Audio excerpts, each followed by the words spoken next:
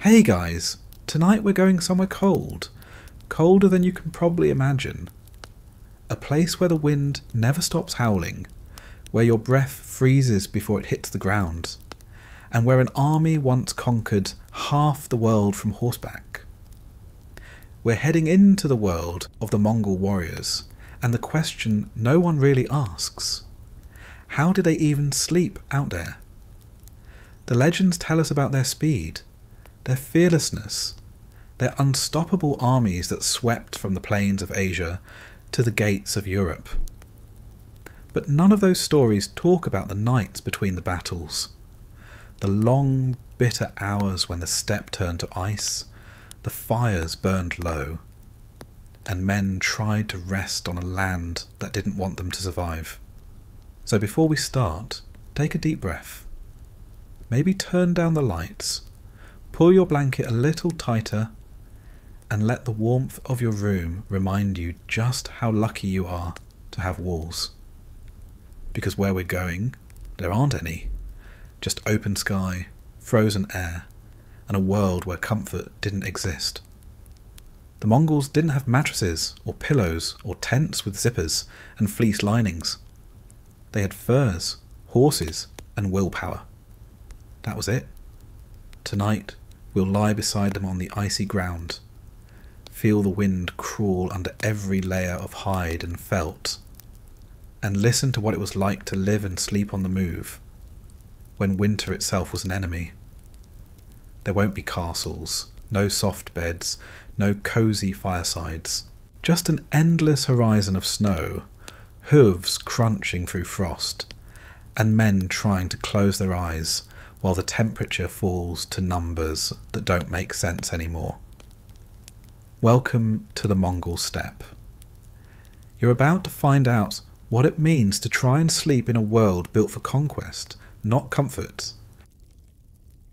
You wake up before the sun because the sun is late and the cold doesn't care about schedules. There's no alarm, no gentle chime, just the sharp sting of frozen air creeping through the seams of your felt shelter, and the quiet sound of horses shifting outside in the dark. The breath that escapes your mouth hangs in the air like smoke, and for a second it's hard to tell whether the world outside is waking or dying. You're lying on a thin layer of hides stretched over frozen ground. Beneath that, permafrost. Hard, silent, ancient. The earth here doesn't yield, not to man, not to the hooves of 10,000 horses, and definitely not to sleep.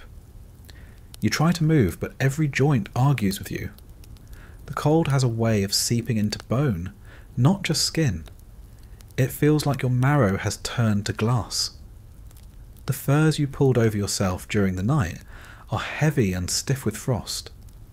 They crack when you shift. Somewhere near your shoulder, a patch of hair is frozen into the fur collar of your cloak, locking you in place until you carefully pry yourself free. Your nose burns. Your lips feel like they belong to someone else. The world outside the ear is silent, except for the faint whining of the wind, dragging itself across the open steppe. You can smell the fire before you see it. What's left of it, anyway? A shallow pit of ash. A few orange embers fighting to stay alive.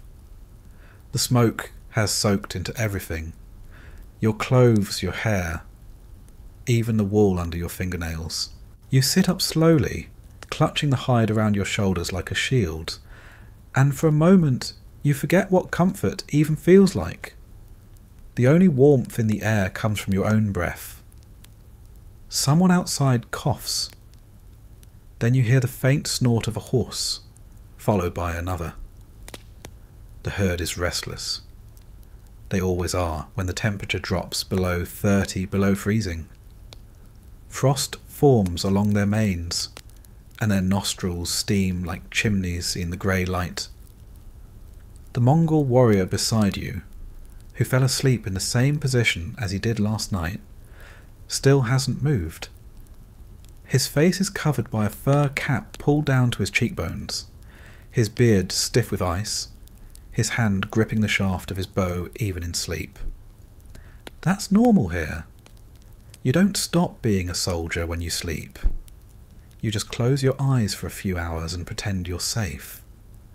When you finally decide to crawl out of your bedding, the air bites at you instantly. The steppe doesn't welcome movement. It punishes it. Your boots are frozen stiff. You have to hammer them against the ground to soften the leather enough to slide your feet in. Every breath feels like inhaling broken glass. The horizon is colourless, not grey, not white, something in between. The world has been stripped of definition. The snow, the sky, the ground all merge into one endless sheet of frozen monotony. You step outside the Jur and see the camp spread across the plain like scattered dots of smoke.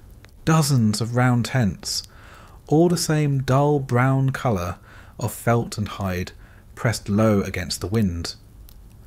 Horses are tethered in clusters, their tails twitching, their backs dusted with frost.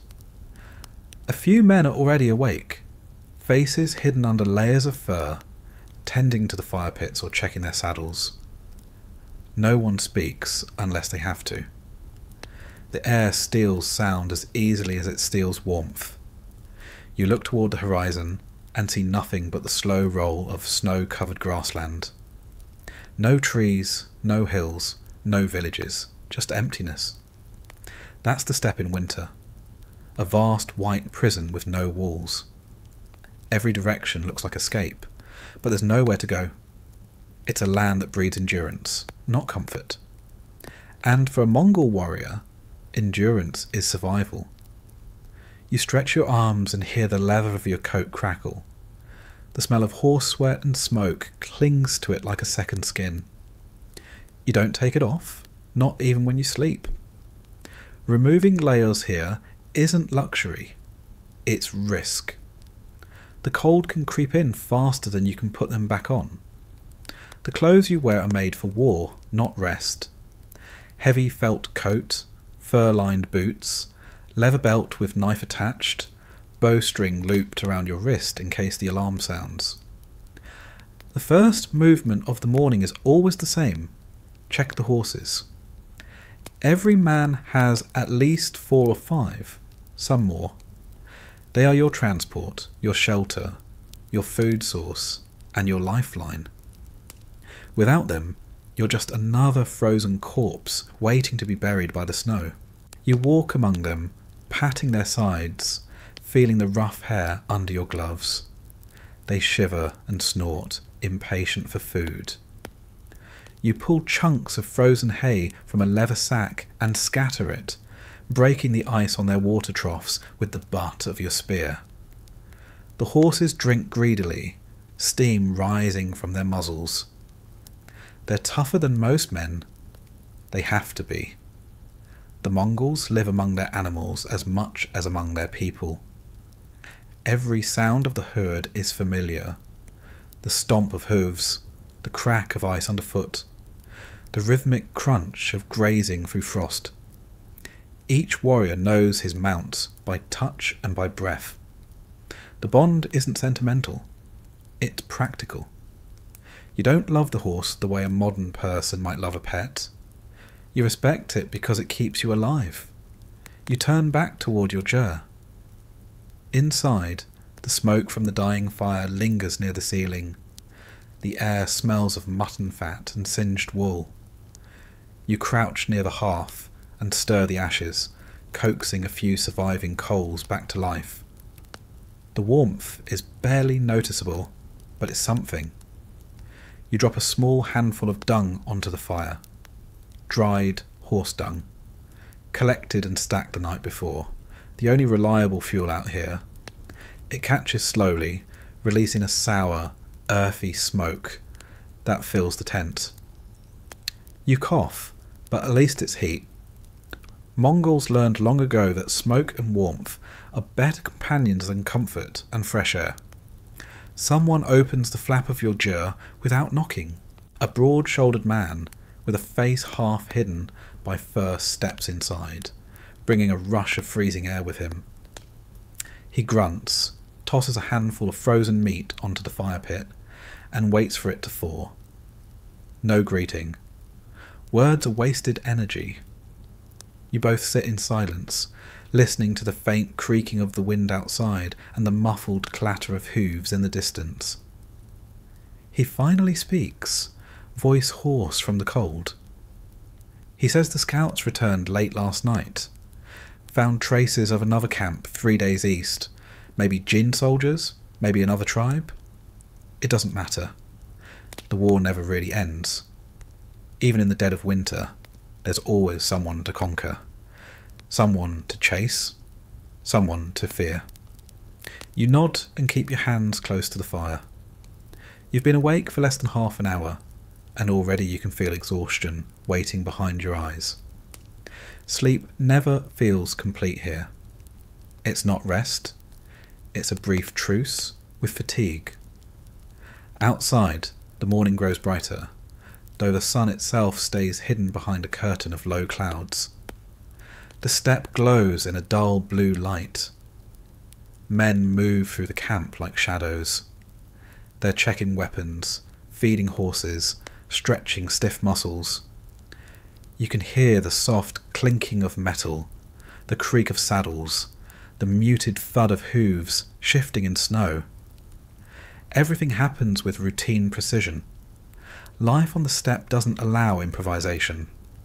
Every movement has a purpose because every wasted effort costs warmth.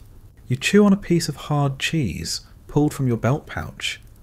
It's frozen solid, and you have to break it against your knife before you can eat it.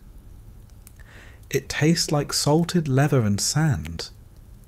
You wash it down with a sip of fermented mare's milk that's turned sour in the cold. It burns your throat, but it's calories, and calories are life. The Mongols don't eat for pleasure.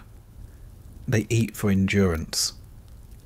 You glance toward the central part of the camp, where the commander's tent sits slightly larger and better reinforced than the rest. The Khan isn't awake yet, or if he is, he's not showing it. His guards stand outside, faces hidden behind layers of felt, spears glinting faintly in the morning light.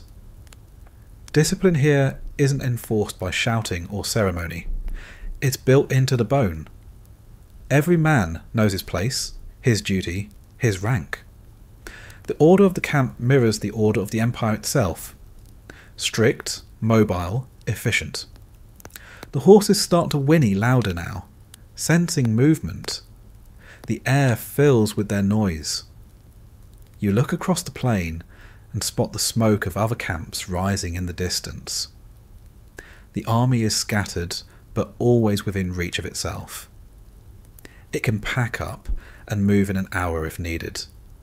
The jers are collapsible, designed for war as much as home. Even in the stillness, you know it's temporary. The Mongols never settle long enough for comfort. The cold sharpens as the wind picks up again. It whistles through the seams of your coat, gnaws at your ears, finds every weakness in your clothing. You pull your fur hood tighter and stomp your boots into the snow to keep blood moving through your feet. The steppe stretches endlessly ahead, flat and merciless. Somewhere beyond that horizon, another army might be waking just like you, cursing the same cold, dreaming of fire. But here, on this plain, it's your world. As the light grows, men begin dismantling parts of the camp. Horses are saddled, carts loaded, fires doused. The smoke thins into the wind until it vanishes. You help tie down the last of the gear, tightening straps with numb fingers. The ropes are frozen stiff, and your gloves don't help. A gust of wind slaps your face so hard it feels like a blow. You blink, tears freezing instantly at the corners of your eyes.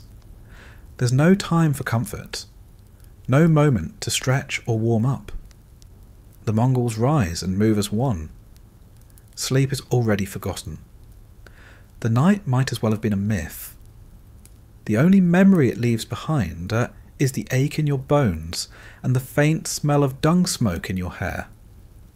You glance once more at the patch of ground where you slept. A small indentation in the snow, surrounded by frost. That was your bed, your home, your entire world for a few hours. Now it's just another mark on the steppe, already disappearing under drifting snow. You mount your horse, gripping the reins tightly. The animal's breath puffs in the cold, and you can feel the heat of its body against your legs. It's the first real warmth you've had all morning. The rest of the men form up quickly, rows of dark shapes moving silently through the frost. There's no shouting, no ceremony, no song, just movement, the kind that comes from habit, from a lifetime of repetition. The steppe groans under the weight of hooves. The wind shifts, carrying the sound far into the empty distance. Behind you, the camp fades into the horizon like smoke from a dying fire. Ahead lies more snow, more hunger, more cold. But that's tomorrow's problem. For now, you keep riding, watching the frozen breath rise from the horses, listening to the steady rhythm of movement through ice. The morning has fully begun, though it feels like it never really ended. The Mongol warrior doesn't wake up. He endures being awake. And somewhere between exhaustion and determination, between the warmth of the horse beneath you and the freezing air clawing at your face, you realise that this is how life exists here. Not lived, not enjoyed, but carried, one frozen breath at a time. The herd begins to move faster now, the camp shrinking behind you. The land stretches on, silent and unbroken, and as the sun finally begins to break through the clouds, it casts a pale light across the endless white. It doesn't bring warmth, only the illusion of it. You lower your head against the wind and keep riding east, toward whatever waits beyond the next frozen ridge, where the night will fall again, and rest will once more be a test of survival rather than a relief. Night comes fast on the steppe. One moment the horizon is a dull silver ribbon under the low winter sun, and the next it's swallowed whole by darkness. There's no twilight here, just a sudden surrender to cold and shadow. The army halts before the light disappears entirely, because pitching camp in total darkness is an invitation for frostbite, lost horses, and quiet disasters. The wind is already sharpening, scraping against your skin like a knife that never dulls. You dismount slowly, legs trembling from the day's ride. The horse exhales a plume of steam and nudges your shoulder, impatient to be fed and freed of its saddle. Everything smells like frozen leather, sweat, and damp wool. You can hear men muttering to one another through chapped lips, their voices roughened by wind and smoke. It's not conversation, it's survival logistics. Where to stake the ger, who's gathering fuel, who's standing watch. Every movement is mechanical. No one wastes breath on anything that doesn't keep them alive. You lead your horse to the edge of the camp, driving the peg into frozen ground with the butt of your spear. The earth is so hard you might as well be hammering stone. The sound rings through the night. The herd forms a ring around the tents, a living barrier of warmth and instinct. Their bodies break the wind, their breath thickens the air. Without them, this camp would be nothing but prey for the weather. You pull the rolled-up frame of the jar from your cart. The design hasn't changed for centuries. Collapsible lattice walls of birch or willow, a wooden door frame, a crown at the top for smoke to escape, all wrapped in layers of felt. It's a system perfected for mobility, not comfort. You've done this hundreds of times, often in worse conditions, The structure goes up quickly, even with frozen fingers and numb hands. The felt is heavy, rough, and smells faintly of old wool and smoke. You can feel the frost clinging to it as you unroll the pieces. When the tent is finally standing, you step inside and find it exactly as it always is. Small, circular, and full of smoke before the fire even starts. There's no floor. The steppe itself is your flooring, uneven, cold, and eternally damp beneath the surface. You drop a layer of hide and felt to form a barrier against the frozen earth. It's barely effective. The cold radiates upward like a living thing. The Mongols have a word for this kind of ground chill. Not quite a curse, but something close. It's the reminder that the land you sleep on will never be yours, never comfortable, never forgiving. You crouch to light the fire. Fuel is scarce. There are no trees for miles, nothing that burns easily. So you rely on the same trick everyone else does. Dried dung from the horses and oxen, collected during the day and packed into bundles. You arrange it carefully, strike a spark with flint, and blow until a reluctant flame catches. The smoke is thick and acrid, but the heat is immediate. It doesn't warm the whole tent, just your hands and face, but after hours of cutting wind, even that feels like a gift. The others file in one by one. No one knocks. Privacy doesn't exist here. Inside, the air grows heavy with bodies and breath. Steam rises from damp coats as the warmth builds. You can see the frost melt from the edges of fur hats, dripping into the dirt. The fire crackles, its tiny light reflecting in tired eyes. The interior of the gyre smells like smoke, wool, and mutton fat. It's unpleasant, but familiar. Your bedding is simple. A mat of felt overlaid with animal hides, sometimes sheep, sometimes goat, occasionally wolf if you've been lucky in hunting. The fur side faces up to trap heat. It's not soft. It's stiff, oily, and smells faintly of whatever it used to be. The Mongols sleep close to the ground because there's nowhere else to go. You spread another layer of felt over your legs, pulling it tight around your body like armour. Each layer traps a bit of warmth, but also the smell of smoke and sweat that never leaves. If you're fortunate, you have a second hide to use as a pillow. It's lumpy and smells of tallow, but it keeps your head from resting directly on frozen earth. If you're not, you fold your coat under your neck and hope the seams don't bite into your skin. Comfort isn't measured in softness here. It's measured in how long it takes before your fingers stop aching. The horses outside stamp their hooves, restless. The sound travels through the tent wall like a heartbeat.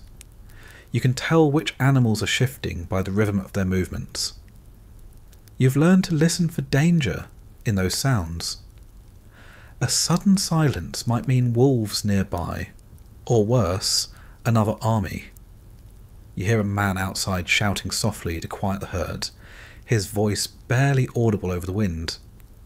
Inside, someone passes around a pot of boiling broth. It's thin, made from bones and fat, the surface shimmering with grease.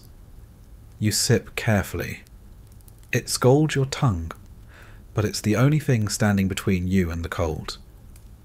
Every swallow pushes warmth back into your chest. Around you, men slurp in silence. The only sound's the fire and the occasional cough.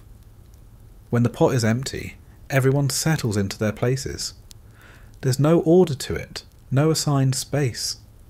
Whoever reaches the warmest spot near the fire first gets it. The rest curl up in a ring, each man turning his back to the next to share body heat without having to admit it. No one speaks of closeness. It's not affection, it's insulation. You lie back on the felt, staring up at the low roof. Smoke curls toward the hole at the top. where a faint star glimmers through the opening. The air smells like wet wool and burnt dung. The fire flickers, throwing long shadows across the curved walls. Your eyelids grow heavy, but sleep doesn't come easily. It never does. The body is tired, but the mind remains alert. Years of raiding, travelling, and fighting have trained you to rest in fragments, never fully surrendering to darkness. Outside, the wind rises again. It howls across the steppe, pushing against the tent, making the felt shudder. Snow begins to fall, light at first, then heavier, each flake tapping softly against the roof. The horses snort, shifting closer together. The guards murmur. The cold seeps in through every seam. You pull the fur higher over your chin and exhale slowly, watching your breath turn to mist in the faint firelight. The go is warm now, but it's the kind of warmth that clings too close. The air is thick, humid from breath, and filled with smoke. Your throat scratches. Someone coughs violently, the sound echoing in the confined space. It smells like sweat and sickness. You turn your head and see him wiping his mouth with a sleeve, a streak of something dark staining the wall. There's no medicine for that. Tomorrow he'll ride anyway. No one stops because of fever or blood. The campaign doesn't wait for anyone. You close your eyes again and try to remember what silent sounded like before this life. It's impossible. The steppe is never silent. There's always something moving. Wind, horses, men, fire. Even your own heartbeat feels loud in your ears. The cold creeps through the ground and wraps itself around your back, a dull ache spreading upward. You shift slightly, curling tighter into yourself, trying to find a pocket of warmth that isn't already fading. When you were a child, the elders told stories about sleeping on the earth to borrow its strength. They said the land remembers its warriors. Lying here now, it feels less like strength and more like surrender. The ground doesn't cradle you. It presses back, unyielding. The cold works its way through the hides, through your bones, until it feels like the steppe itself is breathing beneath you. Slow, heavy, indifferent.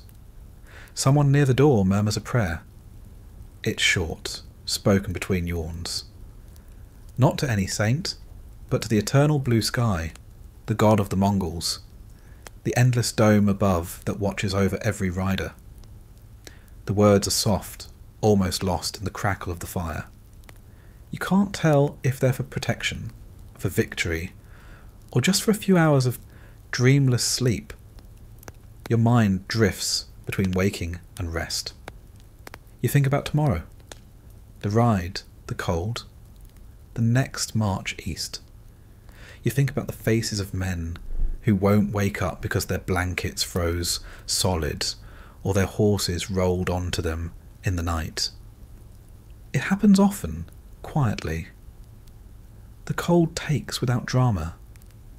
You've seen a man go to sleep shivering and wake up stiff as wood. When the others find him, they don't mourn loudly. They pull his cloak over his face, take his saddle, and move on. The steppe keeps its dead without argument. The fire sputters, starving for fuel. Someone throws in another handful of dung, and the smoke thickens again.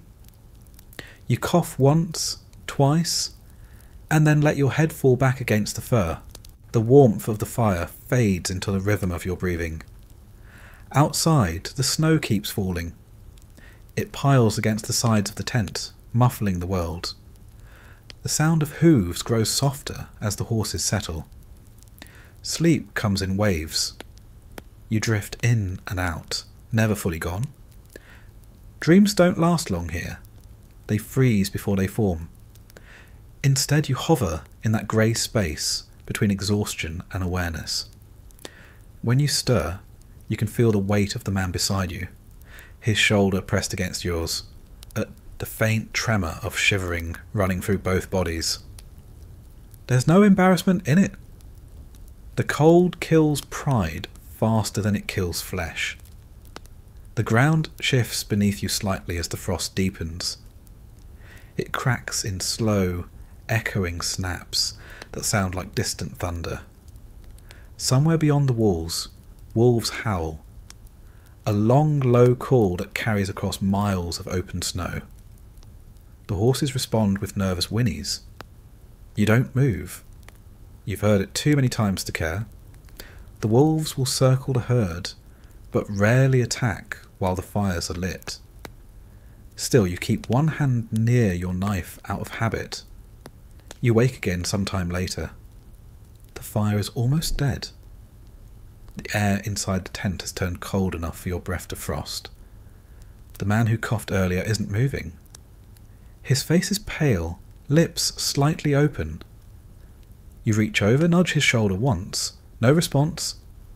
You don't check again. In this cold, death looks the same as sleep. The others will notice when the sun rises. They always do. You pull the fur tighter and turn away from him.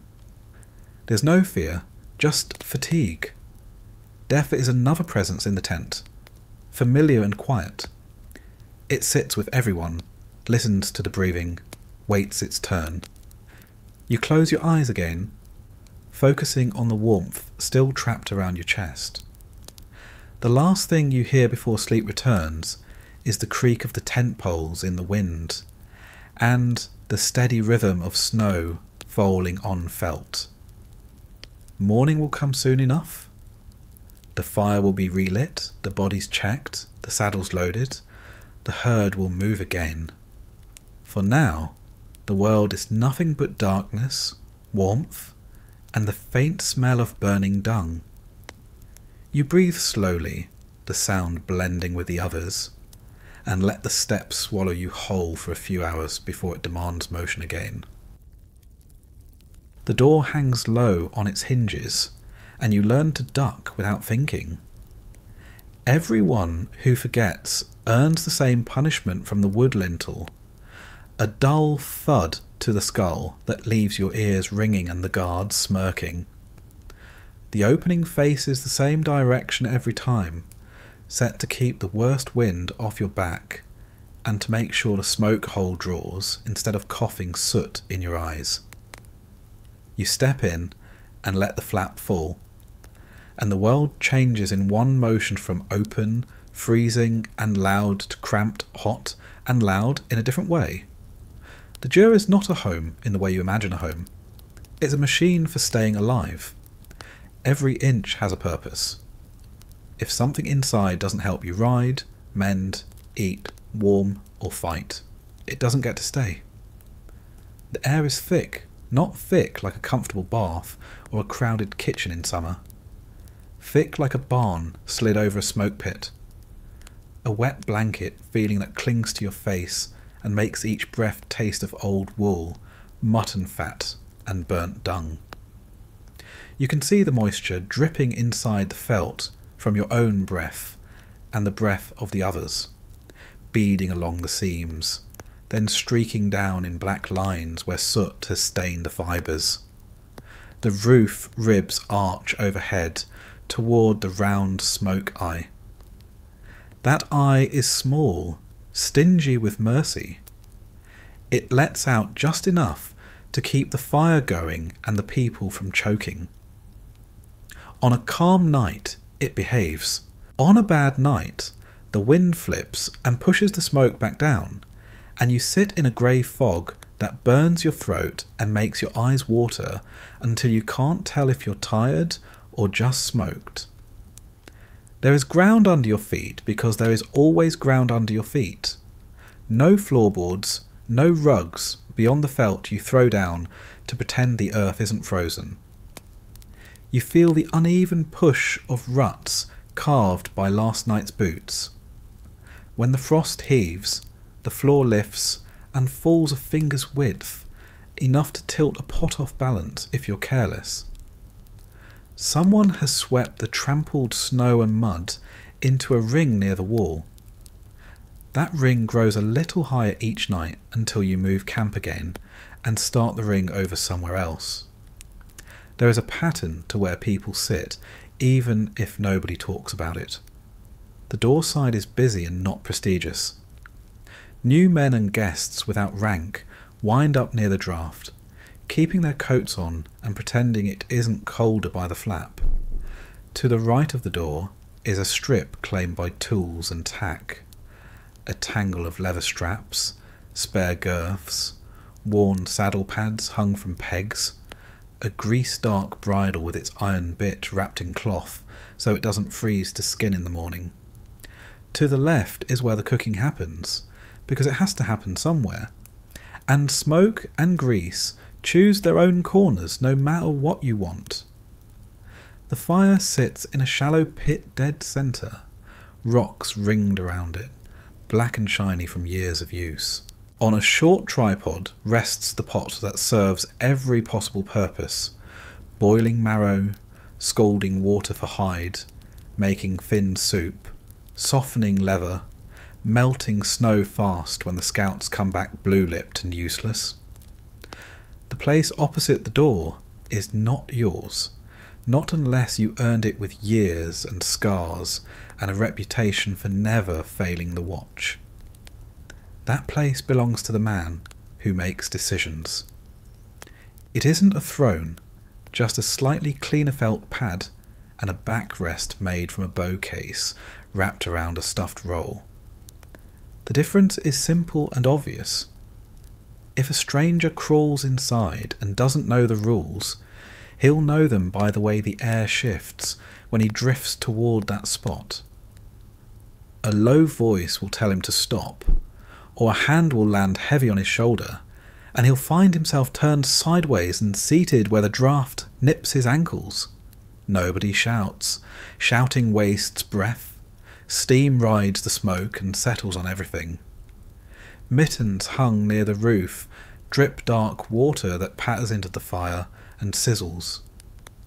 A pair of boots stand open near the door, with their frozen tongues pried wide like mouths gasping. They will be soft by morning.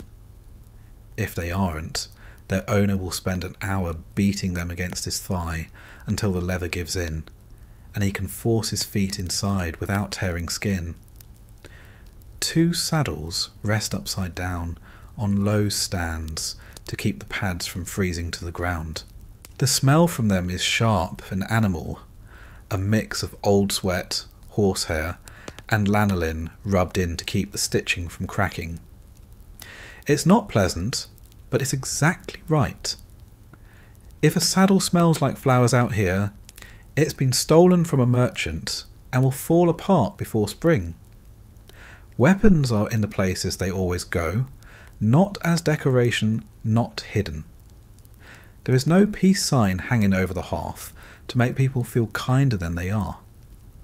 Bows stay near the warmth, because horn and sinew hate damp. The men closest to the fire shift them every so often, turning them like meat so one side doesn't drink too much heat and warp. Quivers lie horizontal along the wall, mouth down to keep sparks out. Somebody's knife lies across his boot top, not because it looks good, but because he cut fat with it and will forget where he set it if it leaves his sight. A handful of iron heads for replacement arrows sit beside a small bag that clinks softly when it moves. It holds the little things that save a day. Extra rivets, a bent awl, a needle thick as a thorn, a twist of gut for string. The water in the pot doesn't boil so much as think about it. When it finally tips into a simmer, the steam punches the roof and spreads. You can't wash properly here, not tonight. Not when the cold will catch wet skin the second you step outside and make you pay for being clean with your fingers. So the washing is a cloth dipped, wrung and passed. Faces first, then hands, then the cloth is held over noses and mouths to draw out the smoke sting. Someone scrubs at a patch of dried blood on a coat sleeve. It lightens but doesn't leave. It won't leave until spring, and by then the coat will be replaced with another one stained in the same place. Food is not a pleasure and not a surprise. It's a plan with few parts. A strip of meat cut thin so it cooks quickly and doesn't waste fuel. A fist of dried curd softened in hot liquid until it becomes chewable. A ladle of fatty broth. Fat is the single kindness the pot gives. It slides into the body faster than meat, warms faster, asks less of the stomach. A boy would try to skim it because it looks like scum. A man who rides all day waits for it, makes sure his bowl gets a ribbon of it on top, like a promise. Someone passes a skin. It's strong stuff tonight. You sip because it stings your cracked lips, and because it opens your chest, and for the first time since dawn, your breath goes all the way down.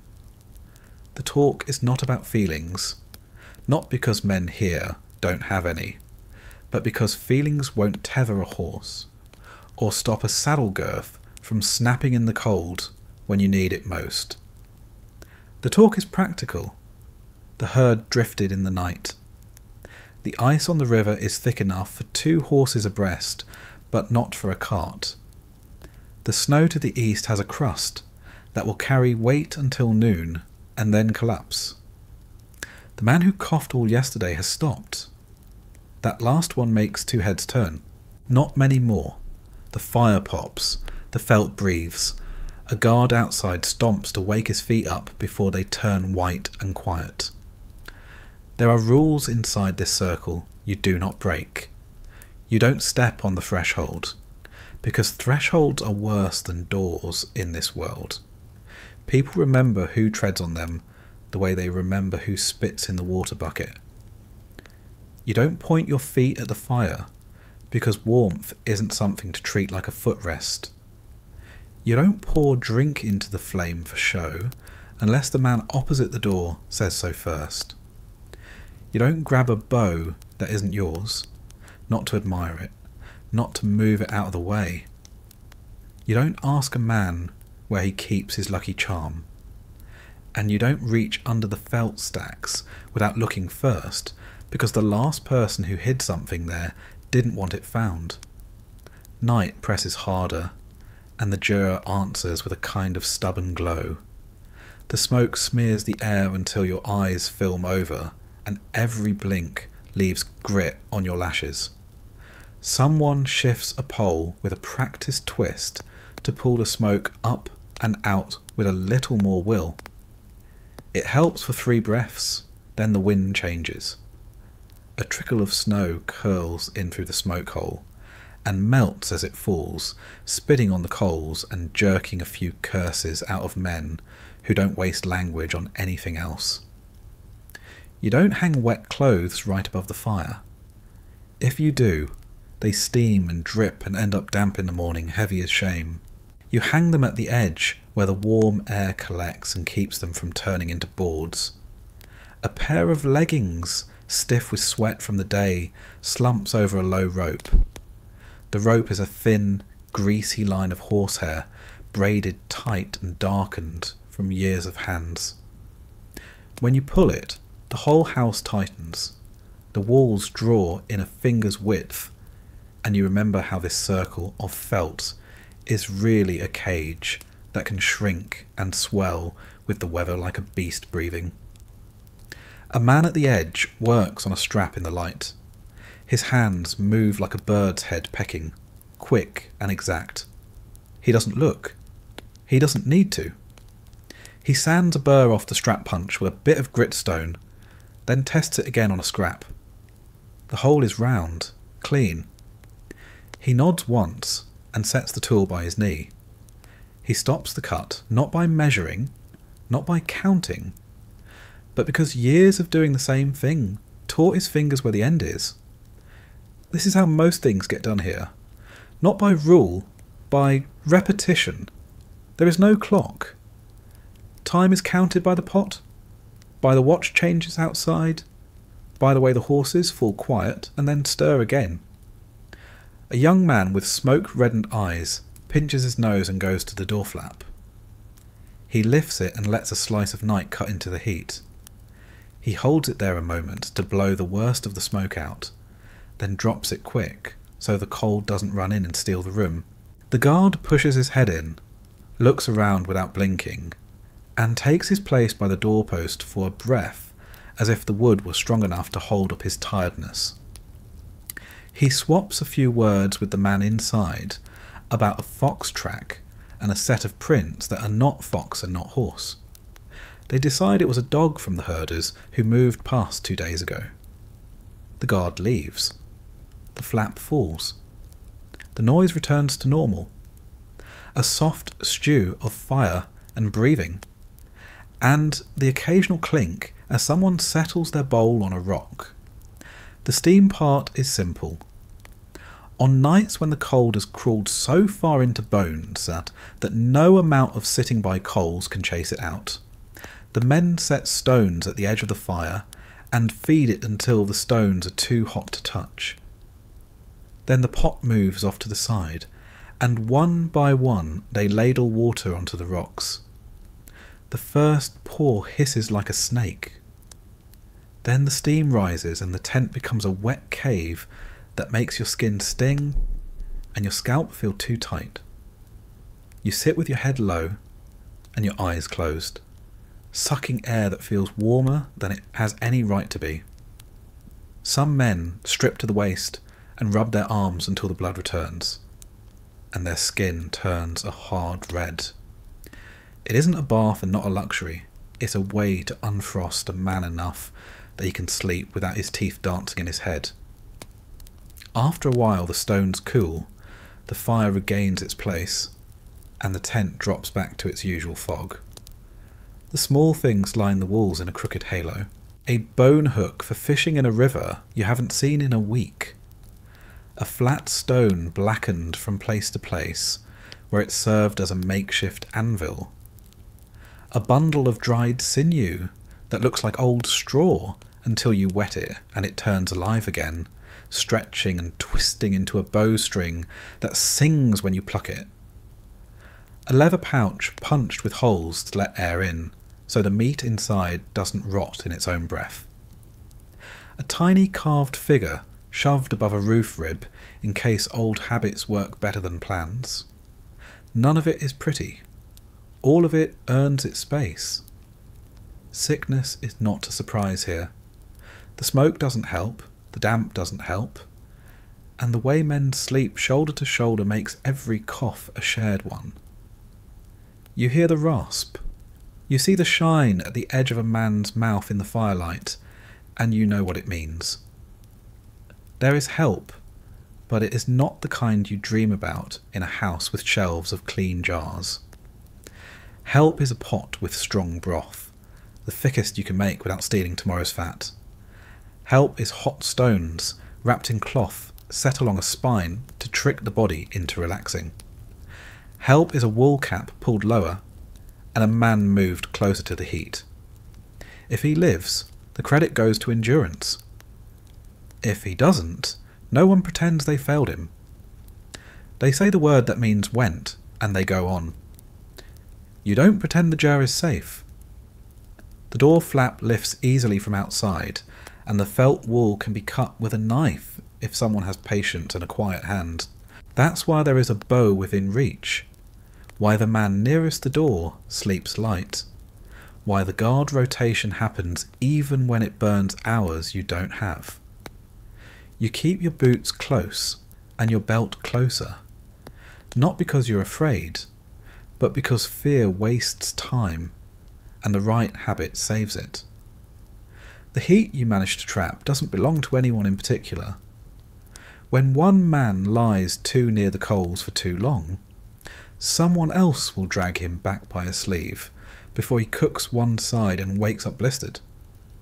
When the coals fail and the pot slumps, two hands that aren't the cook's will lift and feed and coax. Nobody talks about sharing. It isn't a virtue here. It's plumbing. If everyone doesn't move the same way, the whole thing freezes and cracks. Sleep is not announced. No one says goodnight. Heads lower, shoulders hunch. Bowls tilt and are set aside. The fire drops to a breath and then stabilises there. Hungry but alive. The door is checked with a tug that makes the leather ties groan. A last ladle of broth goes to the man, whose cough sounds like a split plank. He drinks with his eyes closed, both hands wrapped around the bowl as if it might run. You find your place along the wall, fold a coat under your head without stripping your other coat off, and pull your hide up to your nose. The hair on its inside tickles your lips. You taste dust and smoke and grease. It's not disgusting anymore, it's just what things taste like now. Above, the roof ribs creak each time the wind thinks about coming in. The felt bows and then straightens.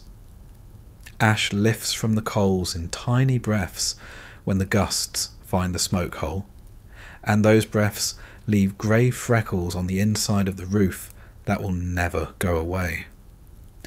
Someone mutters in his sleep, not words, just a sound that comes when a man rides in a dream and leans left to keep the horse under him. A boot heel scrapes. A tiny spill of grit slides toward the fire and stops there, warm enough to forget it was ice this morning. You don't dream about better houses. You don't even dream about summer. You dream about simple things that don't argue back. A strap that never cracks. A fire that takes with one spark and stays lit in wind. A horse that doesn't stumble when the crust breaks under its weight. The mind remembers comfort like the tongue remembers sugar after a long run without it. But you don't linger on it. The jur is enough because it has to be.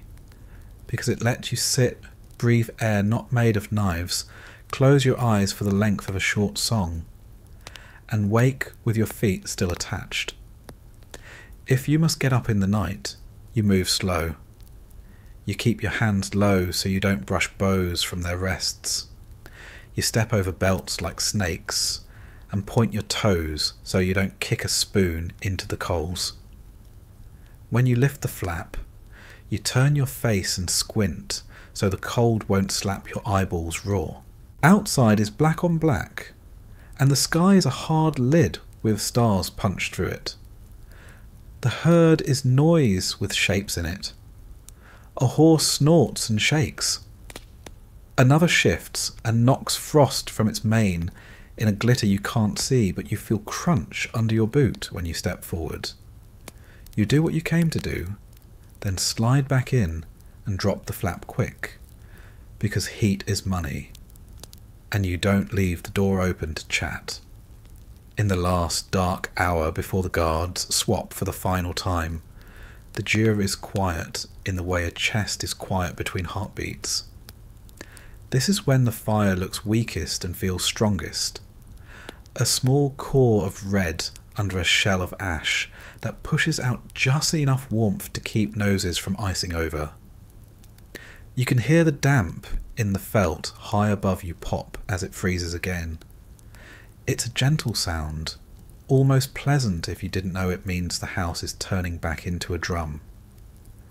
The man by the door sits up without ceremony, lifts the flap again, and lets the new guard in. The new guard's cheeks are white, his breath loud. He stamps twice and takes the strip of dried meat offered without thanks or words. Thanks are for time you are not using to stay warm. Dawn in winter on the steppe is not a colour, it's a lessening of black. The eye of the roof goes from hole to hoop to a pale ring that promises very little. The room doesn't brighten so much as decide not to be dark anymore. Men turn over and then sit up and then become men again instead of shapes. Coats rustle. A pot lifts. A boot thuds onto a heel. Steam climbs. The smell in the gur shifts from sleep to work. The first sound from outside that matters is harness leather creaking and cinches pulling. It isn't a song, but if you've heard it enough, It passes for one. It tells you the herd is ready and the day has started even if your body hasn't. You fold your bedding with the same movement you used last night to lay it down. The felt gets rolled, the hide gets shaken and rolled, the rope gets wrapped twice, tied once, and tucked. Your hands do it right, even when your head is a stubborn rock. The house itself begins to strip. Pegs come free. The wall lattice shrinks like a net reeled in. Roof poles slide loose with soft thunks that sound exactly like a dozen other mornings. The smoke eye is the last to come down. When it drops, the last of the warm air leaves with it, and the cold walks in without asking. You hold the felt with two other hands and bend your knees under the weight. It goes onto the cart, onto the horse, onto shoulders that will carry it again tonight a few miles away. Maybe 20, maybe 50. Maybe across a river that wasn't there yesterday. The ground where the fire sat is black glass. You scatter it with a boot edge and it flakes to dull. The ring of swept mud turns to an uneven line that will be nothing by noon. There is nothing left to say about the place once the door frame leaves the earth. The Jer doesn't remember you, and the Steppe won't either. That's how it works. You take the warmth with you, or you lose it. Either way, the smoke stays in your hair. You duck out for the last time, shoulder the last roll, and squint into the kind of morning that thinks it's evening. The herd is already moving, the guards already on their mounts, the line of men stretching outward until it becomes the only thing on the plain worth following. You tie down your load and check your bow by feel, rubbing the string between thumb and finger to make sure the night didn't soften it. It didn't. The bow feels like it wants the same thing you want. Movement. You take your place without speaking and look back once at where the houses were. There's nothing to see. That's the point. The Jer is not a monument and never asks to be one. It is a circle that opens and closes around heat and work. A skin that lets you keep moving across a land that kills people who stop. You pull your hood tight, touch the knife on your belt to see if it's where it should be, and nudge your horse forward into the light that isn't warm yet. The breath of the herd rises in a low cloud that smears the horizon, and the world outside the circle takes over again without apology, which is fine, because there is another circle to build tonight, when the wind runs out of patience, and the sky decides it has given enough. And there is still the business of keeping watch when the dark returns, of listening for the things that move beyond the horses, of eating what can be heated and sleeping on what can be spread, of carrying the felt from place to place so the cold doesn't win early. The Jer teaches you everything you need to know without saying a single word, and if you forget the lesson, the Steppe gives you a reminder that doesn't make room for a second try. You tighten your grip, lean forward as the line picks up, and let the day start grinding miles under you, while the memory of smoke, steam, and hard-earned warmth hangs on your clothes a little longer than the night does. The cold deepens after sunset, the kind that doesn't just press against you, but seeps through every layer until it settles in your lungs. The world turns hard and hollow under the sky, and what little colour the day had drains out completely. There is no twilight here, only a fading of light until the horizon becomes a knife edge of darkness. The camp quiets without ceremony. The horses slow their shifting. The last fires settle into coals, and the wind becomes the only voice left awake. But someone always stays up. Someone always has to. The night watch is not a duty you volunteer for. It's one you rotate into. Every man knows it will come, the same way he knows the next frost will. It's not about bravery or loyalty. It's about arithmetic.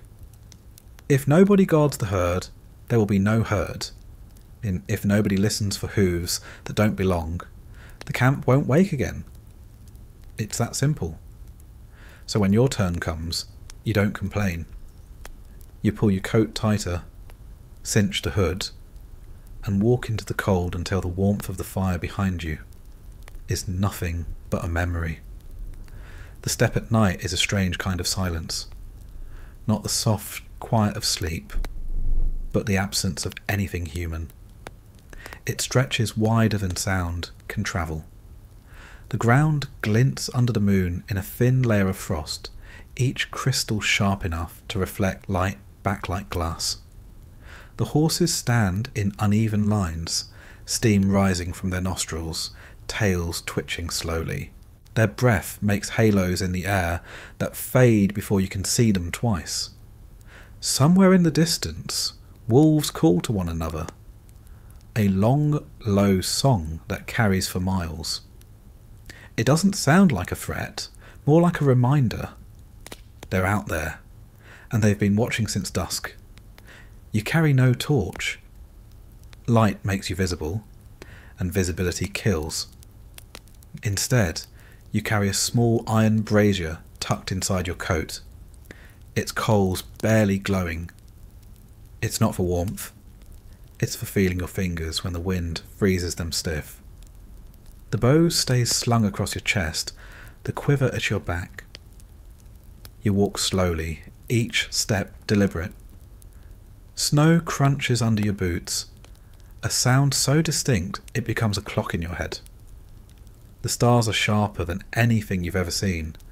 The sky is huge, merciless, and full of light that doesn't warm. The moon hangs low, a pale coin over the horizon. You can almost hear the frost forming on your coat. Every breath you take sounds like a whisper of glass breaking. The air is so dry it bites. Even blinking feels like work. You move through the camp perimeter, checking each tether post, making sure every knot is still tight. The horses know you. They snort softly when you pass, stamping once to test their footing. You pat one on the neck, feeling the coarse hair stiff with frost. Their eyes catch the moonlight and glow faintly. They're better sentinels than men. They smell danger before anyone else does. You've learned to trust them more than orders. A faint creak of wood breaks the pattern of your steps. You stop. Listen. The sound comes again, then disappears. The wind makes tricks out here. It carries noise from miles away and drops it right behind you. You stand still, heart thudding slow and heavy, eyes searching the line of snow and shadow beyond the herd. Nothing moves. After a few moments, you breathe again. Not relief exactly, just acknowledgement that nothing has gone wrong yet. The watch isn't about fighting. It's about waiting for the thing that might make you fight. The men in the camp sleep close to the ground, wrapped in layers of felt and hide. You can see the faint orange pulse of firelight leaking from under a few tent flaps. The smoke rises straight up. A good sign, it means the wind has settled. But the still air also means the cold thickens. You feel it crawling up from the ground through your boots. A slow invasion. You stamp your feet a few times, more out of habit than hope. The warmth never really comes back once it's gone. Every so often, another guard passes on the opposite side of the camp. You don't wave, you don't speak. A nod is enough. Words freeze in your mouth anyway. The two of you keep moving. Two dark shapes circling a cluster of sleeping men like ghosts, guarding ghosts. When you cross paths again, it will be closer to dawn, and your faces will look the same. Cracked lips, eyes red from wind, shoulders hunched under weight that never changes. The watch isn't long by the sun's measure, but it feels like another life. You start counting time by the sound of the horses shifting, by the number of times your hand goes numb and has to be beaten back to life, by the slow drain of the coals inside your coat. You find yourself thinking of things that don't matter. The colour of a sky in summer, the sound of rain on grass, the feel of a warm cup that doesn't exist here. The mind wanders when the body freezes. You let it. Thinking keeps you conscious. Sometimes you walk out a little farther from the camp just to look. The land stretches in every direction, white and endless. You can see faint ridges in the snow where old tracks have frozen over, relics of the day's movement. The sky is so wide it feels like you're standing under a lid made of ice. You lift your hand and see it trembling, not from fear, but from cold, so deep it's become part of you. You know better than to stand still for too long. The cold doesn't kill quickly. It takes small pieces of you first. When the wolves draw closer, you can sense it before you hear them. The horses tense, ears flicking, heads rising all at once. The herd knows. You unsling your bow in one motion, pulling an arrow from your quiver by touch. You don't aim yet. You listen. There. A shuffle. A low growl carried on the wind. Then silence again. The sound fades into the distance, or maybe it was never near at all. You wait longer than necessary, eyes fixed on the dark ridge beyond the camp. Nothing moves. The horses calm slowly, and you let out a breath that clouds the air in front of you. There's no glory in this work. No songs are written for the men who keep the fires burning and the horses safe. The Mongol army runs on vigilance more than courage. Every conquest, every raid, every empire built on horseback depends on nights like this. Quiet, unseen, uncelebrated. The watch is the hinge that keeps everything from collapsing. You think about that sometimes, but not in a proud way. It's just a fact, like the wind or the cold. You walk back towards the nearest fire pit, now reduced to glowing ash. You crouch beside it and stir it with a stick, coaxing out a little heat. The red glow spreads like blood through snow. You hold your hands above it, careful not to let the flames lick your gloves. For a moment, it feels almost good. The heat doesn't last, but the memory of it will get you through another hour. From inside one of the jars comes the sound of coughing. Deep, wet, painful. It stops after a few seconds, followed by silence. You wait, listening, but no one moves. That's how it goes. If the man can still breathe, he'll manage. If he can't, someone will find out at dawn. You look away. The watch doesn't allow distractions. The sky shifts slightly. The stars move in ways you can measure, even without knowing the time. You can tell how long you've been awake by where the Big Dipper points, by how far Orion has climbed. The moon is higher now, and the snow glows pale blue. You walk the perimeter again, each loop identical to the last, each breath a small defiance against sleep. Sometimes, in this silence, you hear voices that aren't there, not in a haunted sense, but in the way memory fills the gaps. You think you hear the laughter of the men at campfires in summer, the sound of women singing at wells, the rustle of grass under hooves instead of ice. The brain tries to warm itself by replaying the noise of life. You don't fight it. You let it run its course until the next gust of wind wipes it clean. Halfway through the night, the temperature drops again. The air becomes brittle, every sound sharp. You pull the fur collar of your coat higher over your mouth, but the breath still stings. The inside of your nose freezes with each inhale, thaws with each exhale. You remember stories of men who fell asleep standing during watch, only to wake up with frostbite chewing through their fingers. You force yourself to move faster. Motion is warmth. Stillness is death.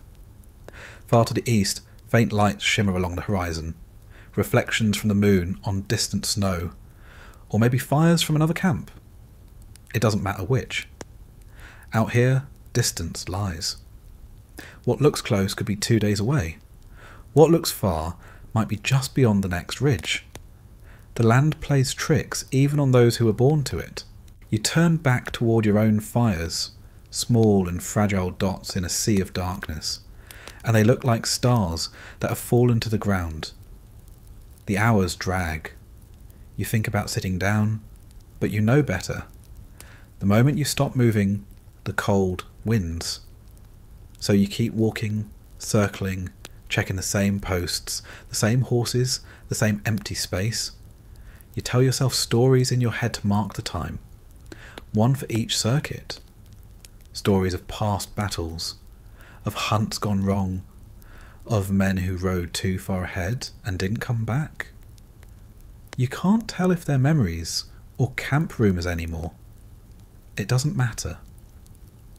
The act of remembering keeps the mind upright. When you pass near the outer ridge of the camp again, you see one of the other guards hunched low, his back to the wind, his bow laid across his knees. His head droops slightly. You tap the butt of your spear against the ground. Once, sharply. He jerks awake immediately, blinking, then nods in your direction. No words needed. Everyone knows the danger of closing your eyes out here. You move on. The cold shifts after midnight. It's a strange thing, almost like it exhausts itself. And the air feels heavier, but less sharp. The wind dies completely, leaving behind an eerie stillness. You can hear the faint creaking of leather, the crunch of snow under horses' hooves, the quiet murmur of the steppes settling into deeper freeze. It's the kind of silence that makes you feel both safe and watched. A few flakes of snow start to fall, light, dry, weightless. They drift lazily through the air, catching the moonlight. You hold out your glove and let one land. It melts instantly, leaving a dark dot. Soon the flakes thicken, swirling in small gusts. The camp begins to blur around the edges. The outlines of tents soften. The horses become grey shapes moving through mist. The snow doesn't make noise, but it feels loud somehow, filling the air with its slow insistence. You pull your hood lower and continue your patrol. The tracks you made earlier are already vanishing, erased by the storm. Each new step feels like walking through a place that wasn't there a moment ago. The wind picks up just enough to push snow into your face, fine grains that sting like sand. You can barely see the fires now, just faint orange halos through the haze.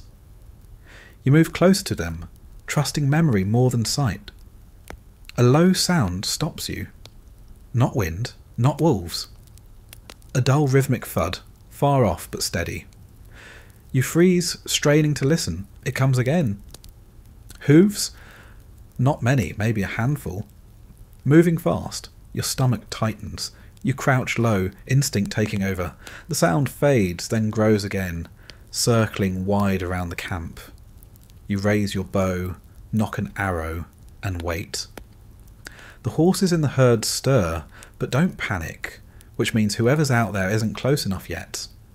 You listen until the noise disappears entirely into the storm. Then you lower the bow slowly. You'll report it when the watch changes, but there's no scent waking the camp for ghosts. The steppe is full of false alarms. You go back to walking, one cautious step at a time. The snow eases by degrees. The wind settles. The fires regain their shape in the distance. The herd calms. When you pass near the main tent, You hear movement inside. Someone coughing again. Someone else shifting closer to the fire. A few words drift through the flap, too muffled to understand. You keep walking. The watch isn't over yet. Time loses shape again.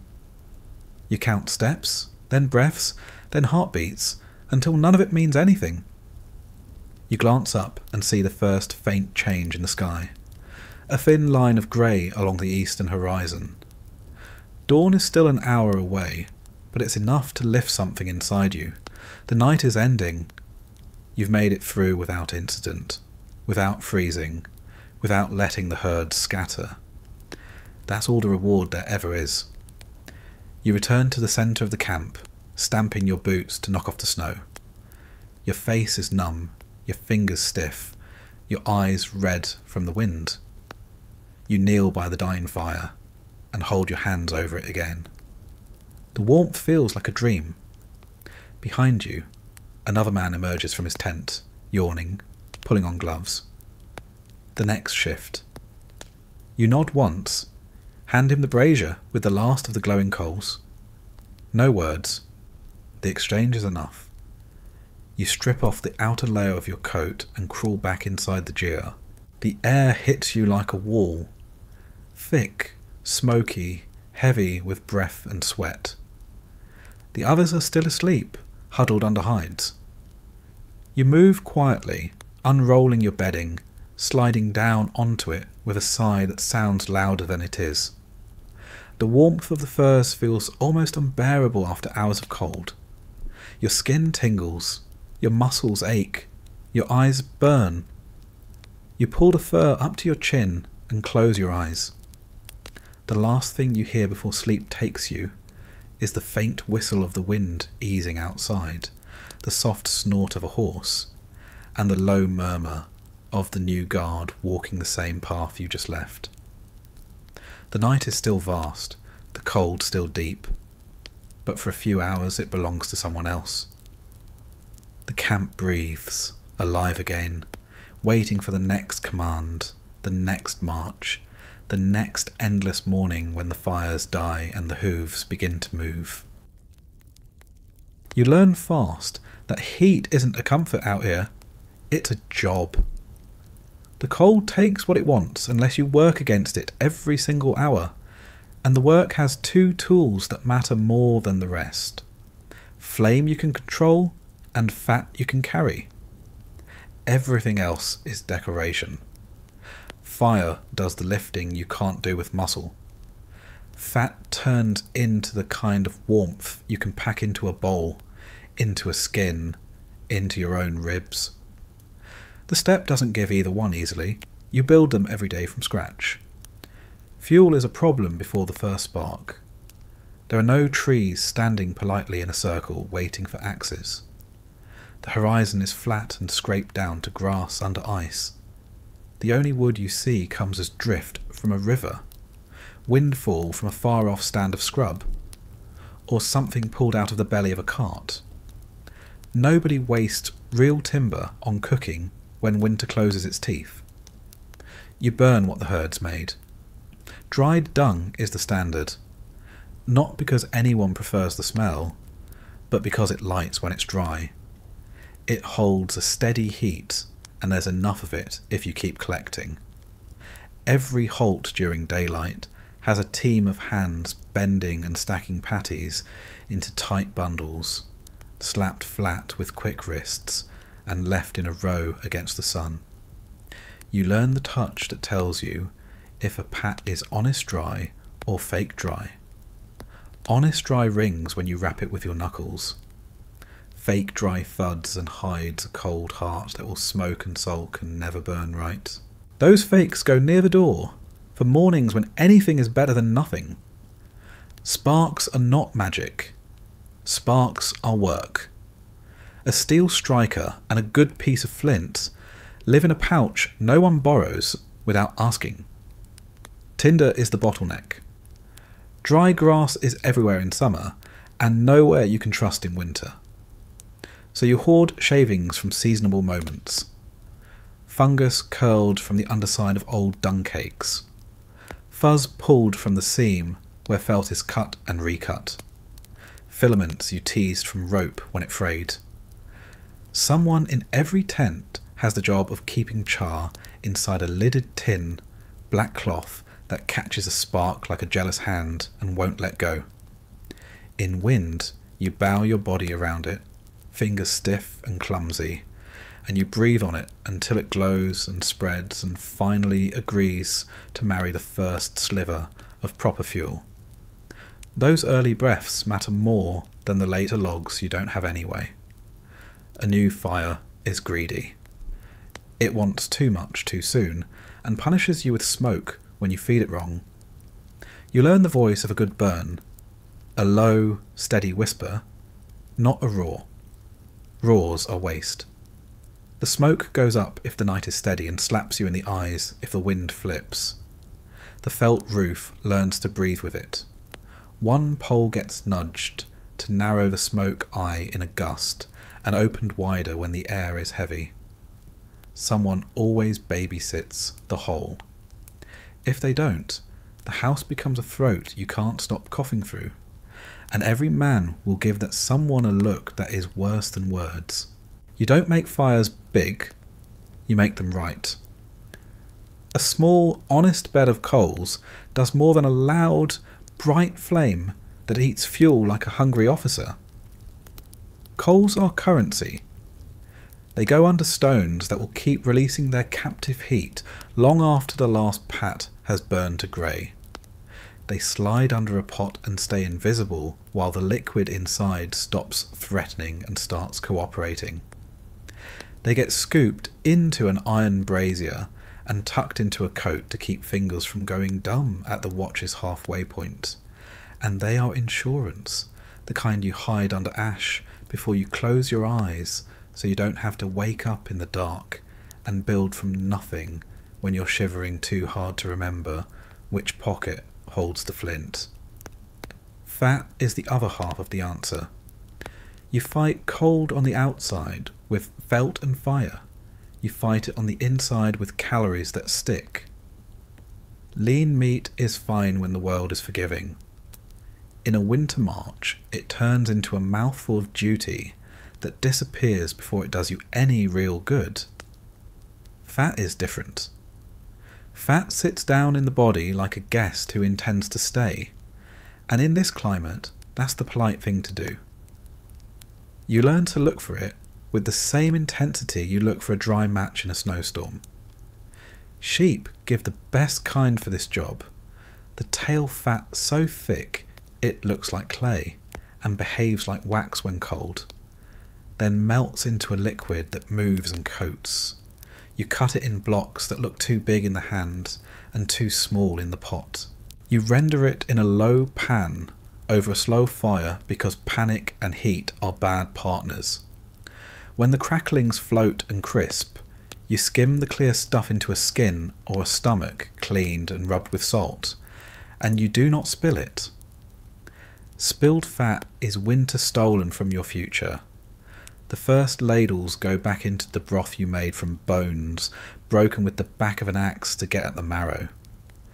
A pot of thin soup turns into something worth carrying when a ribbon of rendered tail melts across its top and loads the surface with a shine that glows like good news.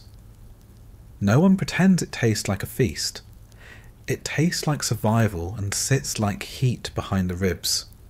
That is better than flavour. There's a form of tea you drink because the body needs it, and because hot water on its own makes you sweat without giving anything back. Bricks of dark, hard leaf ride in sacks from far coasts you've never seen. You shave it into the pot, boil it until the water goes the colour of old iron, and finish it with a scoop of salt and a knob of fat. The fat blooms on the surface in slick eyes, and then disappears as the cup tilts. The first mouthful tells you this is not a drink for anyone chasing pleasure. It slides and coats, and a few minutes later your hands stop arguing with your mind. You don't call it medicine. Medicine is a word for houses with walls. Out here it's just one more way to put fire inside. Bortz is the other backbone. You carry the meat of an animal longer than any animal has a right to carry you, because you cut it into thin, obedient strips. Salted if you can spare the salt, and simply dried if you can't. And you string it above smoke until it remembers how to be light. In winter, it keeps like a good secret. You can eat it from the fist if time hates you, but it behaves better when you introduce it to heat and water. Drop a handful into a pot with crushed bone, and it comes back to life enough to matter. Add fat, and you've made the kind of meal the day understands. Marrow is not a garnish. You cook to get at it, then push it through the broth with the back of a spoon until it disappears. Bones that won't yield to a knife will crack if you heat them, and lay a stone across one end and bring the butt of your spear down on the other. It's not pretty, and you will pick grit later from your teeth if you weren't careful about where you struck them, but you learn to be careful because the cost of grit is less than the cost of walking away from what's inside those bones. The herd is not just transport. It's pantry and fuel and heat and, in the worst kind of night, blanket. Horses give more than movement if you know how to ask. You don't kill them unless you must, but you do take what you can without harm. On marches that go wrong, you cut a vein at the neck with a quick, practiced slice. Catch a few mouthfuls in a cup. Seal the cut with pressure and a plug of hair twisted tight. It looks like something a storyteller invented to make his riders sound cruel. It's quieter than that. It's arithmetic again. Blood warms and feeds fast. The horse lives, you ride tomorrow. Rendering is not only for eating. Every skin in the camp asks for grease. Bows are horn and sinew and wood, three materials that hate water and cold in different ways. A thin wipe of fat kept off the string keeps the outer layer from sucking in the damp that will turn a curve into a twist you can't shoot straight. A bow too near the fire goes wrong in another direction. Heat unglues what glue holds together if you get proud and set it to toast while you thaw your hands. So warmth is rationed for weapons, the same way fat is rationed for soup. Enough, not too much. Leather needs more. Boots drink grease like thirsty men. You melt a small pot and paint it on with a rag until the seams go dark and tight again. You do it before sleep. In the morning the boot is ready. If you forget, the boot remembers, and it remembers by taking skin from your heel for payment. Faces get greased too, but nobody says it out loud. Wind will take the top layer off a nose and make a red, cracked flag of your cheeks if you pretend you are tougher than air.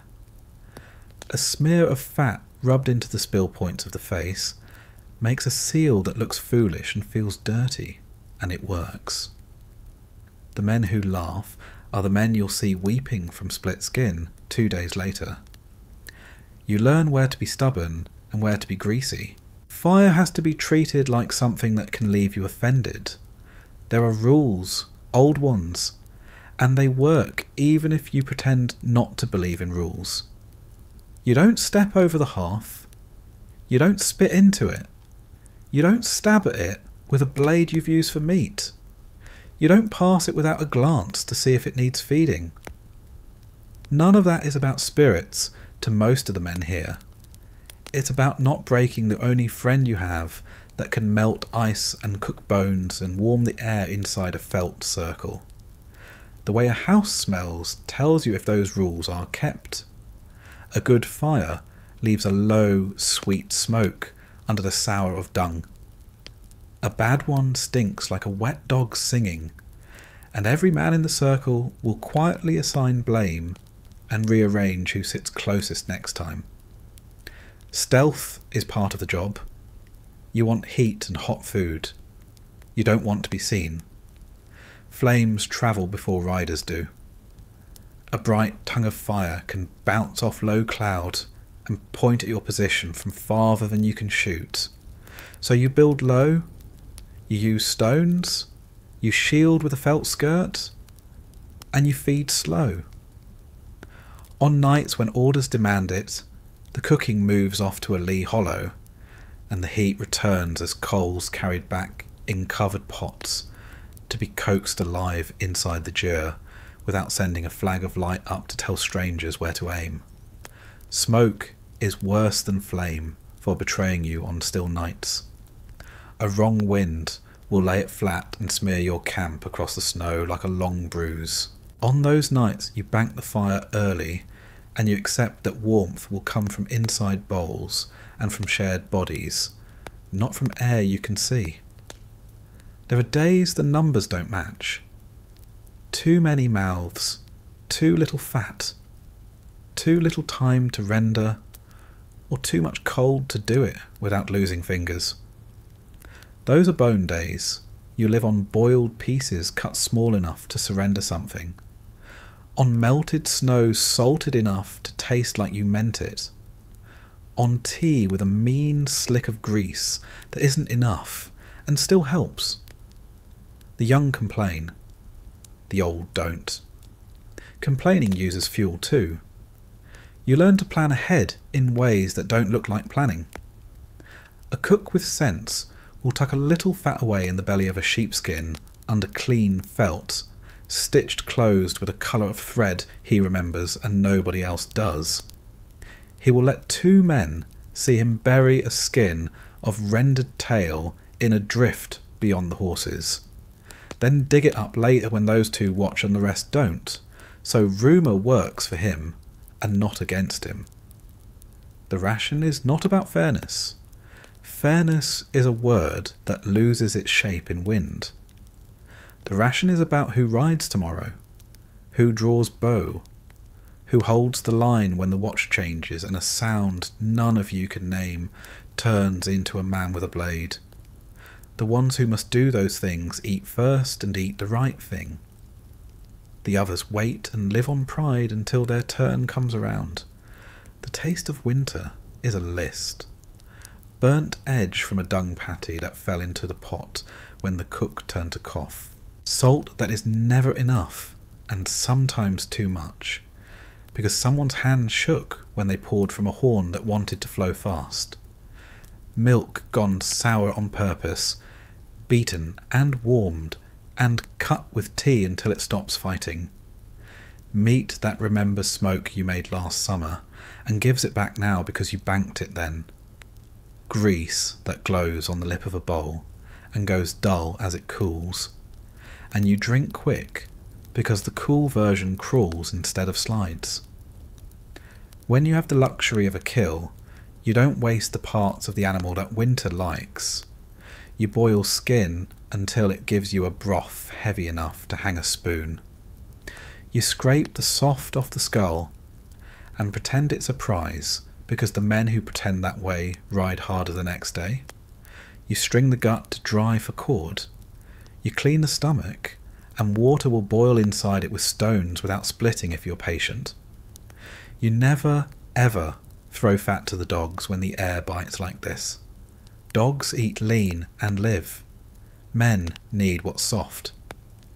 There are other uses that don't get discussed unless they fail. Lamps are for men who must write or bind or count after the rest sleep.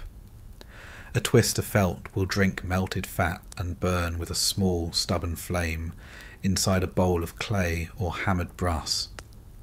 It smokes and it stinks and it makes the ceiling cry. But the man who needs to seal a strap now, not in the morning, will show you a clean hole punched and a rivet pinned tight by that ugly light. Soot collected from that lamp finds its way into hide glues and sealants, into the paste that keeps water walking along seams instead of inside them, into the grease that seals the edges of a bow grip so your hand doesn't drag when your palm sweats under a mitten.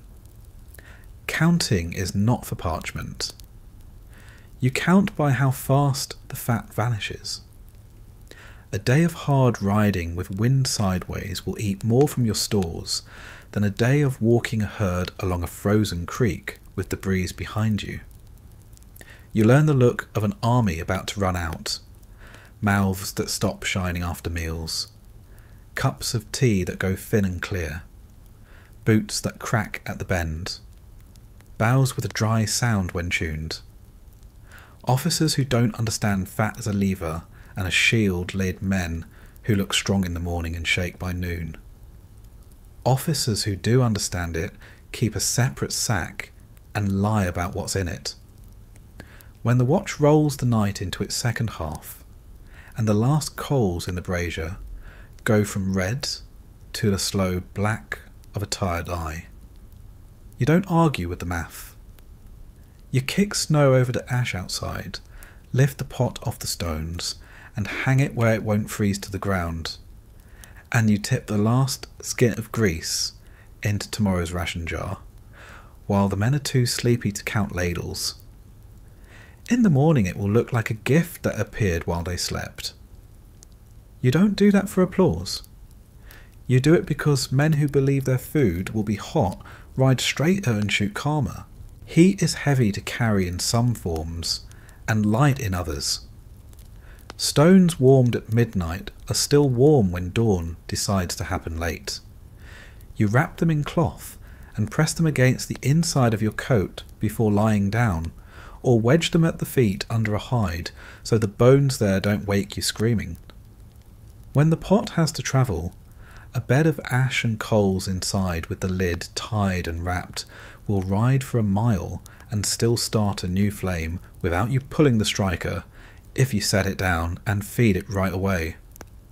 You learn to think ahead with those tricks, because the cold is always thinking ahead of you.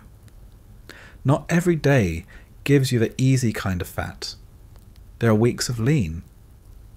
On those you get clever with marrow, and the last of the tail saved for tea, and a clean strip of horse sinew boiled until it forgets it was fibre and turns to jelly. You swore once you'd never eat that, and then you did because your hands wouldn't start when you told them to, and afterwards you didn't swear about food again. The steppe sets your opinions on a fire and burns off the parts that won't keep you upright. When a storm pins the camp, and riding turns into dragging hooves through a white world that doesn't end, fire becomes a schedule instead of a comfort. Feed it, bank it, feed it, bank it. Add fat to the pot every time the lid goes on. It's not a recipe, it's a rule. If you break it, men start to whisper, and that whisper grows into a feeling that eats more heat than the wind does. Warmth is morale. Morale is a word that tastes like paper until you watch a circle of men eat in silence, then lean back with their shoulders dropping the same inch, and lift their bowls to their mouths to take another drink they didn't need for food, but needed to believe the night ends.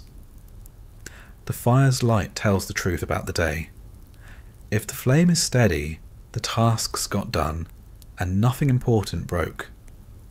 If it flickers and spits and nobody gets up to fix the cause, tomorrow will not be kinder than tonight. You don't need a prophecy to read it. You need eyes that have watched men let small things slide on a hard road. Every man here has a small burn someplace on his hands. They look like careless marks. They're not. They're signatures you earn from the same mistake everyone makes. Reaching for a pot by habit instead of with a rag, tipping a stone when your mind is on the horse outside, laying a bow too near a brazier when your fingers are stinging, and you are thinking like a creature and not like a rider. The scars teach. The lesson is boring and keeps you warm. There is a moment each night when the pot is loud enough. The fat has been added, the coals are right, the men are settled, and someone who has been pretending not to cough stops pretending and just coughs. A hand passes him the first bowl without looking to see who else wanted it. That bowl has the most grease floating on top, because the cook knows the rules and follows them even when he hates them. The coffer drinks, then breathes, and the sound he makes after doesn't belong to any song and doesn't need to. It belongs to men who will sleep and then climb back into frozen boots and pull cold girths tight and ride out into a world that resets its misery every morning and still loses most days to a group of humans who learn to turn fuel and fat into motion. The night watch will take its turn outside again, but before that happens the house settles, the stones sigh, and the pot goes from a boil to a slow knock that means it's time to ladle or lose the goods of it to evaporation. You take yours without ceremony, tilt the cup until your lips shine, swallow heat that tastes like animal and fire, and a little hair that got into the broth, because nothing here is clean and nothing needs to be. Then you lie down on a hide that smells like a memory you never had until this winter. And while you breathe, the fat you swallowed keeps doing the quiet job that saved armies before anyone wrote down how. When the guard taps the post, and the flap lifts, and a line of cold air stings across the floor, someone will add the last scrap of fuel and lay a flat stone across the coals so there's warmth left for the ones who come in from the circuit. You won't notice the plan in that gesture, but you'll feel it when you turn and your knees stop aching for a moment. You'll sleep because the fire was managed and the food was made right, not because the night got kinder.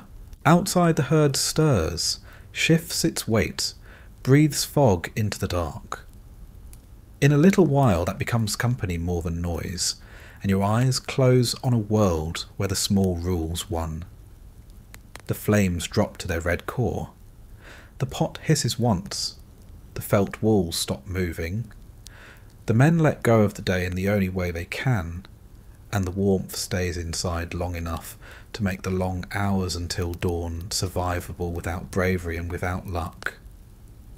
When the grey light pushes through the smoke hole, and the next set of hands begins to loosen the girths from their posts, and the watchman steps in with a face sanded by wind, the chores don't change.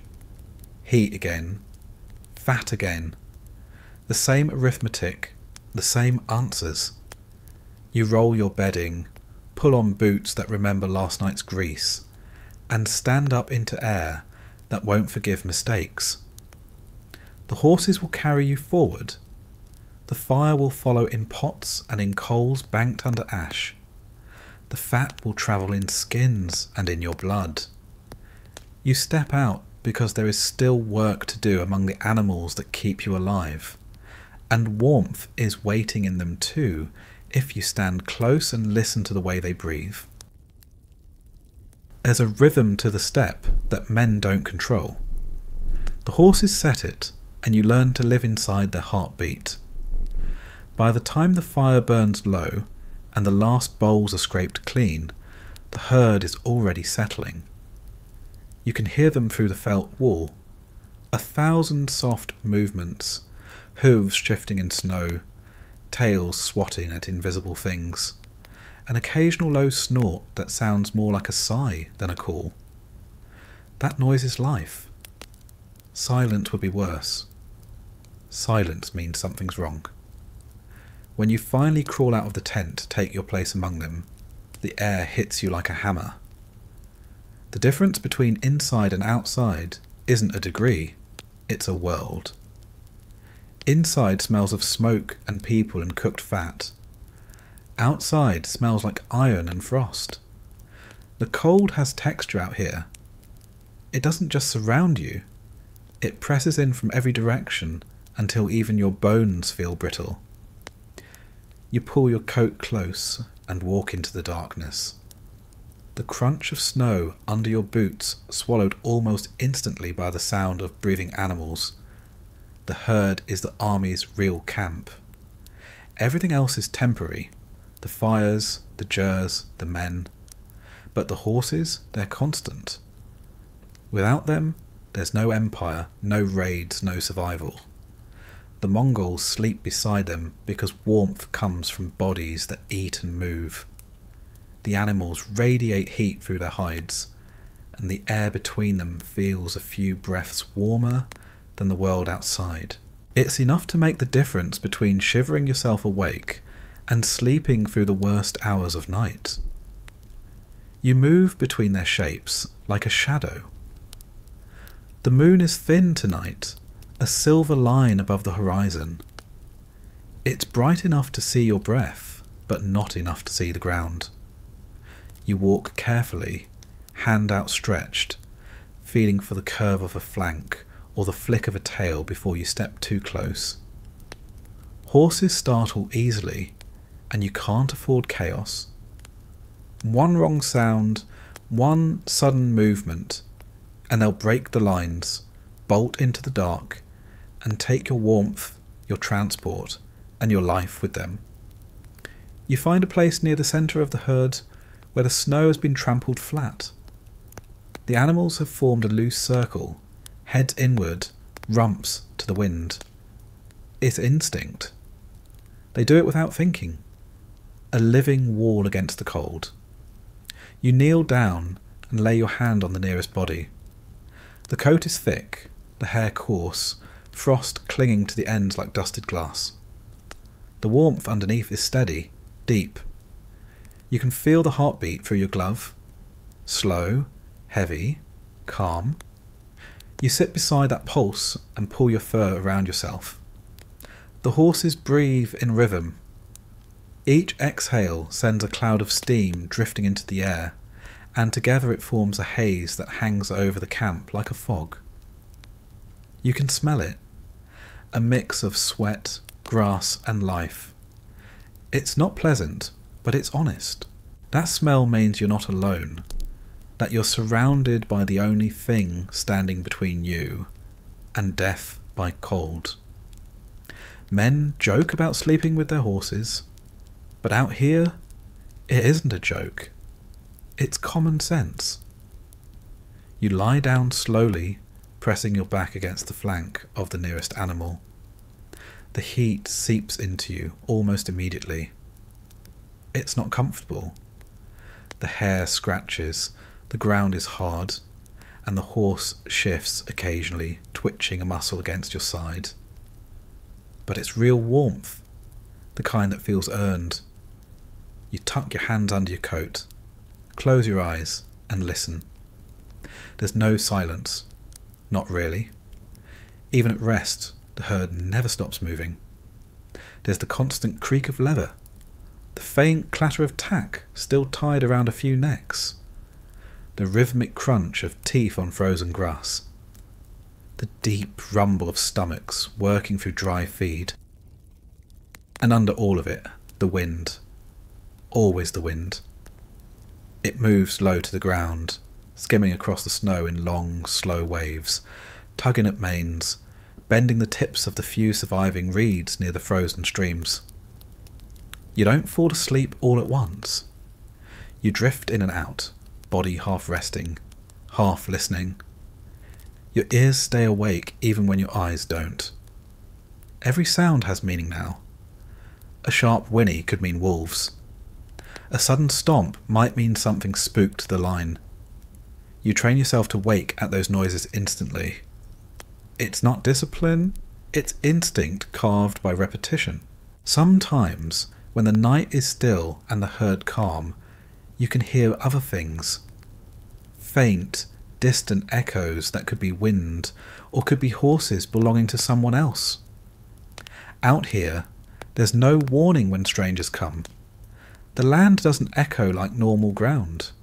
Sound travels in strange ways, carried far, then dropped suddenly. You can't tell if a noise is half a mile away or 5. You lie still and wait, counting the beats of your own heart until the noise fades. If it doesn't, you get up. If it does, you go back to pretending to sleep. The warmth from the horses builds gradually, like the slow heat from buried coals. Within an hour, the snow under you has melted into a slick patch of mud. You shift to avoid it, pulling your cloak tighter. The smell intensifies. Wet hide, manure, old hay. It seeps into your clothes, into your hair, into your skin. By morning, you'll carry that scent like a second coat. And no matter how much smoke you sit in later, it won't leave. It's the smell of the steppe, of the life you chose or were born into. A few of the younger horses stamp and snort, shaking frost from their manes. They're restless, not used to the stillness yet. One rears slightly, testing its tether, then settles again when it realises there's nowhere to go. The older ones barely move. They've learned that energy is a resource. You watch them through half-closed eyes. Dark shapes rising and falling with their breath, their sides glistening faintly in the moonlight. The herd looks like a single creature breathing through 1,000 lungs. You pull your scarf up over your nose, trapping your own breath to warm your face. The fabric is stiff with frost, rough against your skin. Your eyelashes freeze together each time you blink. You stop trying to blink. You just stare ahead, waiting for the hours to pass. Somewhere behind you, a guard moves between the lines, checking the ropes, whispering to the horses in a low tone that sounds like prayer. The animals respond with quiet huffs. They know his voice. When the wind changes direction, the cold hits you from a new angle. You curl tighter, burying your face in the fur around your neck. The horse beside you shifts, lowering its head to the ground. You feel the movement ripple through its body. You rest a hand on its neck, and it goes still again. There's an understanding between you, not affection, just mutual dependence. You keep it calm. It keeps you alive. Your mind drifts to the stories the older riders tell. They say the best warriors can sleep standing in the saddle, one arm draped over the horse's neck, body swaying in rhythm with the movement. You've never seen it, but you believe it. After enough nights like this, your body learns to match the animal's rhythm even in rest. You wake when it wakes, move when it moves. The line between you blurs. A sound breaks the pattern. A distant yip, then another. Wolves, not close, but not far either. The herd stiffens immediately. You feel the horse under your hand tense, its muscles coiling like rope. You sit up, eyes scanning the horizon. The sound comes again, a little closer this time. The horses shuffle, heads turning toward the dark line of the hills. You grab your bow, nock an arrow, and wait. The wolves rarely attack a guarded herd, but hunger makes bold choices. The night swallows sight, but sound carries. You can hear them circling, testing the edges of the camp. The guards on the far side of the line start calling softly, a series of short whistles the horses recognise. The animals calm a little, though their ears stay pricked, tails flicking nervously. You keep your bow ready, but don't draw. The wolves are ghosts tonight, not hunters. The cold keeps them cautious. After a while the howls drift away, the herd relaxes. You lower the bow and lean back against the horse again. The adrenaline leaves slowly, replaced by the steady rhythm of breathing. Your fingers ache from gripping the weapon. You flex them until feeling returns. You can't feel tired, not properly. The steppe doesn't allow it. Fatigue is just another layer between you and the wind. You'll peel it off in the morning when the work starts again. For now, you close your eyes and let the warmth return, one heartbeat at a time. The hours drag. The stars wheel overhead, slow and deliberate. You can tell the time by their movement. When the Big Dipper tips halfway over, you know the night is half gone. When Orion climbs high, dawn isn't far. It's a system older than memory, one the riders learn before they learn to shoot.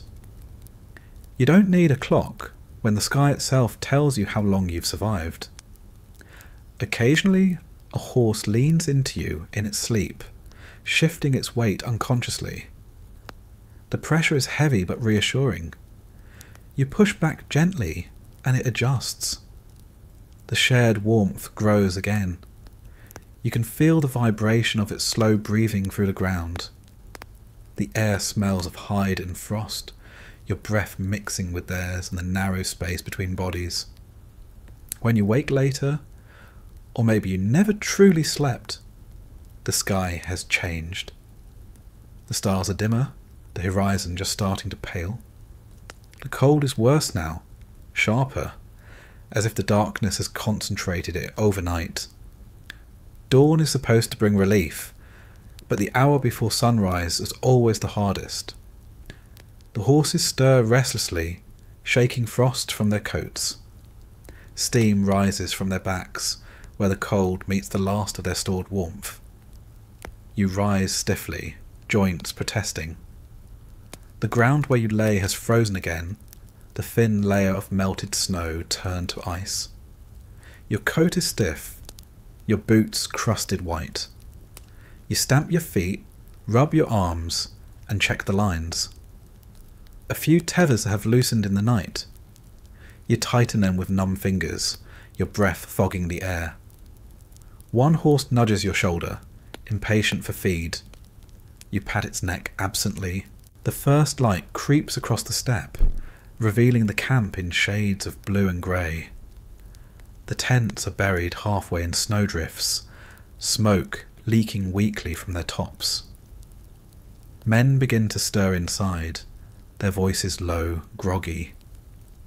The fires will be lit soon, the morning routine starting again.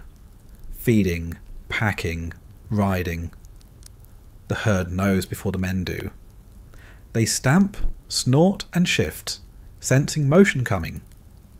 You untie the horse you slept beside, leading it toward the others. It shakes itself, spraying frost into the air. The sun breaks the horizon, pale and distant. It doesn't warm anything, but it makes the world visible again. You look out across the endless white and think, briefly, of how far the herd will travel today. The fort is exhausting before it even begins. You rub your hands together, blow into them, and turn back toward the camp. The guards are changing shifts, new men emerging from their tents, wrapped in fresh layers, faces half asleep. You nod to one as you pass. He doesn't speak. He just shoulders his bow and heads toward the outer line. The routine is as familiar as breathing. The horse follows you back toward the fire pit, its hooves crunching in rhythm with your steps. You can feel the warmth of it still clinging to your side, a ghost of the night's borrowed heat. You'll smell like it all day. Sweat, dung, smoke, leather. It's a scent that never leaves. Even after you wash, even after you leave the steppe behind, if you ever do. It seeps into the skin, becomes part of you. You glance once more over your shoulder. The herd stretches across the plain, hundreds of shapes against the snow, each one moving slowly, breathing steam into the air. They look endless, like a tide that never recedes. And for a moment, before the orders start, before the day begins again, there's a kind of peace in that. Not warmth, not comfort, but a stillness that feels earned. The cold isn't gone. It never is. But for now, it's something you've managed to live through again, and the horses stand with you, silent witnesses to another night survived. The fires start to crackle behind you, smoke curling into the pale morning sky. Men shout, saddles creak, snow crunches under boots. You pick up your reins, give the horse a quick pat, and start toward the sound of life returning. The herd shifts as one, heads rising, ears turning toward the east. The day begins again, just as it always does, with breath, with movement, and with the quiet understanding that tonight you'll be here again, lying in the snow beside them, listening to their hearts beat in the dark, while the wind scours the world clean. The first thing that hits you in the morning isn't the light or the cold, it's the smell. It sits heavy in the air before you even open your eyes, seeping into your lungs before you remember where you are. It's not one smell really, it's layers stacked on top of each other, pressed together by days of riding, smoke, sweat and hides. There's no clean version of it, no way to escape it. The steppe has a scent that clings to everyone who survives it, a mix of life that never stops working and death that never fully leaves. Inside the tent, the air is thick with it. The felt walls have absorbed years of cooking smoke and body heat, and they exhale it back every time the wind presses against them. The place smells like mutton fat, sour milk, dung smoke, and leather warmed by too many bodies. It's the smell of function, not decay. It's what living looks like when washing is a fantasy and comfort isn't part of the equation. You wake up coughing, not because the smoke is thick enough to choke you anymore, but because your throat has learned to expect it. The first breath of every morning feels like dragging air through a layer of old grease. You push yourself up, bones stiff from the cold and the hard ground. The fur you slept under smells of the horse it used to belong to. It's heavy and damp with the sweat you didn't notice forming while you slept. The men around you are doing the same, stretching, coughing, pulling on boots that never really dry.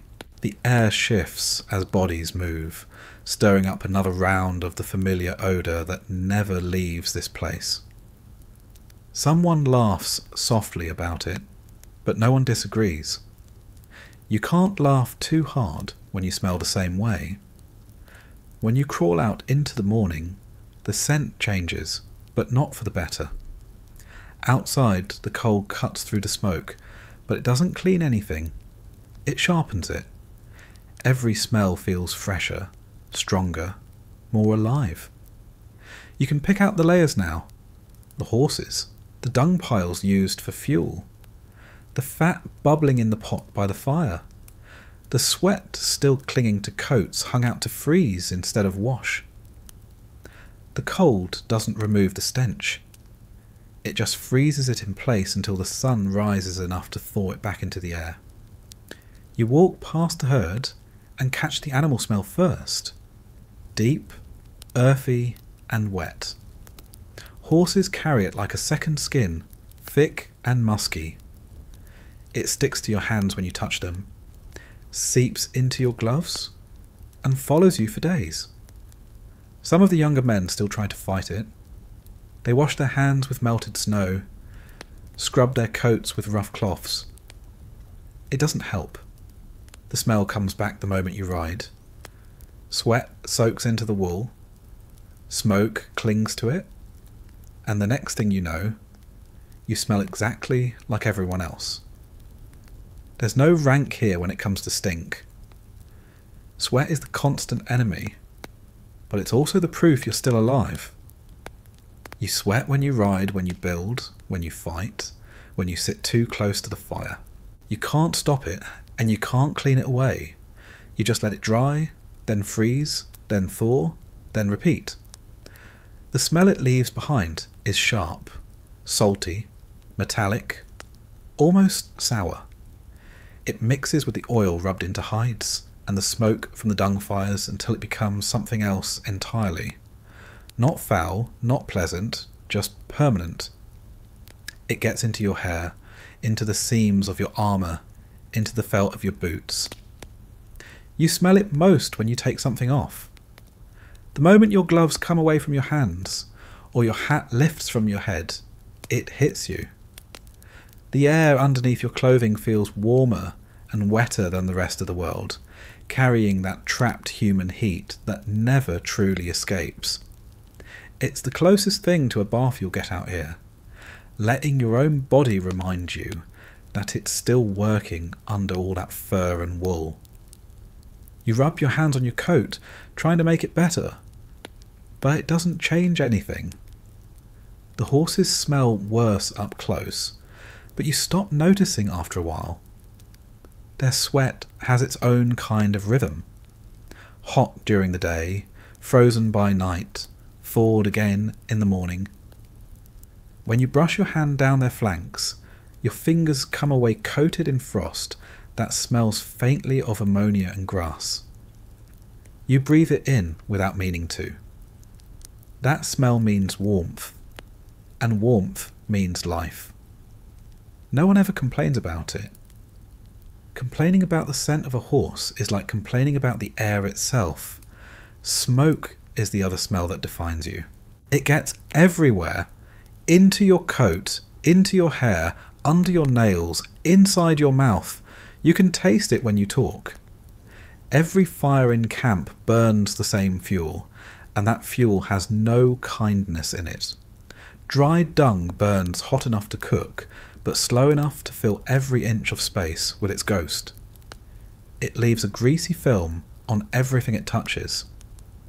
When you lift your cup to drink, you can see the residue clinging to the rim, a faint black smudge that will never come off. You drink anyway. You stopped caring about clean a long time ago. Some men try to fight the smell with other smells. They hang herbs in the tents when they can find them. Dried sage, crushed juniper, wild onion. It helps for a while, but soon those scents mix into the rest, becoming another layer in the stack of life that builds up around you. Eventually, the human nose gives up. You stop distinguishing anything. You become part of it. The stink of smoke, sweat and hide becomes a kind of armour you carry into every day. When the wind shifts, it brings new notes. The tang of horse dung frozen under hooves. The faint sour of fermented mare's milk, half frozen in its skin bag. The oily smell of fat bubbling over a fire. None of it is appetising, but it's all necessary. Every smell means something useful is happening. Food cooking, fuel burning, life continuing. A camp that smells clean is a camp that's dying. The hides are their own story. Everything in the Mongol world is made from something that once breathed. The tent walls, the ropes, the armour, the bedding. Animal hide isn't just material, it's structure. And it has its own scent, depending on what it used to be and how it was cured. Sheep hides are thick and lanolin heavy, always a little greasy to the touch. Goat skins are drier, sharper, with an edge that cuts through other odours. Cowhide smells heavy, almost sweet. Horsehide is its own thing, strong, dark, filled with memory. You sleep on it, wear it, ride on it. It becomes part of the human landscape the same way grass becomes part of the steppe. Every hide carries a story. Some still have the faint brand or scar of the animal's old life. You trace them absent-mindedly while waiting for food or tying a strap. Those marks are reminders that everything around you came from something that lived. You don't think of it as cruel. It's just the order of things.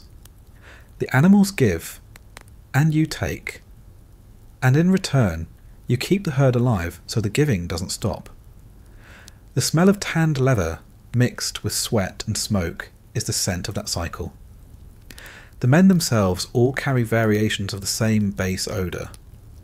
The older ones smell deeper, more like smoke than sweat, the years layering over them until they might as well be made of the same felt they sleep under. The younger riders still have sharper notes. Sour milk, fresh hide, unwashed hair. Together they form a smell that's both overwhelming and strangely human. You can walk through camp blindfolded, and know exactly where you are by scent alone. The smell becomes part of daily life in practical ways too. It masks other things: blood, rot, fear. After a battle, the air doesn't change much. You'd think the stench of death would overpower everything else, but it doesn't. It just blends in. The sweat, the smoke, the blood, they mix until they're indistinguishable. It's only when you leave the steppe for a while, when you find yourself in a city or near strangers, that you realise how strong it's become. People wrinkle their noses, step back, whisper. You don't take offence. You know that what they smell is survival. The animals react differently. Dogs come close, curious. Horses ignore it, they're used to it. Wolves, though, they can smell you miles away. They follow the scent of the herd first, then yours. You learn to mask it when needed, rubbing yourself with ashes or dirt, blending into the smell of the land. It's not a trick. It's instinct. You make yourself part of the environment, another animal among animals. There's a ritual in cleaning, though it doesn't resemble what anyone else might call washing. You melt a little snow in a pot, mix it with ashes, and use a rag to wipe down your hands and face. It doesn't make you smell better. It just moves the dirt around. But it makes you feel human again, even if only for a few minutes. You run a comb through your hair, scrape the grime from under your nails, wipe your mouth, then go back to smelling like the world. It's not vanity, it's maintenance. Keeping yourself functional, reminding your body that it still belongs to you. The smell of smoke becomes a comfort at night. When you crawl back into the tent, the familiar weight of it tells you the fire's still alive, that the world hasn't frozen yet. It settles on your skin like a blanket. You can't imagine sleeping without it now. Clean air feels wrong, empty, too sharp. The smoke softens everything, hides the edges of the cold, dulls the noise of the wind. You breathe it in, and let it fill the spaces where comfort used to live. Sometimes, during rare calm nights when the sky is clear and the air still, you notice how the scent of the steppe changes. It's cleaner somehow, but never empty. You can smell the frost itself. Dry, metallic, faintly sweet. It mixes with the lingering warmth of dung smoke and the animal musk of the herd. Together it smells like endurance. You sit there for a while, breathing it in, not because it's pleasant, but because it reminds you that you've made it through another day. When the wind picks up again, it carries everything away for a moment. The smell, the warmth, the sound, and then brings it all back heavier than before. The camp exhales, the herd shifts, and life goes on. You pull your coat tighter, duck back inside, and lie down on the same hide that smells like every morning and every night before it. The smoke, the sweat, the animal, they all come with you, wrapping around your body like another layer of armour. It's not something you escape from, it's something you absorb.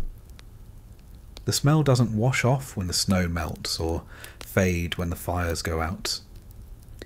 It follows you everywhere, long after the battles are done, long after the steppe is just a memory. You'll carry it in your clothes, your hair, your hands, even in your dreams. It's not filth, not decay. It's proof that you lived through the kind of world that eats clean men first. The horses outside shift again, restless before the next march. You hear them through the wall, snorting, stamping, breathing that steady rhythm that never stops. The smell of them seeps through the felt, warm and familiar. You close your eyes and inhale, the smoke filling your lungs again, heavy and grounding. You've learned to find comfort in it, to let it mark the boundary between this life and everything that came before it.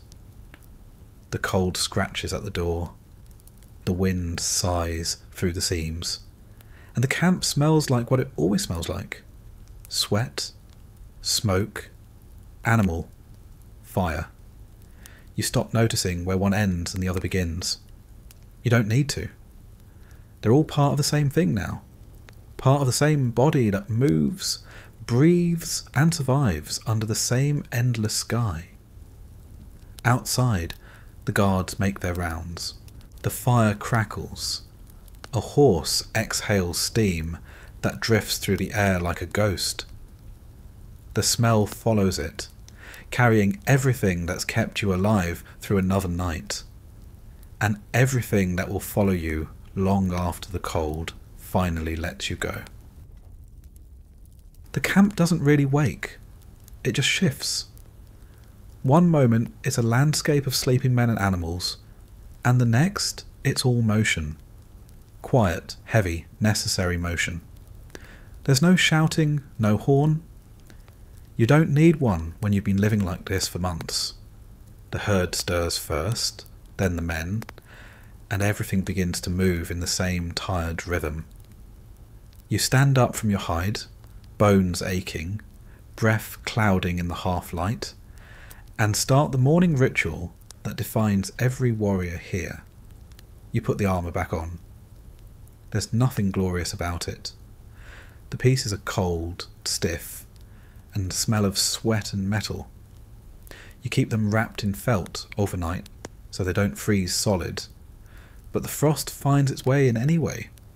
You pick them up one by one, brushing away the rime. The sound is dull, leather creaking, iron scales clinking faintly against each other. The air in the tent tastes of rust. The others are doing the same, each man silent, focused. Armour is the first thing you touch every morning, and the last thing you remove every night. The Mongol warrior's armour isn't made to impress. It's made to work. Most of it starts as leather, boiled and hardened, layered like bark. The richer men have lamellar armour, hundreds of small iron plates laced together with rawhide. It's flexible, almost like cloth, bending with your movement. It doesn't gleam like the armour of knights. It's dull, dark, stained by years of smoke and oil. The dullness is a kind of camouflage. Shine gets you killed. You tie each section by memory, fingers numb but precise. The straps have been replaced so many times you don't even remember which ones are original. You start with the torso, the cuirass of overlapping plates, then the shoulder guards, the arm braces, and the skirt that hangs to your knees. Every piece overlaps in a pattern designed to catch arrows at an angle, to deflect rather than stop. You've seen what happens when a shaft hits straight on. You've pulled enough splintered points out of men's ribs to know the value of a curve. The armour is heavy at first, but your body adjusts. The weight feels right after a while. It's the closest thing to home you carry. Without it, you feel exposed, unfinished. You cinch the final strap tight, exhale, and roll your shoulders. The leather groans softly. It moves with you. A second skin that has known as much fear and blood as your own. You run your hands over the plates, checking for cracks or loose bindings. Anything broken could mean death later. Everything here is maintenance. Armour, horse, weapon, body. Nothing takes care of itself. The helmet goes on last. It's fur-lined, the metal cool against your forehead. A small iron plate drops down to protect your nose, and flaps of hide cover your cheeks. The inside smells like wool and sweat and oil. You pull the strap tight under your chin and breathe out through your nose. It's hard to hear properly now, hard to feel the wind on your face, but the pressure of it is familiar. That constant reminder that the world outside is never safe enough to walk through bareheaded. When you step out into the daylight, the camp is already half dismantled. Fires reduced to ash, tents collapsing, ropes coiled, horses saddled. The sound of metal fills the air, a steady clatter of buckles, bridles, stirrups and arrowheads knocking together in quivers. The light catches on bits of armour, but nothing gleams. Everything is dulled with soot and use. The men move with a tired grace, no wasted motion. You can tell the veterans from the newer ones, not by their armour, but by how they wear it. The old riders look like the plates grew on them. You walk toward your horse. It stands where you left it, head low, tail flicking at the morning frost. The saddle waits nearby, an intricate piece of craft as important as any weapon you own. Mongol saddles are built for war, not comfort. The wooden frame is high at the front and back, locking you into place when you ride. It's covered in layers of felt, leather and hide, stitched together so tight that even the wind can't find its way in. The stirrups hang low, metal rings polished smooth by years of use. You check each strap by habit, fingers moving along every buckle and knot. If one fails mid-ride, you fall. And a man who falls during a charge doesn't stand up again. The saddle has its own smell, wood smoke, horse sweat, and the faint sweetness of oiled leather. You've rubbed it with fat every night to keep it soft, to stop it from cracking in the cold. You run your hand along the seat, feeling for rough spots. A worn seam means blisters later. You swing it onto the horse's back with a practiced motion, the kind that doesn't require thought anymore. The horse shifts slightly, muscles flexing under the weight, then settles again. It's used to this. You both are.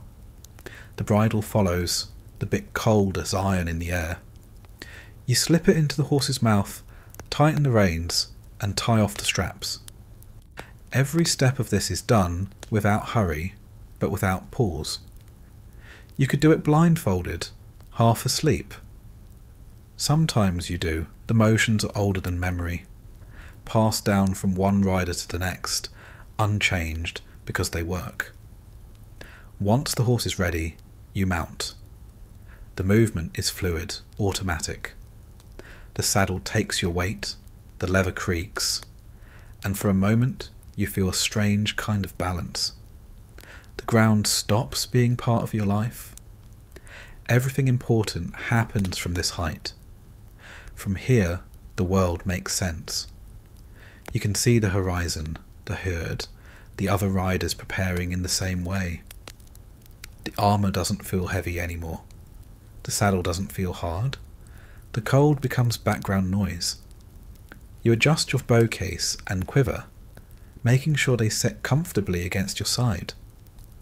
The bow itself is sacred. It's shorter than those used in the West, made of wood, horn and sinew layered together. It bends in both directions, storing power like a trap ready to spring. You check the string, running your thumb along its length. It hums faintly, tight and perfect. You coat it with a thin layer of fat to keep it from freezing, then slide it back into the case. Everything about the equipment here is balance, protection without burden, strength without waste. The armour shifts when you move. It doesn't stop you from breathing, but it makes every breath feel measured. You can't run fast in it, but you don't need to. The horse runs for you. You just have to last long enough to aim. The plates clink softly as you ride toward the edge of camp. Around you, others do the same. 1,000 small sounds merging into one steady pulse of metal and hide. You pass a man tightening the girth on his horse. The strap snaps under his hand, frozen leather giving way with a sharp crack. He curses softly and reaches for another. You help him lift the saddle while he replaces it. The two of you don't speak. You don't need to. There's an understanding that everyone here is one mistake away from disaster. Helping each other isn't kindness, it's survival. Further down, a blacksmith works by a dying fire, hammering a dent out of a breastplate. The sound of metal on metal rings sharp in the cold. Sparks jump and die before they reach the ground. He doesn't wear gloves. His fingers are raw and cracked, blackened by soot, but his movements are steady. Every strike has weight, purpose. He doesn't rush. You watch for a moment, then move on.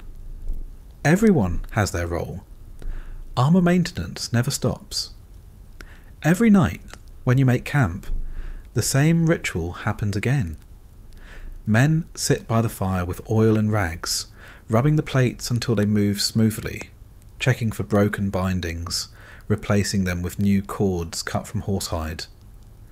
The smell of oil mixes with smoke, the same as every night. You can tell a seasoned warrior by the state of his gear. The careless ones rust. The careful ones don't. There's a saying among the riders: if your armour sings, your life ends. The plates aren't meant to rattle. Sound gives you away. You adjust them until they lie flat, until your steps are silent. A quiet soldier lives longer. You've learned to move without noise, to keep every strap tight enough that nothing shakes when you gallop. Even the arrows in your quiver are packed so close together that they barely whisper against each other. The army moves like a storm, but every part of it is built to stay quiet until the moment it breaks. The saddle feels like part of your body after a few minutes. The legs settle, the spine straightens, the weight spreads evenly. You can ride for hours like this without shifting. The horse knows your balance by now, adjusts automatically. You press your knees into its sides, and it turns before you even pull the reins. It's not command, it's conversation. You and the horse share the same rhythm, the same patience. Both of you train to be ready before anything happens. That's the weight of it, not the armour itself, not the gear. The weight is the readiness. You live every day as if the next sound will mean movement. You eat fast because you might have to stop eating. You sleep light because you might have to wake mid-dream. You wear armour even when the sun is kind because you know it won't stay kind for long. Everything in your life is preparation. Sometimes you think about what it would feel like to walk without all of it. So no plates, no saddle, no bow or quiver. Just your body, unwrapped, free. But the thought doesn't last. You can't imagine feeling safe like that anymore. Nakedness here isn't freedom, it's exposure. You've been carrying this weight too long to remember the difference between protection and burden. When you dismount, the armour doesn't come off. You loosen the straps a little to breathe, but you keep it on until the fire's lit, until the night settles, until the guards are in place. Even then, you sleep with the chess piece beside you, the bow within reach. It's habit, but it's also comfort. The sound of the metal against the ground is the closest thing you have to reassurance. The younger soldiers complain sometimes about the weight, about the bruises on their shoulders, about how the saddle rubs their thighs raw after long rides. The older ones just listen and nod. They don't bother telling them that the body adjusts, that the sores become calluses, that the pain becomes another background noise you stop hearing. The truth is simpler. If you live long enough, everything becomes normal, even carrying your own defence like an extra skin. By midday, the camp is gone again. The horses move in long lines, their breath hanging in the air like smoke. The sound of hooves is a constant drumbeat under the endless sky. You ride with the others, armour bending and shifting with every motion, the saddle groaning beneath you, the wind biting your face through the cracks in the helmet. You can feel the rhythm of the herd through your legs, the pulse of hundreds of animals moving as one body. The day stretches without boundaries. You ride until the horizon blurs, until you stop thinking about where you're going. The armour presses against your shoulders, your thighs ache, your fingers numb from holding the reins. You drink from a skin, the liquid inside half frozen, tasting faintly of leather and smoke. You wipe your mouth with the back of your glove and keep going. There's no stopping until the commander calls it. When the sun finally starts to fall, you dismount slowly. The motion sends pain up your legs, but it's the kind you've come to accept. You lead the horse to water, check the straps again, rub the frost off its mane. Then, once everything is tied and ready for the next morning, you sit by the fire with the others. The armour stays on for now. The saddle leans against a post, ready to be thrown back on at a moment's notice, so there's no end to this readiness. The men eat quietly, bowls steaming in the cold air. The light from the fire flickers against their armour, turning the dull plates into flashes of red and orange. The smell of smoke and oil fills the air again. You stretch your arms, roll your shoulders, feel the plates shift and settle. You've worn them so long that even when you finally take them off, you'll still feel them. The pressure, the weight, the phantom embrace of leather and iron. Later, when you finally lie down, the armour rests beside you, the saddle close enough to touch. You run your hand over the worn leather, tracing the grooves your legs have left in it.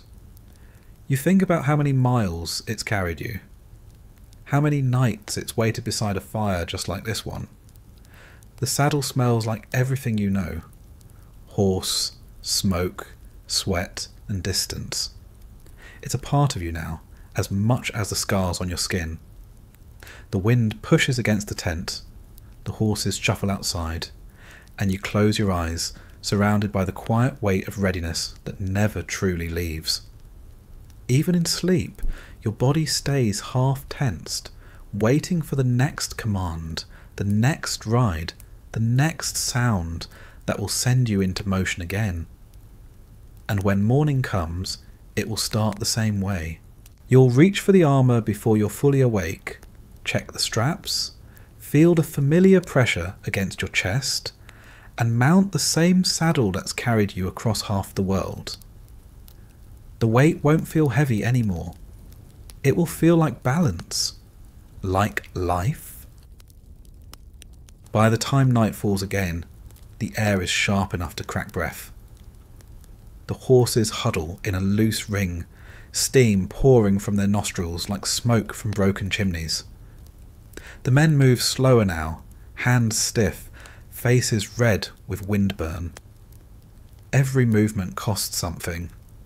The fire is a reluctant friend, slow to start, quick to die, but everyone waits around it anyway because food only exists if the fire cooperates.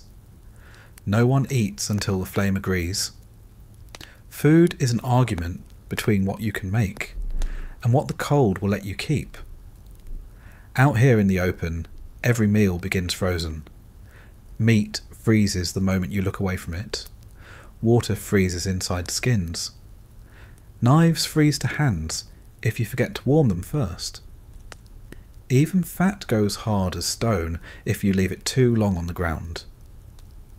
You learn to think ahead, to thaw what you can while you ride, tying bundles of meat under your saddle where your horse's body heat will soften it just enough to cut. When you stop, the smell of blood mixes with the scent of sweat and iron, and nobody complains. It means dinner. The camp cooks don't really cook. They manage.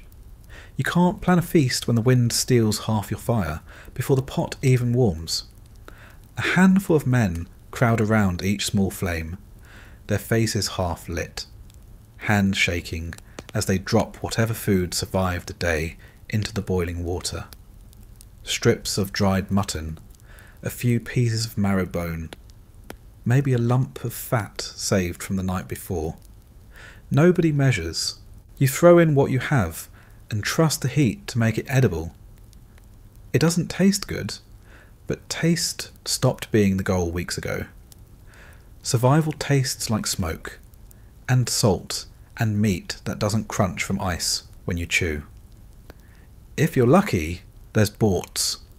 Dried, shredded meat carried in leather bags that can last for months.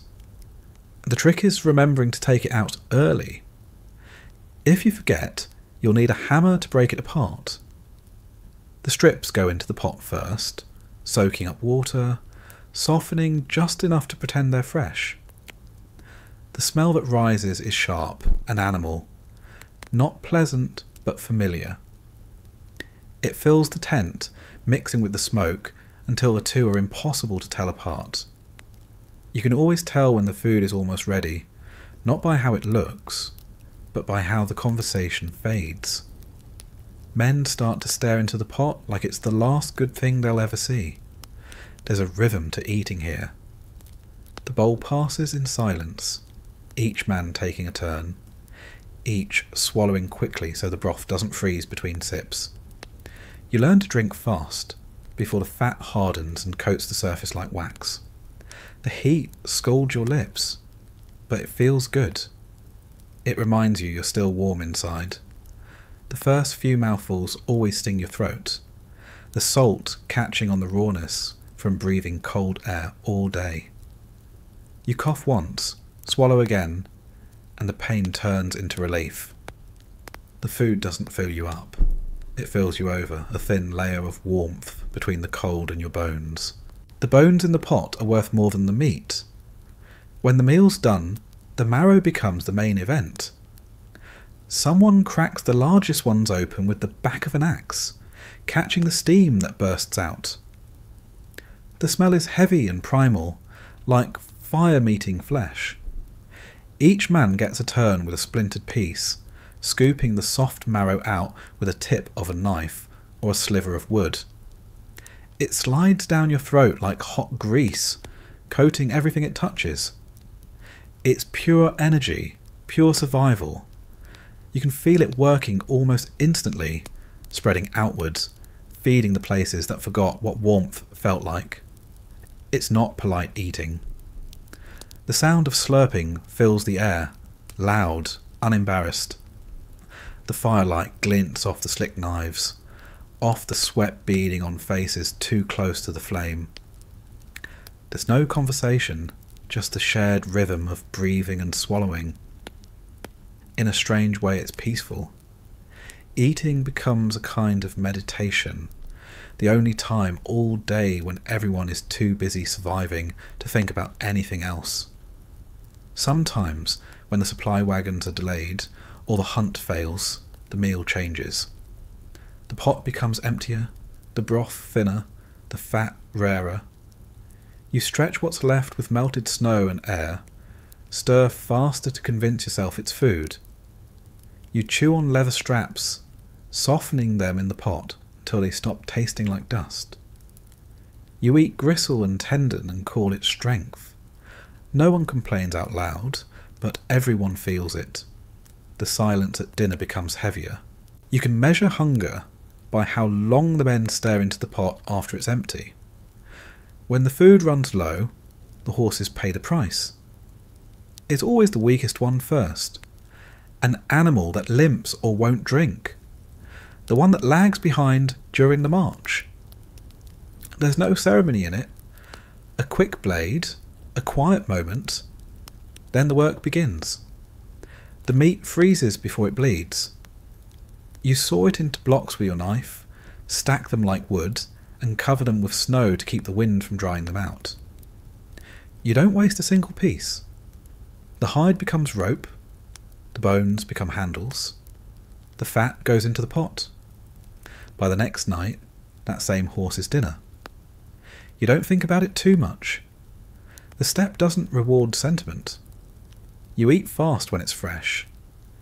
Meat like that turns stiff within minutes once the air hits it. The edges freeze first, turning white and brittle. You hold it over the fire until it softens, the fat dripping into the coals with a hiss. The smell is incredible, heavy and sharp, rich enough to make your mouth water, even when your stomach is full. It draws everyone closer to the flames, faces glowing orange in the light. Nobody talks about what's in the pot. They just eat. Hunger doesn't leave room for guilt. The best part of any meal is the broth left behind. It's never clear. Always cloudy, always greasy, always alive with tiny flecks of ash and fat. You drink it until it's gone, scraping the bottom of the bowl with a spoon carved from bone. You lick the last bits from your fingers because waste is a kind of sin out here. Everything you eat costs something: time, strength, or life. The least you can do is finish it. There's a superstition about leaving bones too clean. The elders say the spirits don't like greed, that you have to leave something for the wind. But no one here believes in spirits anymore. You clean the bones until they shine, crack them open, and boil them again if there's time.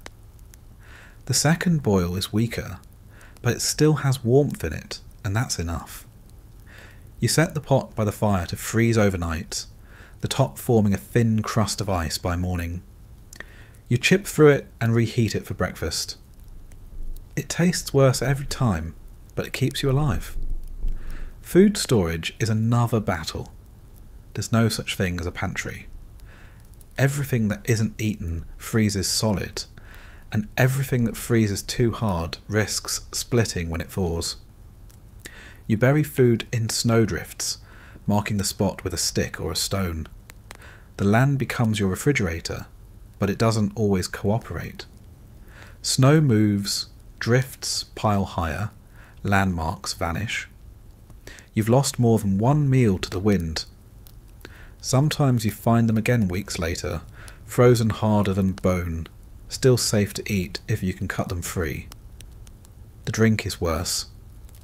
Water freezes faster than anything else, so you don't waste time chasing it. You melt snow instead, but you have to do it carefully. Too fast, and the snow burns the bottom of the pot before it turns to liquid.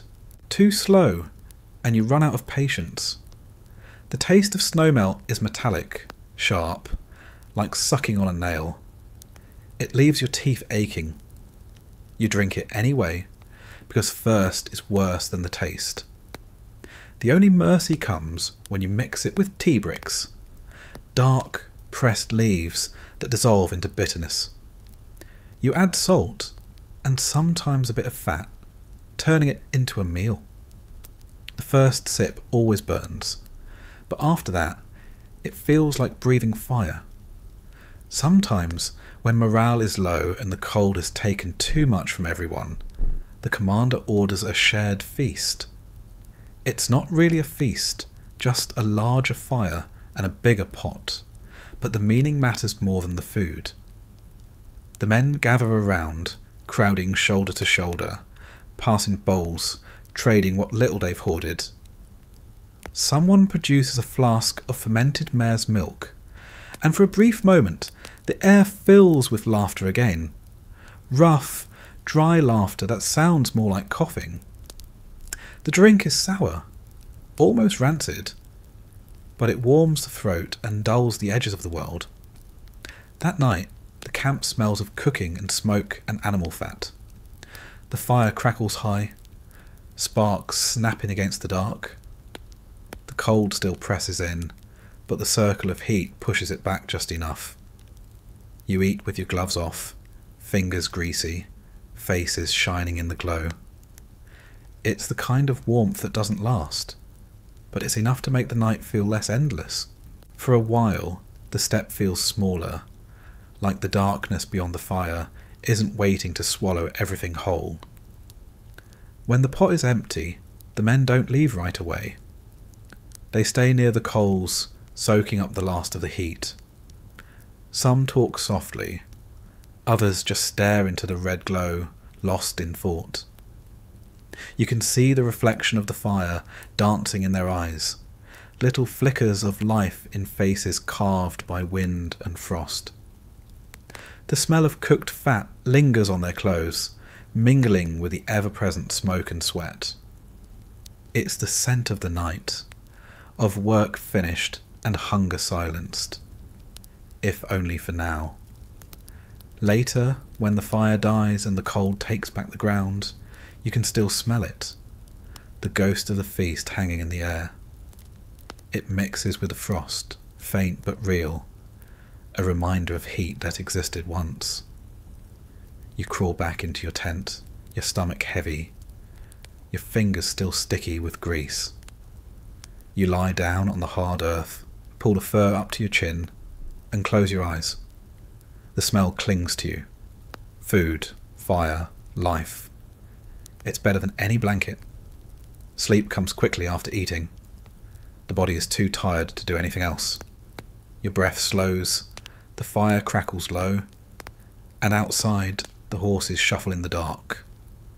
Somewhere a guard stirs the coals, adding another handful of fuel to keep them alive until dawn. The last thing you taste before sleep is salt and smoke and fat, and for once the cold feels far away. Morning will turn the leftovers solid again. The pot will be a block of ice, the spoons frozen inside it. You'll break it apart with the back of a knife, heat it up, and eat whatever survives the thaw. It will taste like metal and ash and yesterday. But you won't care. You'll eat and ride and eat again, because that's the rhythm now. Hunger, fire, thaw, survival. The feast never ends, and it never really begins. It just keeps you alive long enough to see the next horizon. And when you ride out again into the white silence, you'll carry the smell of last night's fire with you, woven into your clothes, into your beard, into your horse's mane. You'll breathe it in and remember the taste of warmth, even when the wind turns everything else to ice. That's the secret out here. You don't fight the cold with comfort. You fight it with memory, with whatever you can keep in your hands and in your stomach before it freezes. The steppe doesn't care what you eat. It only cares that you keep eating. The fire dies, the frost returns, and the world goes quiet again. You stand, stretch, and begin the next day's work. The taste of fat still lingering on your tongue, like a promise you know won't last, but chase anyway. Water is never just water on the steppe. It's work, risk, and luck. You wake each morning with a dry mouth and a throat that feels lined with sand, and the first thought that comes isn't about hunger or cold. It's about how to find something to drink before the day turns worse. The land is beautiful in its size, but it doesn't give up water easily. Lakes freeze solid for half the year. Rivers disappear under white crusts.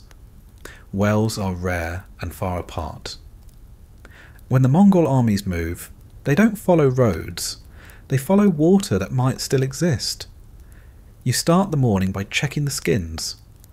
They hang near the fire, leather stiff with frost. The liquid inside is half frozen, more slush than drink. You knead them gently, breaking the ice with your hands until it cracks enough to pour. What comes out isn't clean. It's cloudy, full of grit and the taste of smoke from the fires that thawed it last. Nobody minds. The first swallow burns going down, the coal hitting the back of your throat like a blade, and then it spreads warmth through your stomach. That's enough. Melting snow is the usual method. You scrape handfuls of it into a pot, hold it above the coals, and wait. It sounds simple until you try it, while the wind is blowing hard enough to suck the heat away faster than the fire can make it. Snow melts unevenly. The top turns to water, the bottom scorches into a black crust from the dung smoke, and what's in between turns to slush. You stir constantly, watching it go from white to grey to something that looks drinkable. When it's finally done, the pot is lined with soot. The water smells faintly of manure, and everyone waiting for a sip pretends not to notice. There are tricks to getting better results. You pack the snow tight before you melt it, to cut down on the air that makes it froth and boil wrong. You never use the first snow that falls. It's too clean, too empty, the kind that tastes like nothing and leaves your lips cracked worse than before. You look for the old drifts, snow that's lived with the land, picked up the dust and the grass smell that gives it flavour. Out here, flavour means minerals, and minerals mean life. You learn to appreciate the dirt in your water. It's proof the steppe still remembers you. When the army finds a river that hasn't disappeared under ice, it's treated like treasure. Men line up with buckets, skins, helmets, anything that can hold liquid. They break the ice with axes, the sound echoing across the empty fields. The water that comes up is dark, almost black from silt and shadow, but it moves. Movement means safety. Still water kills, running water saves. You scoop it quickly before it freezes again. The surface crusts over within minutes, sealing it off like a wound. Sometimes you ride for a day and a night without finding anything. The horses start to slow, tongues dry, breath wheezing through their nostrils in white plumes. You chew ice chips when you can find them, tucking them into your mouth until they melt into tiny streams that barely wet your tongue. It's not enough, but it tricks your body for a while. You learn to swallow air and pretend it's moisture. The mind can lie to the body for a few hours when it needs to. When the rivers are gone and the snow too filthy to melt, you turn to the animals again. A horse carries water in its own way. The blood in its veins, the milk in its mares. Both are drinkable if you're desperate enough to stop caring what a civilized man would call food. You tie a rope around the animal's neck, find a vein with your thumb, and make a small cut. The blood comes out hot, steaming in the cold, thick as syrup. You catch a cupful, seal the wound, and drink while it's still warm. It tastes metallic, earthy, alive. It coats your mouth and leaves a film that clings to your teeth, but it keeps you standing. No one talks about it later. They just do it when it's time. The milk is different. The mares give it freely when they're calm, and calm is a rare gift on the steppe. You milk them early, when the sun is still low and the wind gentle. The liquid that comes out is warm, sweet, thin. You drink some fresh, but most of it gets saved for fermentation. It's not just a drink, it's a system. Nothing lasts long in this cold unless it changes form, and milk turns into something else if you let it breathe. The process is simple. You pour it into a skin bag, hang it near the tent door, and stir it every time you pass. The motion keeps it alive. After a few days, it starts to fizz, the sweetness turning sharp, the surface bubbling with invisible work. The result is erek, the fermented mare's milk that every Mongol knows. It smells sour, tastes like a mixture of smoke and fruit and iron.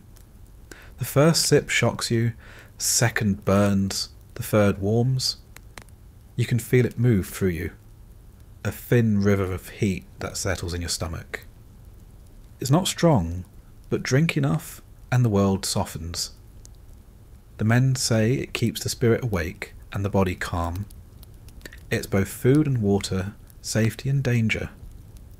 You can march all day on a few gulps of it, and you can also lose a night if you drink too much. A rag isn't stored for long. It changes every hour, alive with whatever the air brings into it. The skin bags hang from saddles as the army moves, the constant shaking keeping the fermentation going. By the time you stop for the night, the drink inside has changed again. More sour, more alive. You pour a little into a wooden bowl, pass it around. The cold keeps it from spoiling. The movement keeps it from freezing. It's the only drink that behaves like a living companion. When supplies allow, the milk becomes curds, dried hard as stone, and carried in small pouches. You chew them like rock, soften them with snow melt, swallow the powder they turn into. The taste is a memory of milk rather than milk itself, sour and dusty, but it's light and it lasts forever. Every Mongol child grows up with it. Soldiers carry it into war like a charm from home. The sound of teeth grinding through those curds is part of every march, a dry, repetitive crunch that fits neatly between hoofbeats. The connection to milk goes deeper than hunger. The herd's mares feed the people the same way they feed the foals. The rhythm of milking is daily, steady, almost sacred.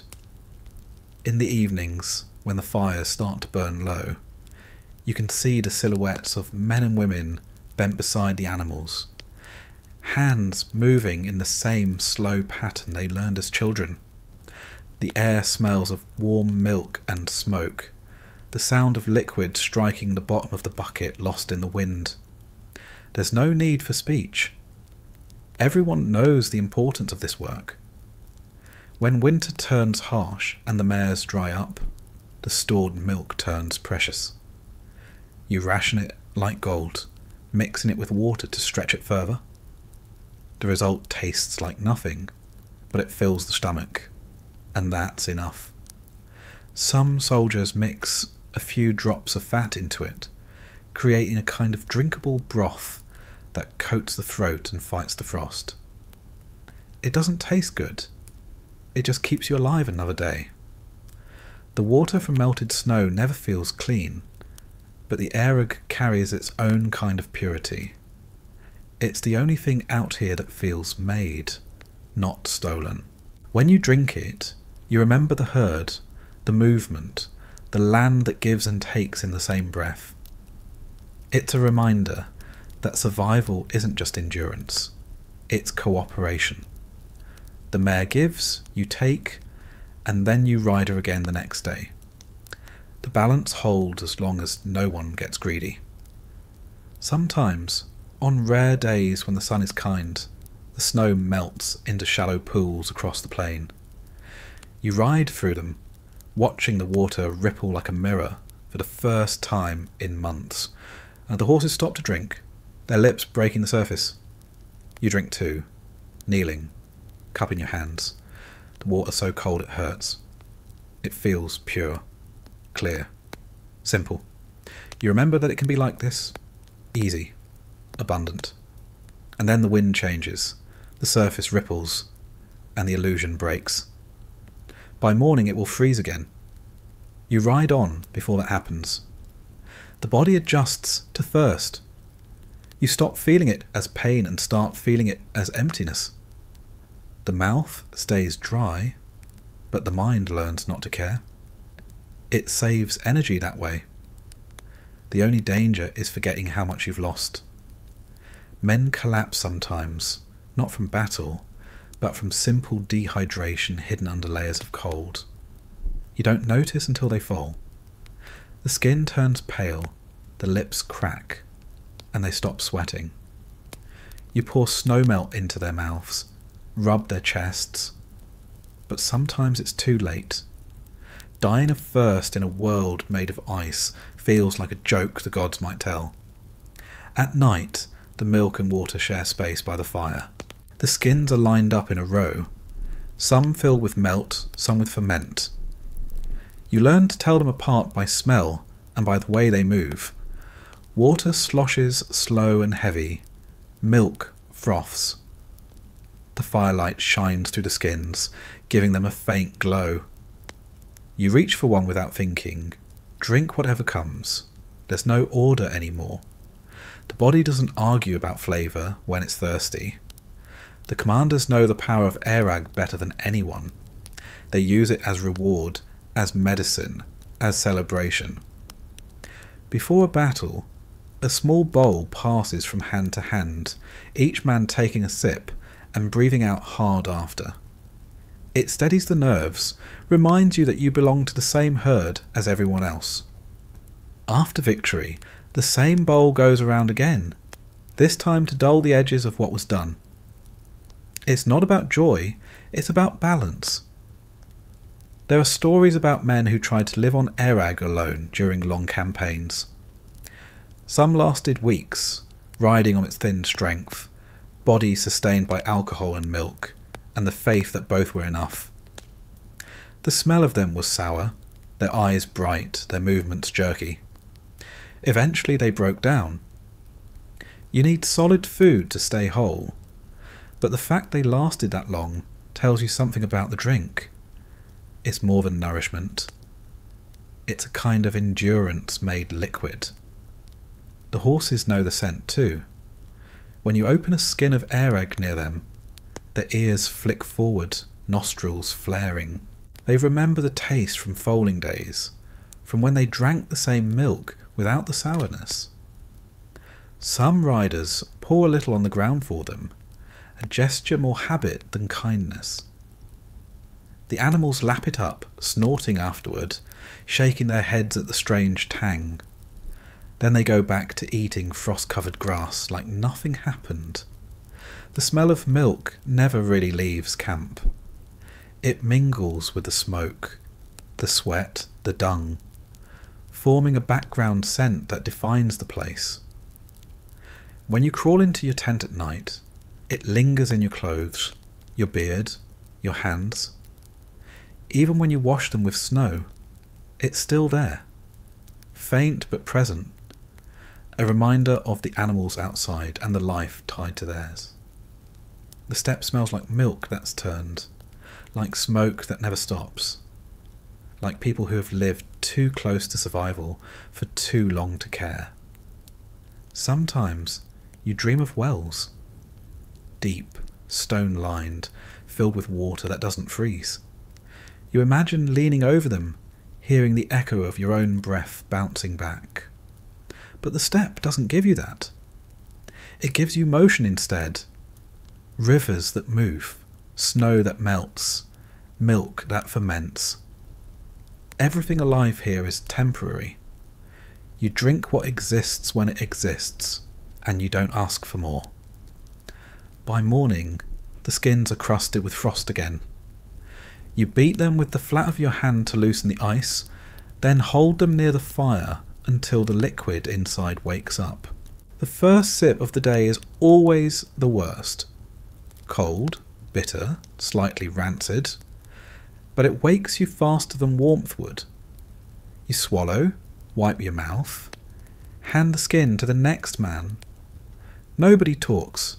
The ritual repeats like breathing. When it's time to ride, you tie the skins back to the saddle, the leather straps stiff in the cold. They hang there, swinging with each movement of the horse, sloshing faintly. You can hear them sometimes even over the wind. The faint sound of life moving with you, of liquid refusing to freeze. It's reassuring. As long as the skins make that sound, you know you still have something to drink, something to live on. The day begins again. The sun climbs, pale and distant, and the frost burns off the grass. The herd moves, the airag bubbles in its bags, the snowmelt cools in the skins. Nothing in this world stands still, not even the things that seem solid. You drink when you can, because out here, water isn't a luxury. It's the thin line between motion and the end of it. And when you lift the bowl again at night, sitting by the same dull fire, surrounded by the same smoke and the same faces. You can still taste the memory of rivers, of milk, of all the things that flow.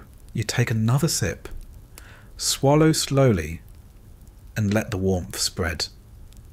The steppe doesn't promise comfort, only continuity, and every swallow is proof you're still part of it.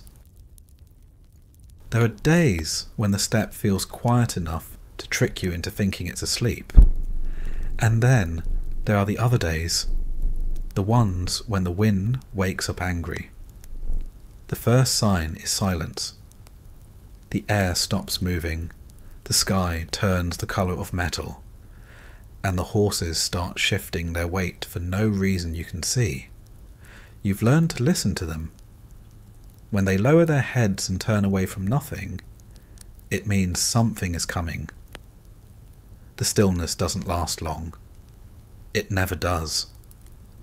You can hear it before you feel it. A low hum at first, like a line of distant drums buried under snow.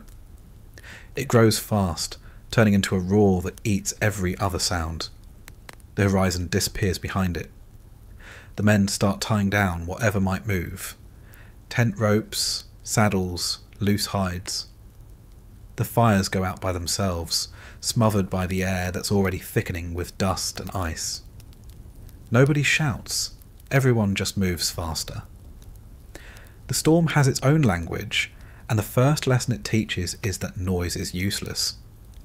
The wind hits all at once, a single solid wall of force that tears the breath out of your chest.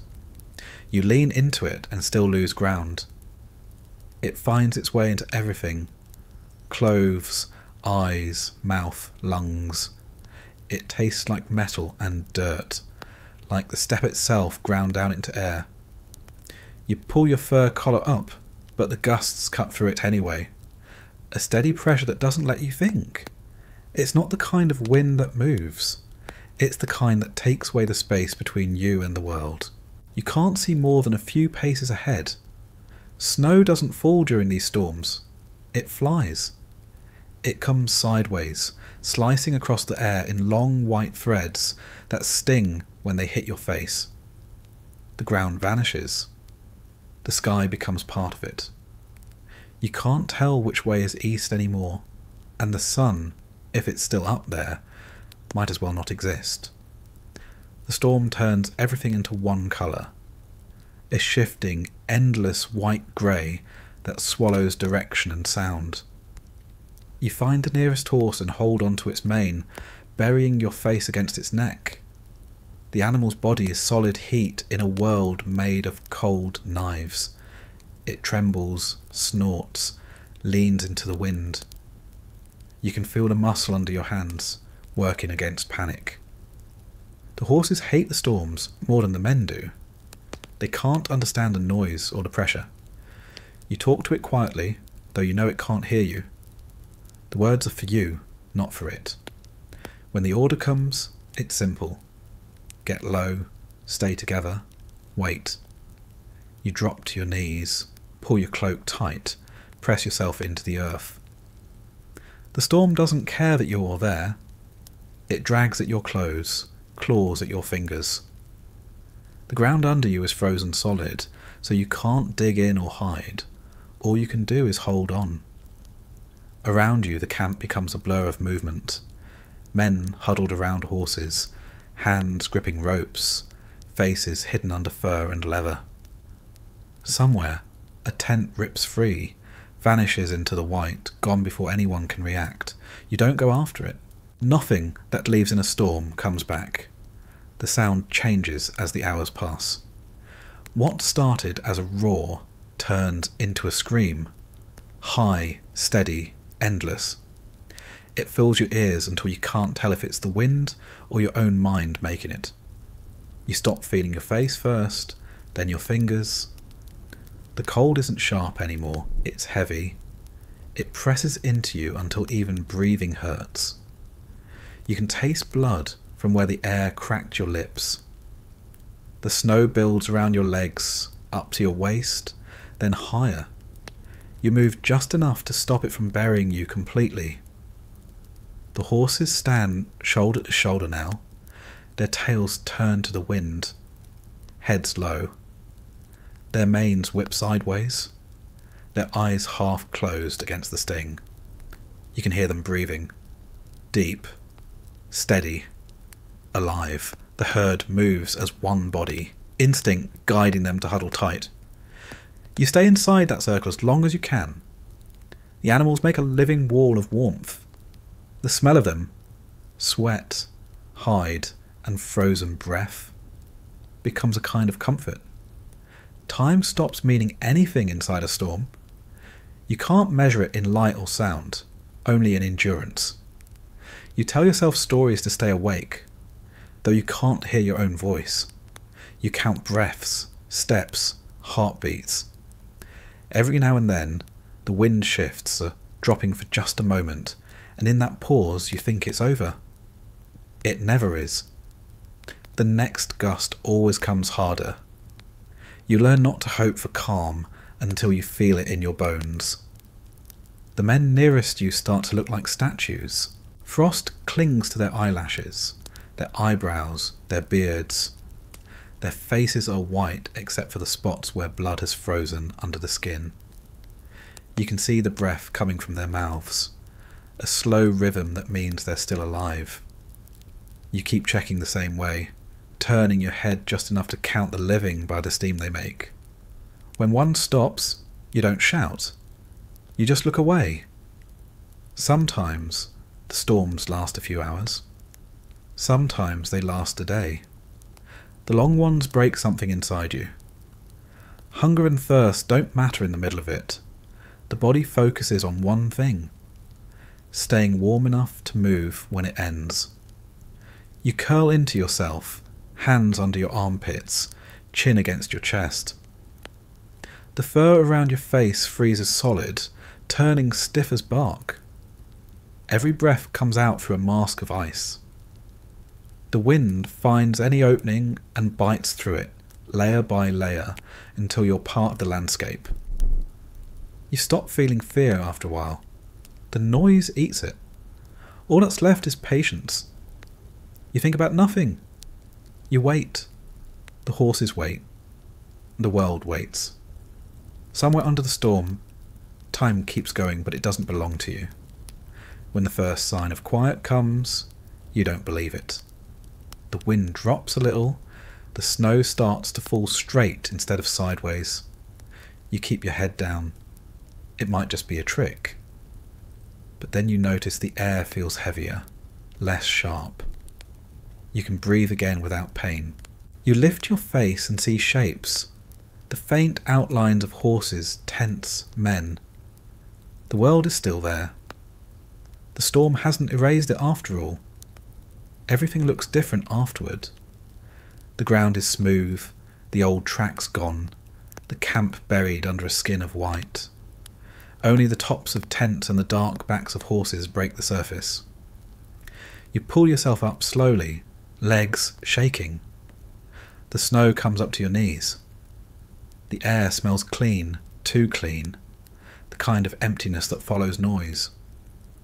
You can hear small sounds again, the creak of leather, the crack of ice shifting on the river, the cough of a man somewhere nearby. The first thing anyone does is relight the fires. The smoke rises weakly, curling into the grey air. You hold your hands over it, feeling the heat creep back into your skin, one finger at a time. The pain that comes with it is almost unbearable. Sharp, stabbing as the blood returns. Some men cry out. Others just grit their teeth and wait. You rub your hands, your arms, your face, trying to feel human again. The ice on your beard melts and drips into your collar. You don't bother wiping it away. The damage shows slowly. The horses have frost clinging to their tails and legs, the ends of their manes stiff and white. A few don't get up when the others move. You don't look too closely. The men gather what's left of the camp, shaking snow off ropes, digging out lost supplies. The tents sag under the weight of ice, but they stand. You think of that as victory. Surviving a storm is the only victory the steppe respects. The fires grow stronger, the smell of smoke mixing with the cold until it becomes familiar again. Someone throws a handful of fat into the pot, and the hiss it makes sounds like life returning. You drink melted snow because it's all that's left to drink, your lips bleeding when they touch the cup.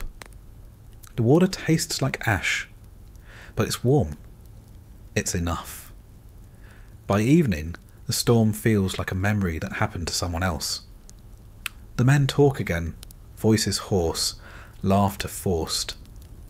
The horses graze on whatever grass they can find under the snow, their hooves scraping in steady rhythm. The land looks calm, too calm, as if the violence never happened. But you can feel it in the air, the warning that another storm is always waiting. You start repairing what the wind broke. Ropes, hides, armour straps. The work keeps your hands moving, keeps your mind busy. Nobody complains about the cold anymore.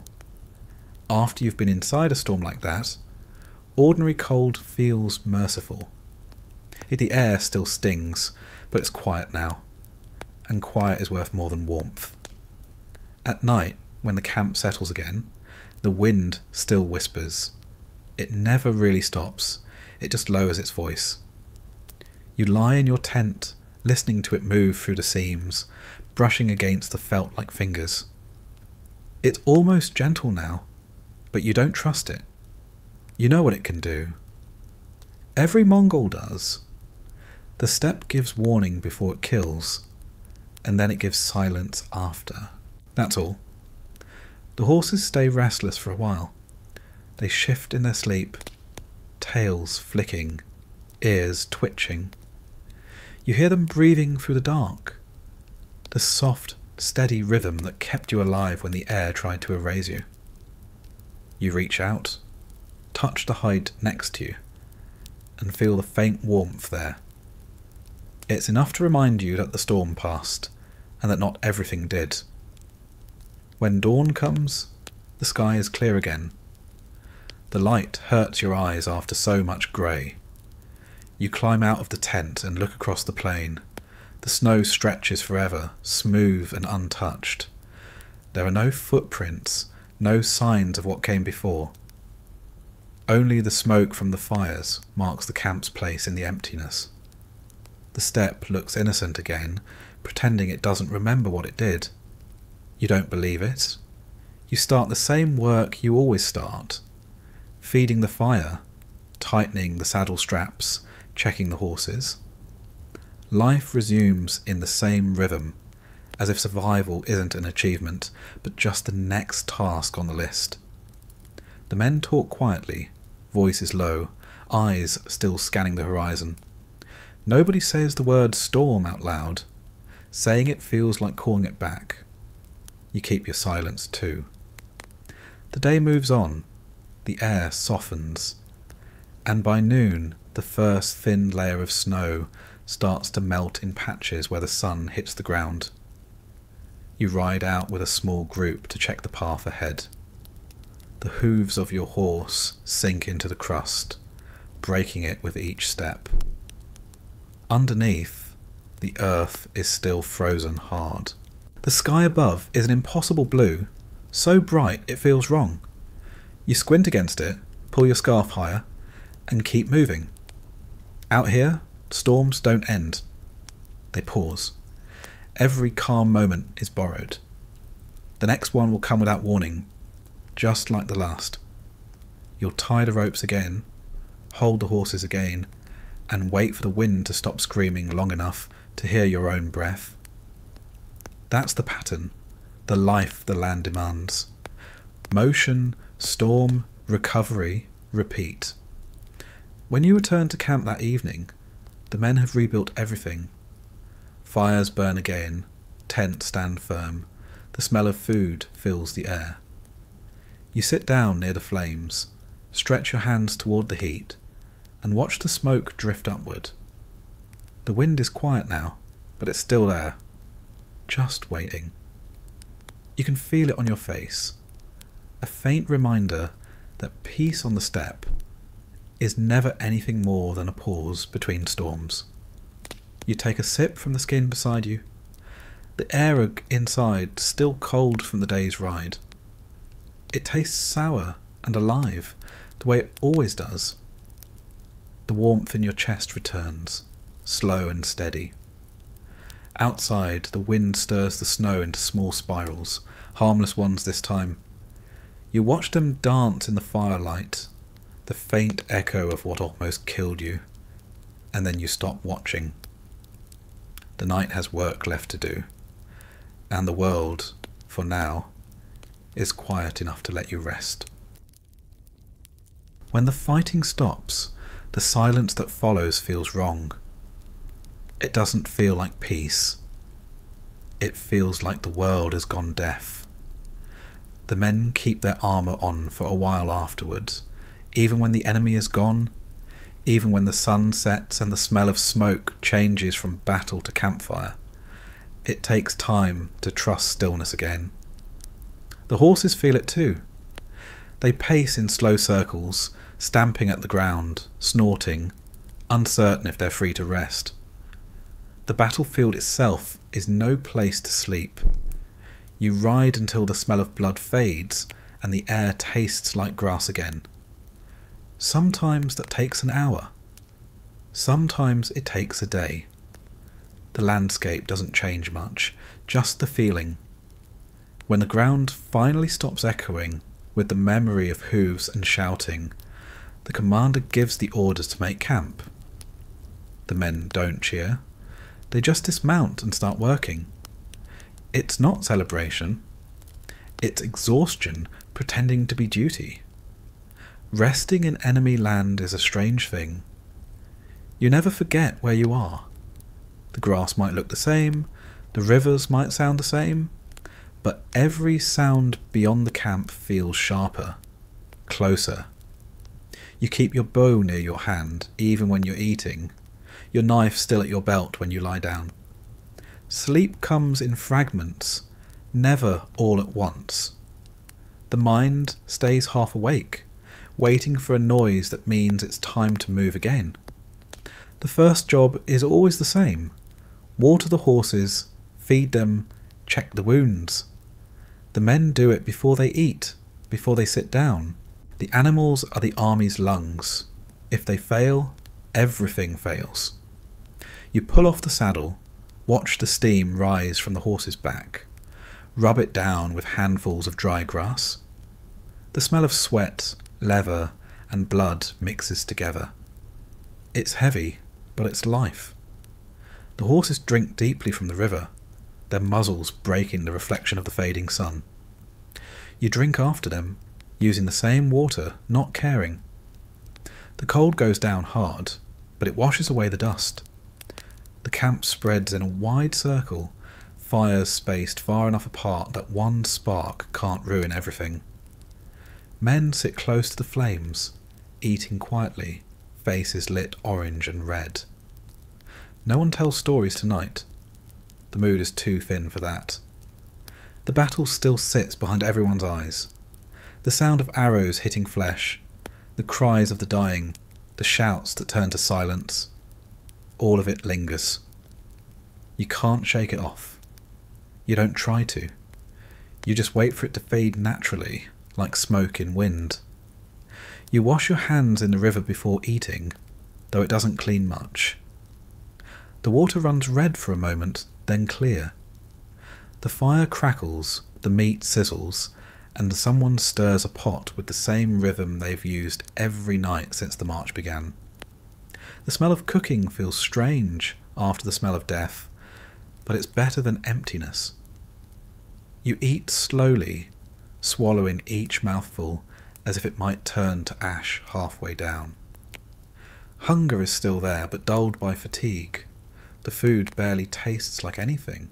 When it's time to sleep, you spread your blanket on the ground, the same frozen earth that held enemies hours before. You don't think about it. The mind can only carry so much at once. You lie down, armour loosened but not removed, sword close enough that you can touch it without looking. The ground is uneven, the air cold, but it doesn't matter. You're past comfort. The only thing that matters is stillness. Sleep doesn't come easily. It starts in flashes, a few seconds at a time, cut off by the mind replaying what it's not ready to forget. You see faces in the dark, half recognised, already fading. You hear horses screaming, arrows snapping, the thud of hooves. You wake with your hand gripping the hilt of your sword, heart pounding, breath quick. Around you, others are doing the same. It's normal. Nobody says anything about it. You all close your eyes again and try once more. The dreams that follow aren't kind. They never are after fighting. They come in strange shapes, places you've never seen, voices you almost remember. You dream of home sometimes, but not the real one. The mind makes a softer version. Green grass, warm air, water that doesn't freeze. You wake up for a second, half smiling, then remember you're miles away from anything gentle. The dream dissolves, and you pull the blanket tighter. There are other dreams too, darker ones. You see the faces of the men you killed, but they don't look angry. They just stare. They look like they're waiting for something you can't give back. You turn away from them, but they stay behind your eyes even when you open them. You learn to live with that.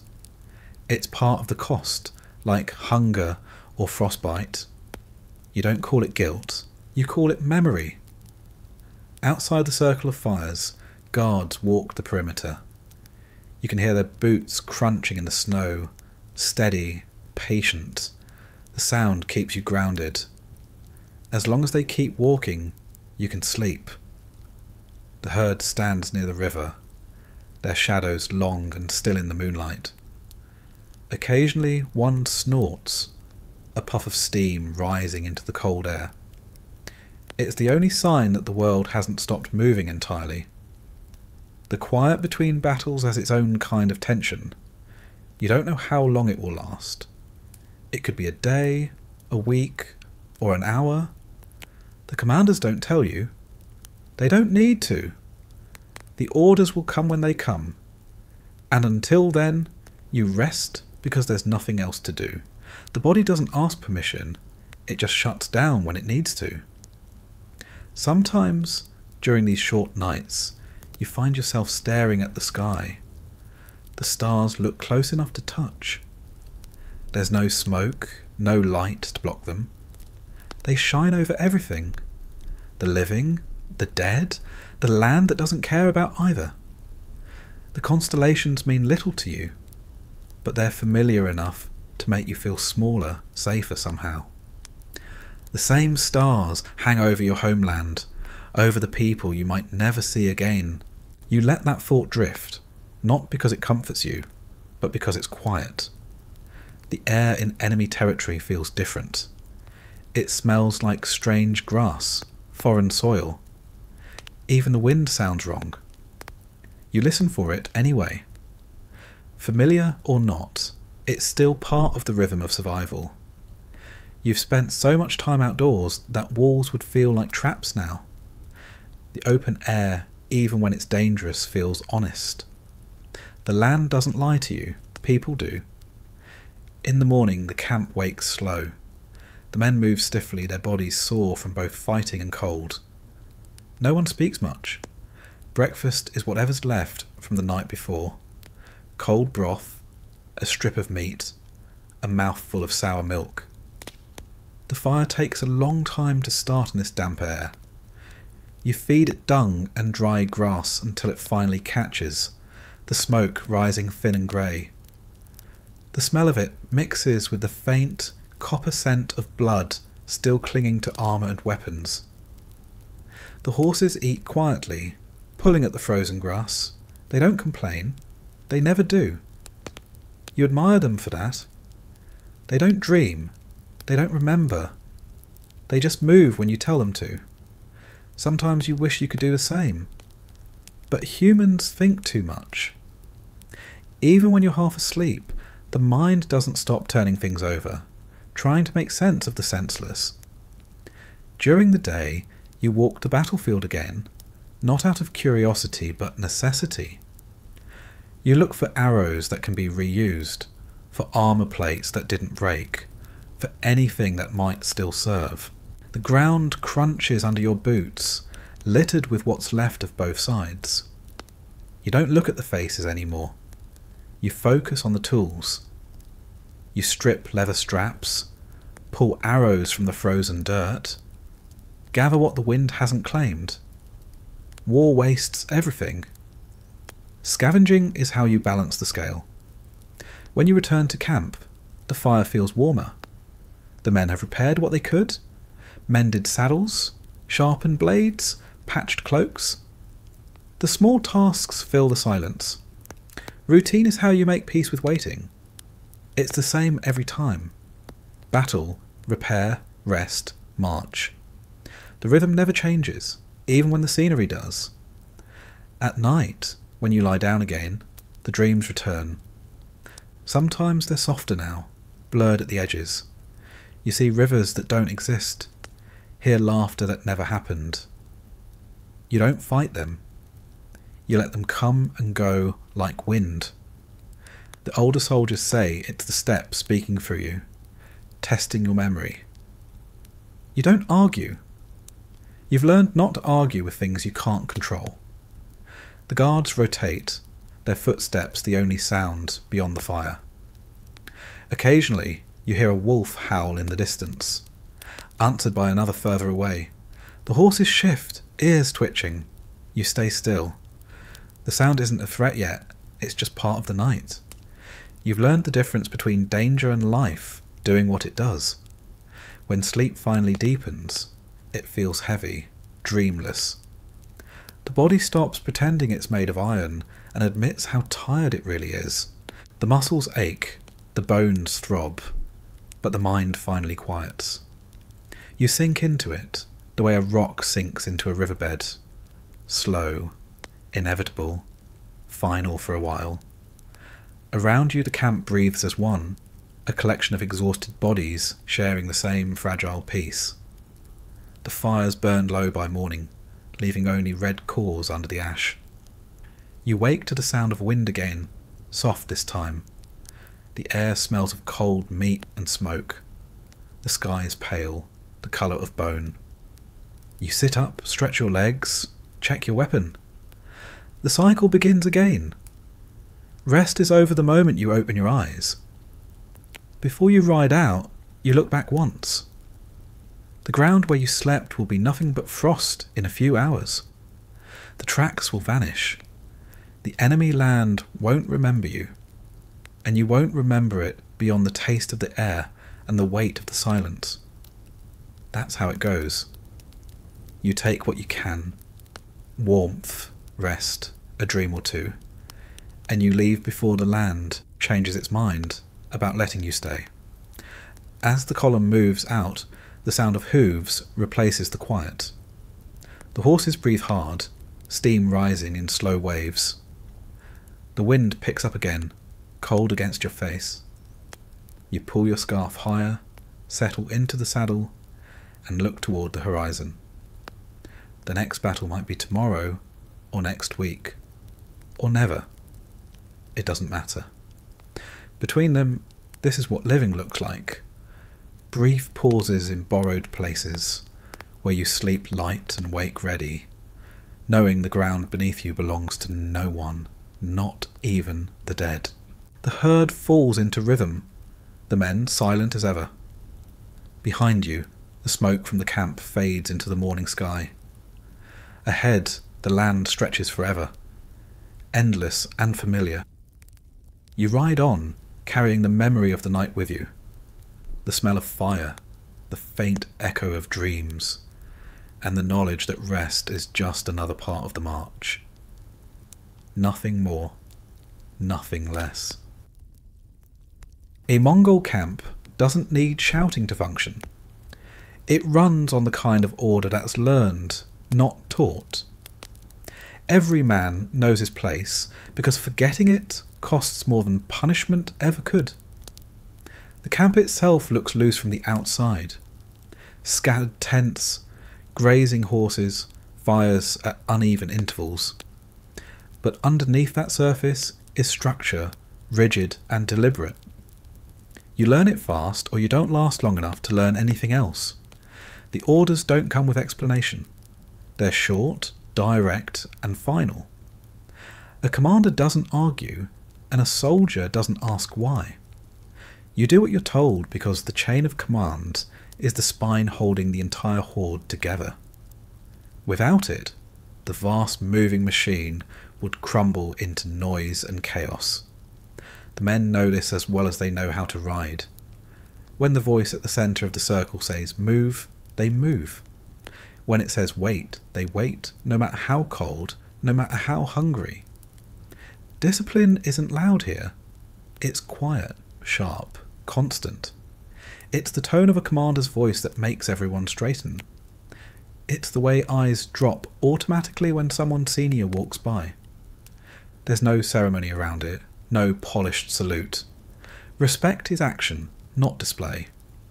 If an order is given, it's obeyed before the echo fades. If it's disobeyed, the camp handles it quickly, without speeches or delay. Punishment is as much a part of the order as obedience. There's no prison, no second chances, and no misunderstanding about that. The rules are clear, and breaking them is treated as betrayal. Theft, cowardice, insubordination, all have consequences that leave marks on the living to warn the rest. The most common punishment is the lash. Leather strips, braided thick, swung with precision by someone chosen for strength rather than cruelty. The sound of it cuts across camp sharper than a shout. No one looks directly when it happens, but everyone listens. The message isn't for the man being punished. It's for everyone else. Sometimes the punishment is death. Not as spectacle, but as necessity. If a man abandons his post during battle, he's executed by his own squad. If he endangers the herd, he dies before the next dawn. There's no emotion in it, no revenge. The command is given, the act is done, and the camp continues. The steppe doesn't have room for mercy disguised as weakness. Survival depends on predictability, and justice here means that rules stay stronger than men. You don't hear arguments in the camp. Disagreements happen, but they end quietly. The same men who shout in battle speak little in camp. Voices rise only when necessary, to call an order, to warn of danger, to sing if the commanders allow it. Otherwise, the camp sounds like the land. Low, constant, full of breath but not noise. The only regular sounds are horses shifting, fires crackling, and the dull clatter of tools. The silence isn't fear, it's focus. Everyone has work to do. Mending saddles, fletching arrows, cleaning weapons, melting snow.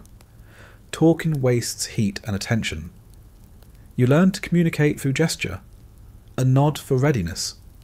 A hand raised for pause. A glance for warning. Even laughter is rare. It happens sometimes, sudden and rough, then disappears as fast as it came. Nobody shushes it, but never lasts long enough to draw attention. There's a rhythm to how authority moves. At the centre of every unit sits the commander, surrounded by his lieutenants. Orders flow outward from that point like ripples in water. No one skips a link in the chain. Messages are carried by men who know exactly what they're saying and nothing more. Gossip dies fast here. It has to. Rumour breeds hesitation, and hesitation kills. The army survives on clarity, not morale. The code that governs all this, the yassa, isn't written down for most. You just know it. You learn it from the way punishment falls and reward arrives. It covers everything. How to share food, when to speak, what to do with spoils, how to treat prisoners, when to rest, when to kill. The rules keep everyone aligned, even when scattered across hundreds of miles. They say it was built by Genghis himself, and no one doubts it. His word became law, and law became habit. The men might not understand every reason behind it, but they know it works. The proof is in the ground they've already crossed. Food distribution follows the same pattern of discipline. The portions are counted, measured, and handed out in order of rank. No one eats before the officers. No one hoards. If a man is caught taking more than his share, the punishment is swift. Sometimes public, sometimes handled by his own squad. The same hands that share bread can also tie knots. Fairness is enforced, not discussed. The horses fall under the same system. Each one is registered, marked, and cared for according to rank and purpose. A commander's horse is everyone's responsibility. If it dies from neglect, the entire line feels the punishment. You don't touch another man's animal unless ordered. The herd isn't personal property, it's the engine of the army. You sleep beside your horse, not just for warmth, but because losing it will mean facing judgment harsher than frostbite. When someone dies, from punishment, sickness, or battle, the reaction is controlled. There's no ceremony, no wailing. The body is buried quickly or burned, depending on the ground. The others keep working. Grief is private, not collective. The only time the camp mourns together is when a commander falls, and even then, it's a quiet affair. A horse might be sacrificed, its reins tied to the fallen's armour, its body left facing east. After that, the subject ends. The next morning begins the same as every other. Commanders enforce silence at night. Talking after the fires are low is forbidden unless necessary. The sound carries too easily in the still air, and you never know who's listening beyond the dark. Guards patrol with soft boots, their outlines barely visible against the snow. When they pass, you nod but don't speak. They nod back. That exchange is enough. Inside the tents, discipline extends even to rest. Each man sleeps in his assigned place, weapons within reach. Armour stays close, bow unstrung but ready. The arrangement never changes. You could navigate the layout blindfolded. In darkness, familiarity is security. You wake in the same position you slept in, because moving too much risks bumping into someone else and breaking the quiet. Even in sleep, the camp stays ordered. The leaders keep watch from higher ground when terrain allows. You can always spot the command tent, not by size or decoration, but by the flags that stand beside it, even in snow. They flutter just enough to be seen, the symbols dark against the sky. The commanders rarely sleep through the night. They take turns pacing, discussing plans in low voices. They know that the camp's silence depends on their vigilance. If the men hear fear in a commander's voice, the silence breaks. If the voice stays steady, the silence holds. Punishment isn't always physical. Sometimes it's exile, a word worse than execution to most. A man cast out from the horde loses everything: warmth, food, companionship, purpose. The land itself becomes his enemy. You'd rather face the lash 100 times than walk alone into the steppe without a tent or horse. Everyone knows it, so exile doesn't happen often. It doesn't have to. The threat alone keeps the line tight. Every evening, before sleep, the commanders make their rounds. They move quietly, checking fires, glancing at weapons, counting horses. They don't announce themselves. The men straighten as soon as they sense the presence. There's an invisible current that runs through the camp in those moments, a reminder that order is always watching. You don't resent it, you depend on it. There's a kind of peace in that order. You don't waste energy wondering what comes next. You follow the rhythm, and it carries you. In a world where storms can erase you, and hunger can hollow you out, predictability is comfort. The camp becomes a moving city of habits, each man a single piece in a structure larger than himself. It feels impersonal, but it works. Sometimes, though, the weight of discipline feels heavier than armour. You crave noise, laughter, freedom, something human. You think about what it would feel like to shout, to sing, to forget the rules for an hour. But you don't. You hold it in, like everyone else, until the urge passes. The steppe doesn't reward indulgence, it rewards control. The silence is survival disguised as obedience. When the army prepares for another battle, that silence sharpens. The camp moves faster, more efficient, almost mechanical. Horses are saddled before dawn, weapons checked twice. No one needs to be told what to do. The habits drilled into you through months of order takeover. You act without thought. It's not bravery, it's muscle memory. The same discipline that feels suffocating in rest becomes salvation in chaos. And when the fighting starts again, when the wind fills with arrows and the air screams, you understand why it's all necessary. You see men move as one, lines unbroken, orders obeyed before they're spoken. You watch an army function like an organism, each part moving towards survival and victory. You realise that silence was never emptiness. It was the preparation for this. When it's over, when the battle ends and the fires burn again, the quiet returns. The same order reasserts itself. Punishments are dealt, supplies redistributed, fires lit, guards posted. Nothing is wasted, not even the aftermath. The silence of the Mongol camp isn't peace, it's efficiency. It's the sound of a people who have learned that survival leaves no room for noise. Later, when you lie down again, surrounded by that same stillness, you feel its weight differently. It's not oppression, it's armour. The world outside the camp can be chaos, but inside, even in enemy lands, there's an order that doesn't break. You close your eyes, hear the faint breathing of men who all understand the same rules, and drift towards sleep, knowing that somewhere beyond the dark, the next order is already waiting. There's a moment every winter when the body starts to fight itself.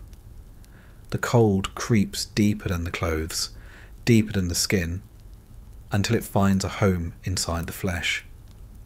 It moves slow, patient, confident.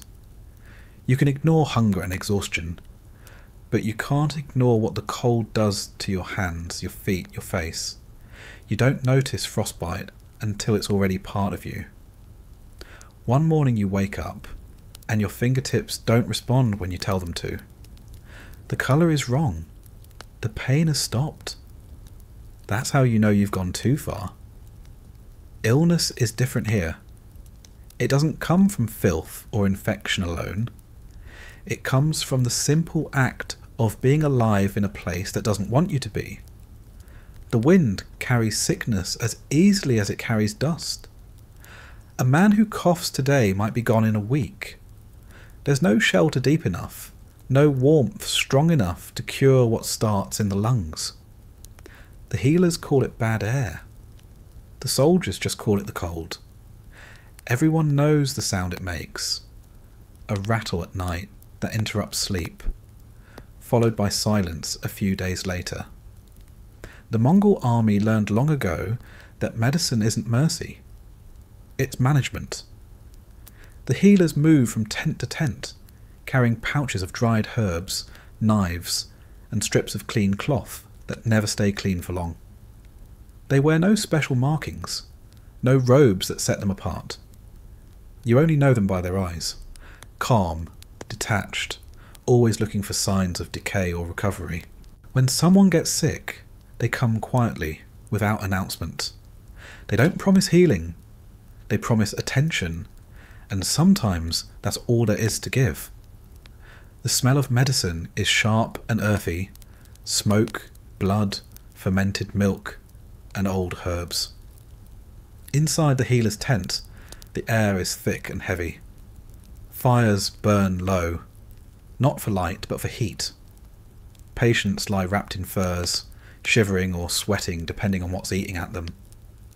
You hear muttering, the sound of liquid being stirred, the occasional cry when a wound is cleaned.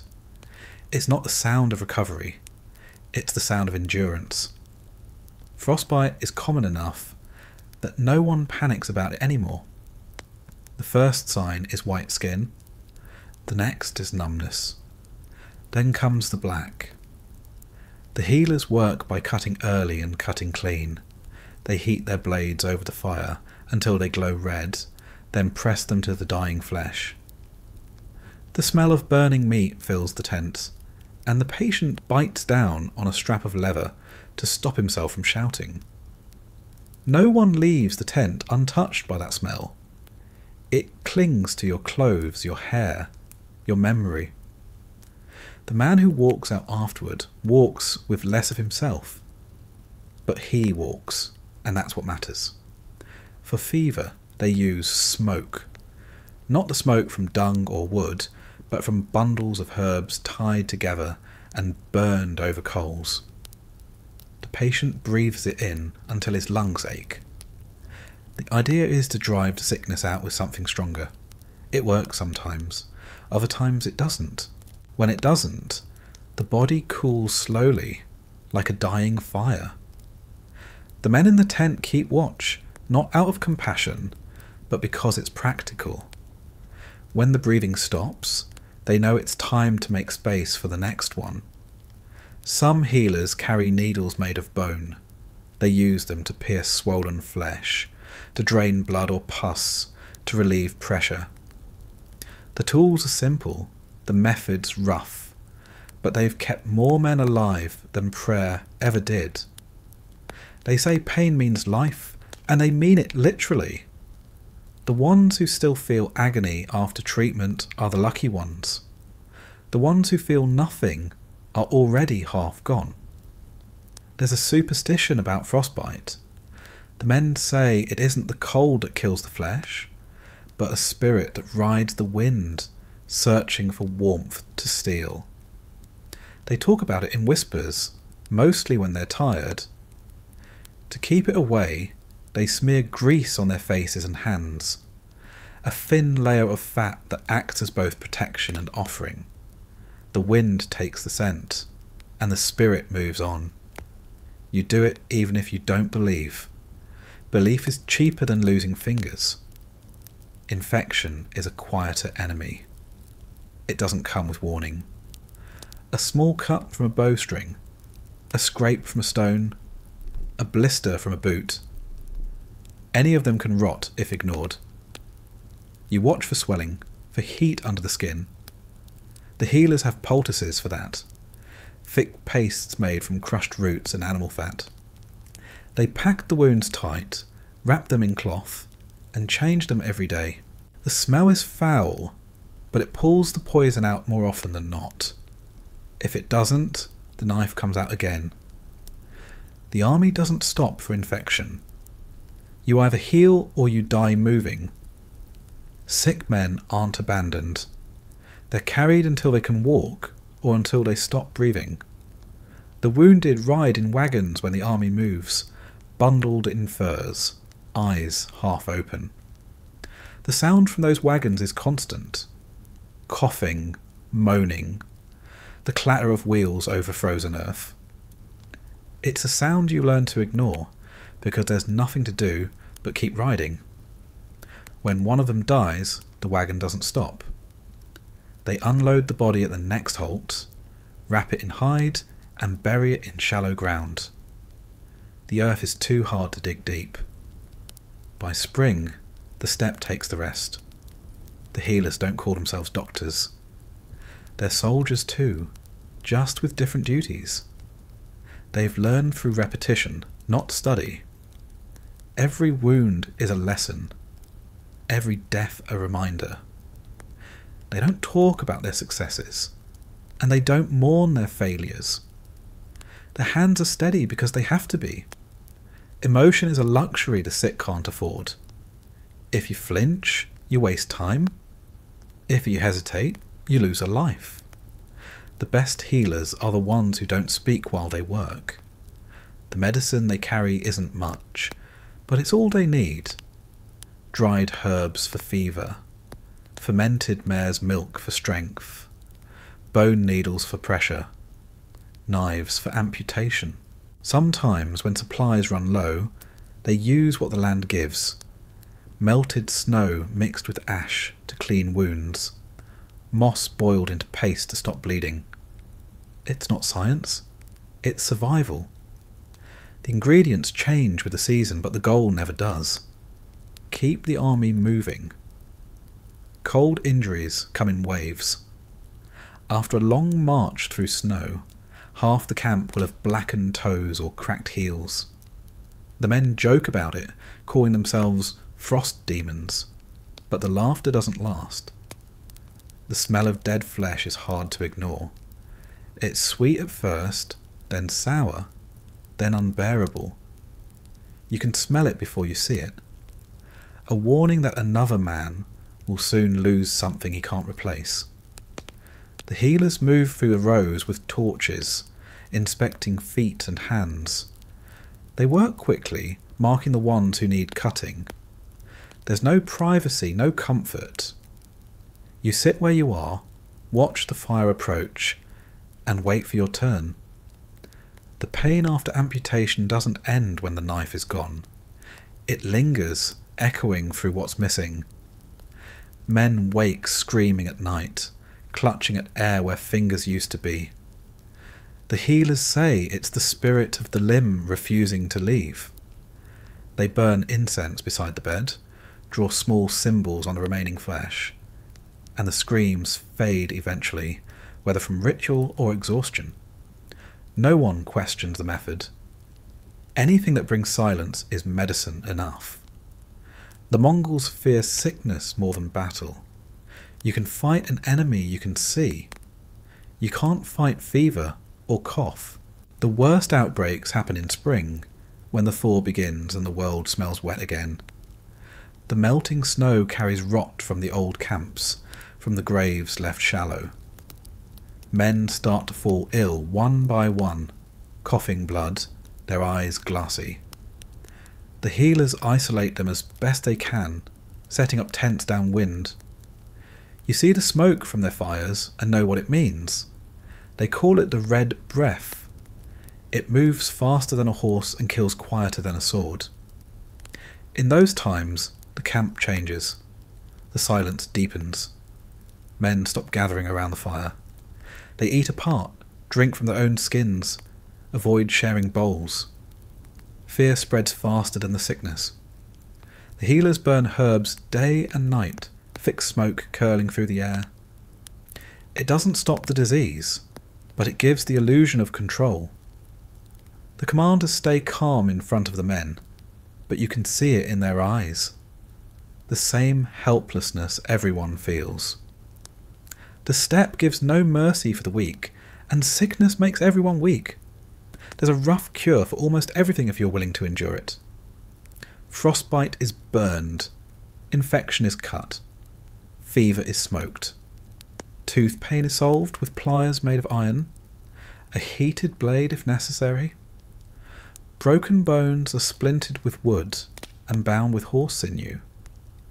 The treatment hurts more than the wound, but you accept it because pain is temporary and death isn't.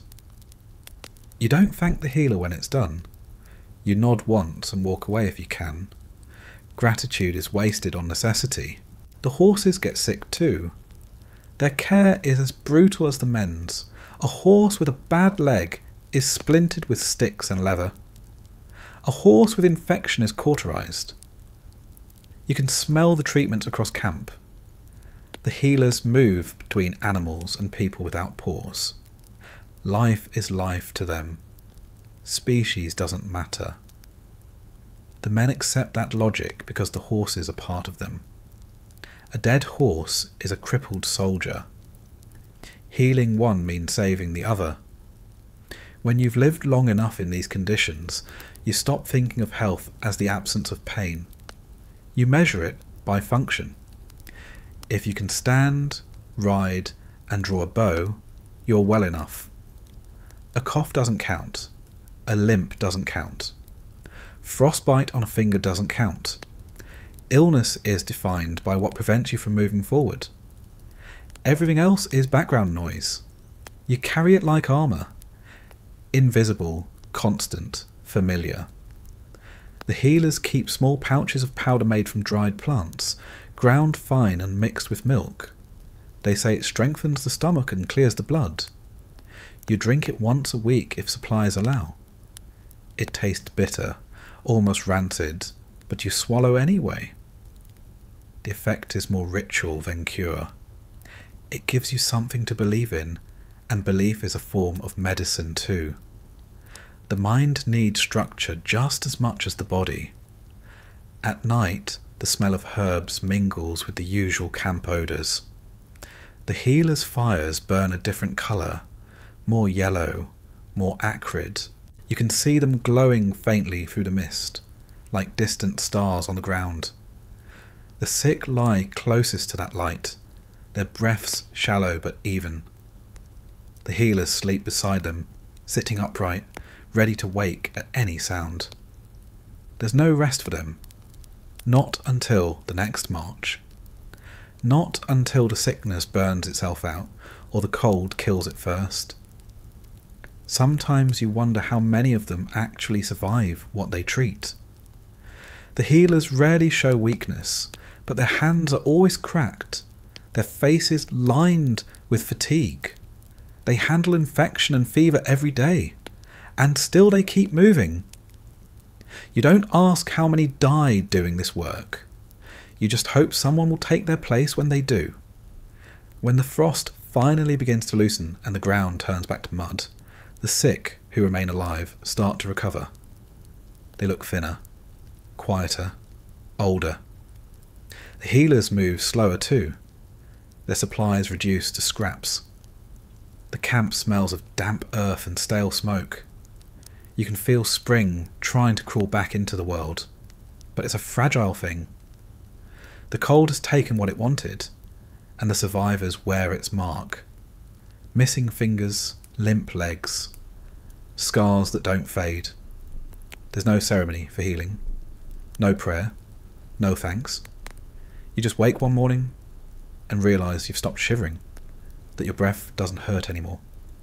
You stand, stretch, and go back to work. The healers pack their tools, clean their knives, burn what's left of the bandages.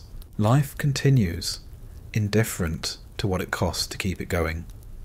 The cold comes back soon enough, and with it the same cycle. Illness, frostbite, healing, loss. The Mongol way isn't about defeating it, it's about outlasting it. The healers know this better than anyone.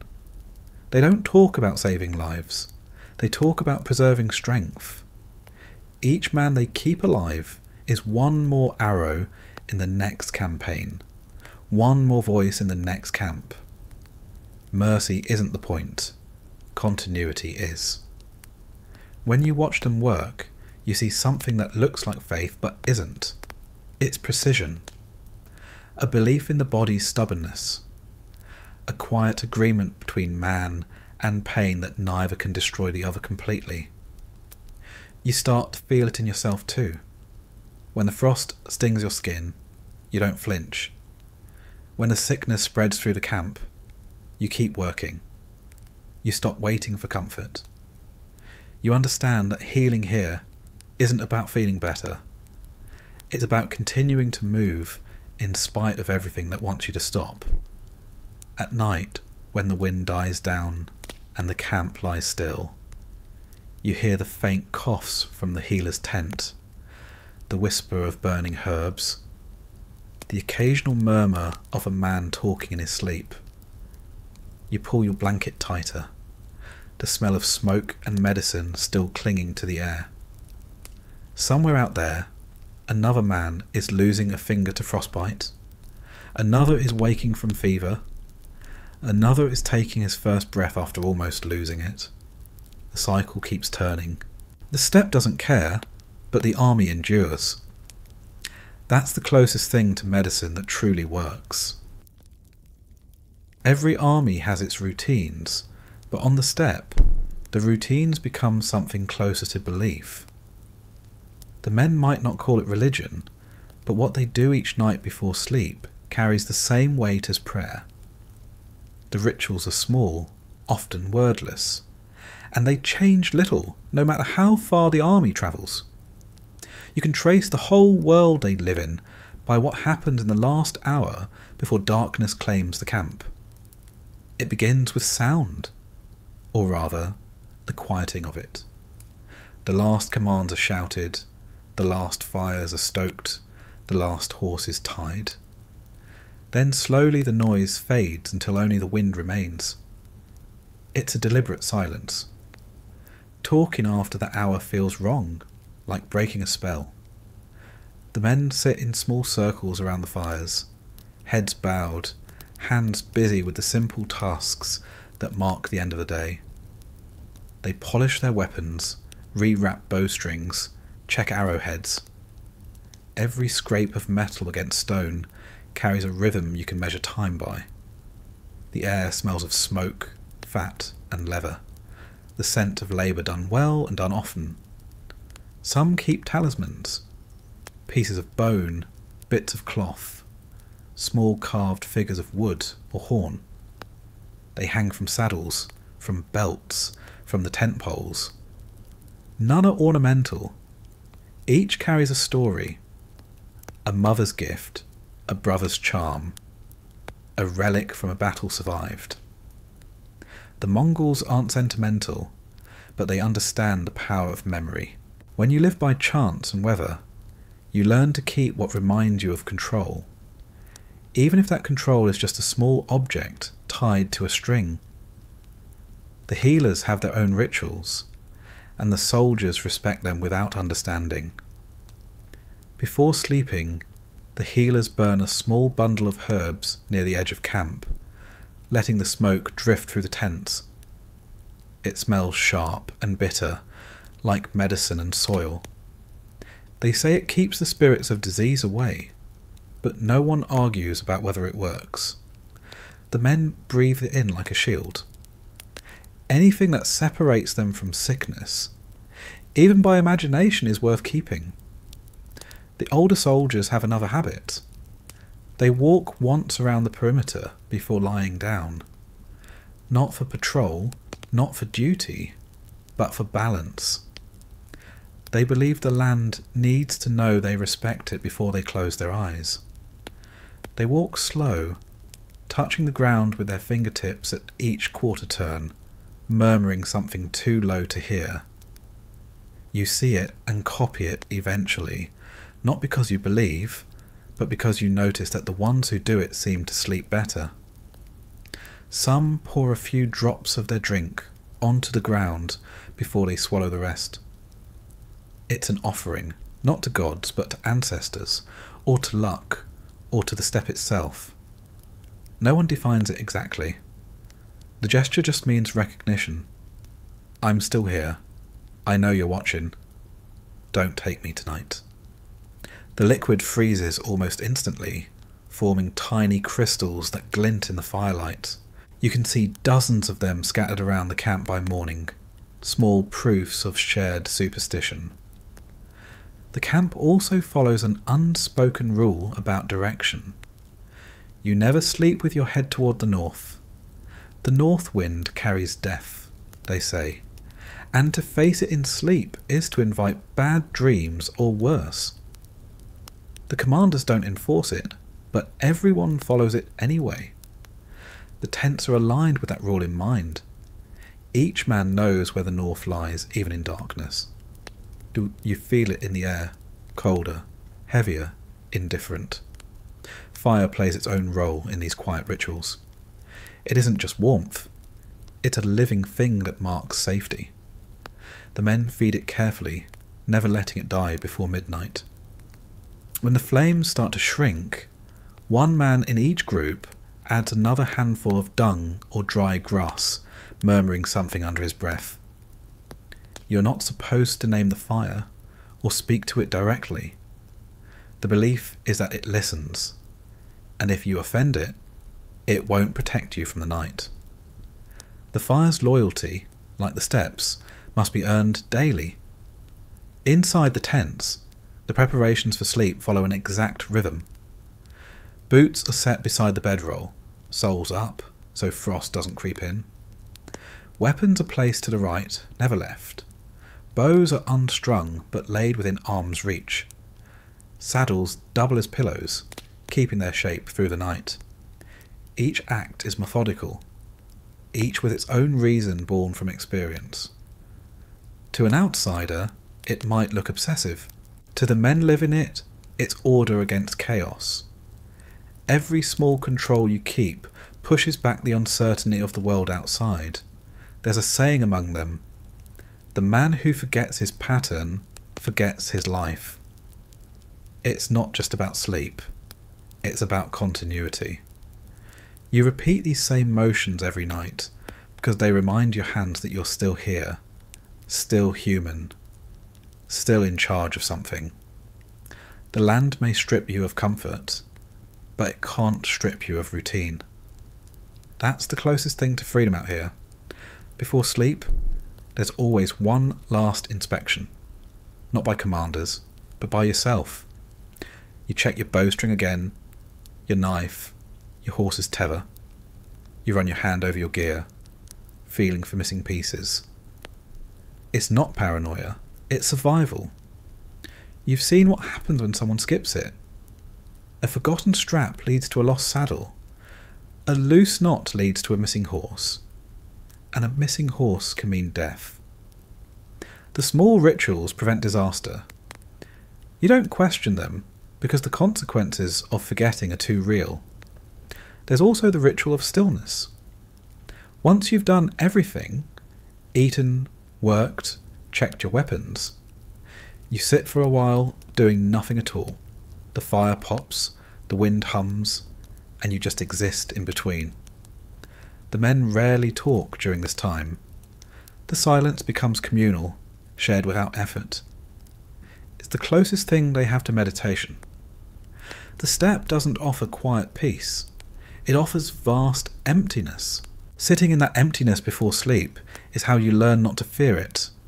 Dreams matter out here, not in the way poets think, but in the way soldiers do, as messages from the mind or the land. If you dream of fire, it means warmth is coming. If you dream of frozen water, it means hunger. If you dream of horses running freely, it means the next day's ride will be easy. Everyone knows these interpretations, and everyone pretends not to believe them, but they share them in the morning anyway. A dream gives you something to talk about that isn't death or frostbite. Somewhere charms against bad dreams. Small pouches filled with hair, bone, or bits of dried herbs. They tie them to their wrists or hang them above where they sleep. The healers make them for a price, not in coin, but in favours. You might help fetch herbs one day in exchange for a charm that promises a night of dreamless rest. It doesn't always work, but when it does, you keep it forever. Others trust the rhythm of sound instead. Before lying down, a few men hum, low, steady, without words. It's more vibration than melody. The sound blends with the wind until it's hard to tell which is which. They say it keeps the wolves away, but maybe it's just for themselves. The hum gives the illusion of control over the night, the sense that you're part of something larger than the silence.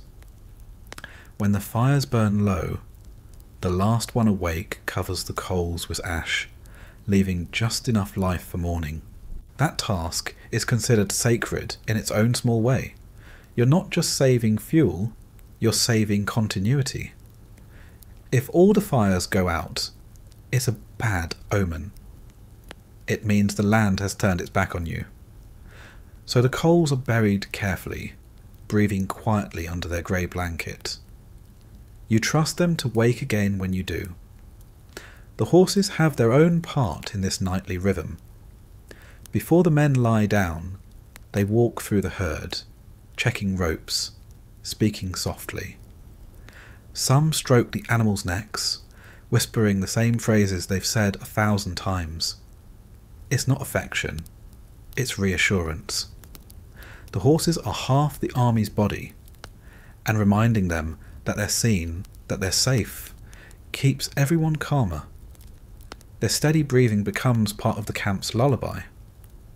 There's one superstition everyone keeps, no matter rank or belief.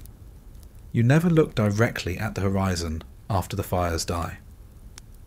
The horizon at night is said to belong to spirits, the ancestors, the lost, the nameless. Staring at it invites them to notice you, and being noticed by the dead is never good. You keep your eyes on the fire, on your hands on the ground. When the wind howls across the open plain, you listen but never look. It's a kind of pact. You leave the dead alone, and they leave you to sleep. The commanders have their own routines, quieter but heavier.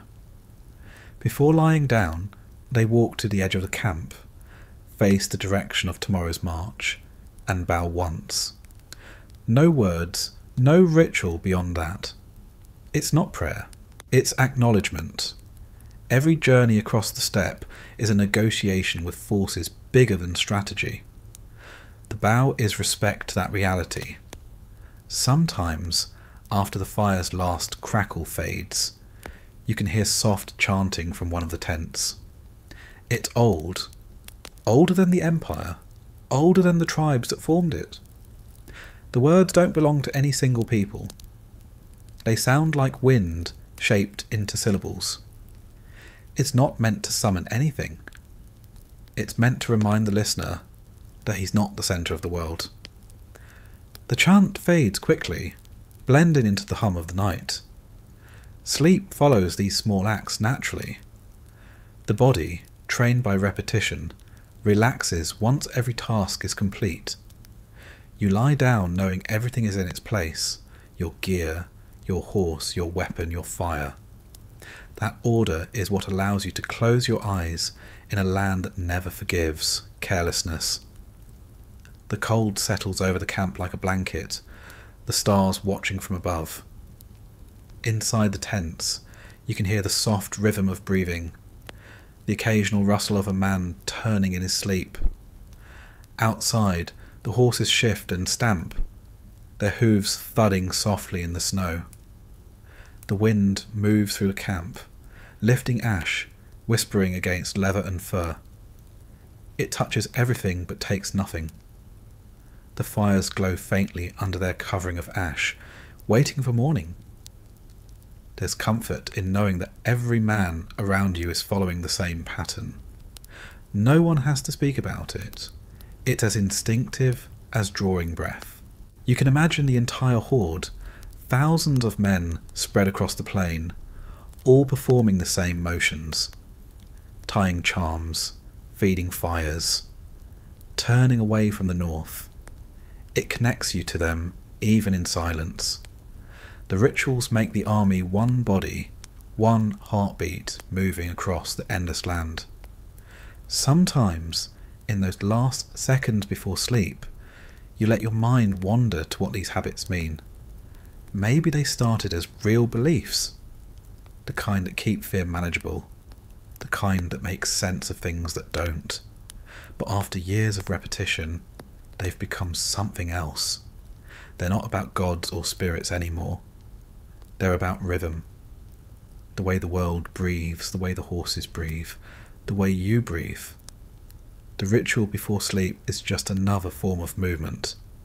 A quiet one, but just as necessary as battle. The fire's light dims, shadows stretch long, and the camp disappears into stillness. Somewhere far off, wolves call to one another, their howls rising and falling across the open plain. The sound doesn't frighten anyone. It's familiar, part of the background that defines every night. You pull your furs closer, feel the warmth of your own breath on your face, and let the darkness take you. The land is vast, the night endless, but for now, it feels contained within the small circle of your fire and your routine. The steppe can have everything else. The last hour before sleep belongs to you. There's a word that carries more weight among the Mongols than almost anything else. Loyalty. It's not the kind of loyalty that comes from affection or admiration. It's the kind that's woven into survival. Out on the steppe, where a single mistake can erase you, trust isn't optional. It's law. The men who ride together have to know what the other will do without speaking. If one falters, the whole formation shatters. Loyalty, obedience, and fear. They're not opposites here. They're three parts of the same thing. A Mongol learns this long before he ever rides into battle. It starts in the herd, in the long years of tending animals under a sky that never changes. The lessons come from watching how the horses move, how they respond to commands, how they never question the one holding the reins. The bond between rider and horse becomes the foundation for the bond between soldier and commander. Both are built on obedience, and both can only exist when one side trusts the other not to waste that obedience. In camp, the code isn't written down. You don't need parchment to remember rules that decide whether you live or die. You absorb them through repetition and through watching what happens when they're broken. There's no ceremony for initiation. You become part of the code the first time you obey without being told twice. You prove it the first time you follow an order that scares you but do it anyway. Fear isn't weakness here, it's expected. The courage that matters is obedience in the face of that fear. Command runs downward, but responsibility runs both ways. A commander who fails to feed his men or loses too many horses is punished as quickly as the soldier who disobeys. There's balance in that. Power is earned through consistency, not through shouting. The men follow the ones whose calm never cracks, the ones who don't need to explain why they're obeyed. You learn to read tone instead of words, glances instead of gestures. Leadership isn't performed, it's demonstrated through stillness. Fear keeps the code alive, not fear of death. Every man here has made peace with that long ago, but fear of disgrace. In a world where your name is the only thing that outlives you, losing honour is worse than losing life. If you disobey, you bring shame not just on yourself, but on your family, your unit, your ancestors. That shame follows your descendants. It becomes a story told in low voices around future fires. The steppe forgets most things, but it never forgets dishonour. The system of ranks is simple, but absolute. 10 men answer to one leader. 10 of those leaders answer to 100. 10 hundreds form 1,000, and so on, until the entire army moves as one living machine. You might not know the name of the general miles ahead, but his order still reaches you without distortion. It travels through faces, men you've eaten beside, men you've seen in the same storms and the same hunger. The chain is human, not abstract. That's why it works. Punishment for breaking the code doesn't always come from above. Often it comes from beside you. The men in your unit are bound to enforce discipline themselves. If one fails, all share the guilt. A coward's death belongs to his comrades as much as his own. That's how the code polices itself. You don't wait for authority to act. You act because the silence of hesitation would stain you. It creates an atmosphere where disobedience feels like rot spreading through flesh. Intolerable, dangerous, contagious. You cut it out fast before it grows. But obedience doesn't mean blindness. The Mongol code allows for initiative, as long as it aligns with purpose. If a man sees an opening in battle, he takes it. If a scout finds a safer path, he changes course without needing approval. The rule isn't about suppressing thought. It's about ensuring thought serves the collective. The horde doesn't need creativity for its own sake. It needs predictability with enough flexibility to survive uncertainty. The balance is delicate, but centuries of herding taught them how to find it. Loyalty extends beyond the living. Every Mongol camp, no matter how temporary, leaves space for ancestors. Before major battles, commanders pour fermented milk or water onto the ground, calling on the spirits of those who rode before. They don't ask for victory, they ask for endurance. The dead aren't gods, but witnesses. To act dishonourably in front of them is worse than losing to an enemy. That belief reinforces every act of discipline. Even alone, a soldier behaves as though eyes are watching from beyond the horizon. Fear of those eyes shapes behaviour more than any human punishment. A man can escape justice from his commander, but not from the memory of his own lineage. When something goes wrong, a horse breaks a leg, a weapon fails, a storm destroys supplies, you hear the same phrase repeated. The ancestors are watching. It's not blame. It's a reminder that obedience isn't for approval. It's for balance. If you follow the code, the world stays orderly. If you break it, the steppe notices. The commanders understand that fear alone can't sustain loyalty forever. Respect has to accompany it. So they share hardship with their men. They eat the same food, sleep in the same cold, and ride at the same pace. A commander who rides ahead alone loses his credibility. Leadership on the steppe means proximity. The men need to see that their suffering isn't unique. That kind of fairness binds tighter than any speech. When a leader punishes, it's with visible reluctance, not cruelty. Justice must feel inevitable, not personal. Sometimes loyalty is tested by silence, not action. During the long stretches between battles, when days blur into repetition, the code becomes harder to uphold. Boredom breeds thought, and thought breeds doubt. That's when the commanders remind the men of purpose, not through sermons, but through repetition, drills, inspections, tasks that keep the body busy enough to quiet the mind. It's not about training for war, it's about maintaining rhythm. The body that follows routine keeps the mind obedient. The camp follows the code even in small things. Sharing food, for example, is a moral act. A man who eats while another starves commits a violation as serious as cowardice. When supplies run low, portions are adjusted evenly. No one hoards, not even the leaders. Fairness keeps loyalty alive. The belief that you're treated the same as the man beside you removes jealousy, and jealousy is poison to obedience. There are stories told around the fires of men who broke that balance. One took more than his share of meat during a famine. When discovered, his own group executed him before morning. No one spoke of it again. Another disobeyed an order to retreat and led 10 men to their deaths. His commander buried him without a name.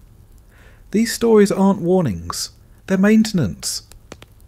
They keep the boundaries of the code visible, even in memory. The fear woven through all of this isn't cruelty. It's a form of respect. The men fear the consequences because they value what they protect. The army isn't just soldiers. It's the continuation of an idea. That order can exist even when nature refuses it. Fear keeps that idea from dissolving into chaos. In that sense, fear and faith are the same thing. Both rely on unseen forces. Both demand trust. Both create stability where none should exist. Obedience doesn't erase individuality. It redefines it. You don't think of yourself as a single person anymore. You think of yourself as a component. A man's worth isn't measured by what he does alone, but by how well he fits into the pattern. That doesn't mean losing identity. It means learning to find identity inside structure. The same rhythm that silences you also gives you belonging. Among the older men, loyalty becomes habit rather than belief. They follow orders not out of conviction, but because they no longer remember how not to. It's automatic, like breathing. For the younger ones, obedience still feels like a choice. They test it quietly, pushing limits in harmless ways.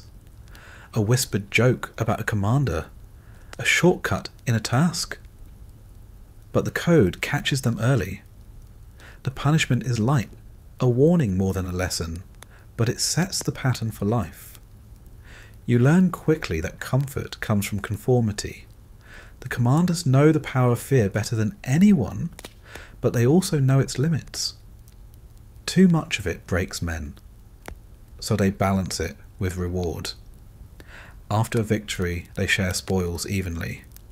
Gold, cloth, horses, all distributed according to rank, but with fairness visible to all. No one leaves a battle feeling cheated. The justice of the division matters more than the amount received. Fairness feeds loyalty better than wealth. The highest loyalty, though, isn't to any commander. It's to the Khan himself, the embodiment of the code. His name carries more than authority. It carries the weight of destiny. To serve him is to serve order itself.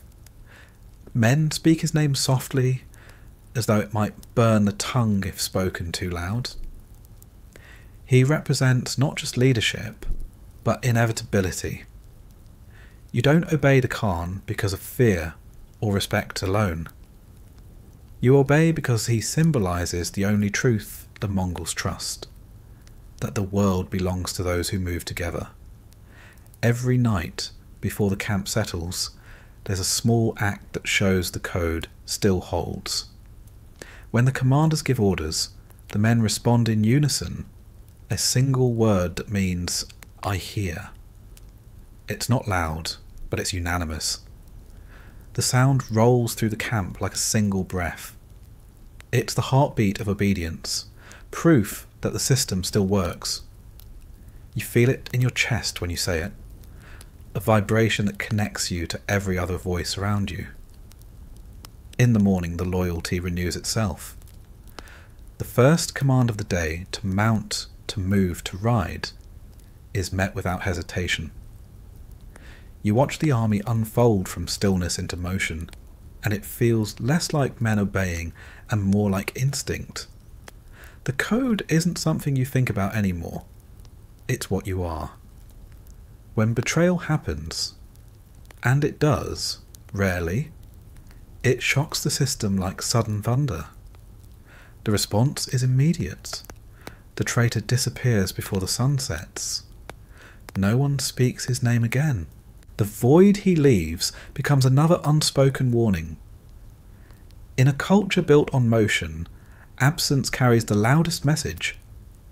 The horde moves on, erasing his tracks behind them, the silence around his memory louder than any punishment could be. Even in death, the code persists. When a soldier falls in battle, his comrades take his belongings and redistribute them according to rank. Nothing is wasted, nothing forgotten. His horse is often sacrificed, its spirit said to guide his through the wind. The act isn't grief, it's procedure. The man is gone, but the pattern remains intact. That's how loyalty outlives the loyal. The bond between men, forged through obedience and fear, isn't friendship in the usual sense. It's something harder, sharper.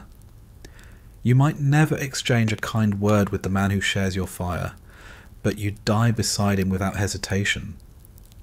That's not affection, that's structure. You belong to one another through the code, and that belonging replaces anything softer. When the night falls again and the fires burn low, you see it all in the quiet. The discipline, the fear, the trust. It hums under everything like an unseen current. You don't need to say it out loud, you just know.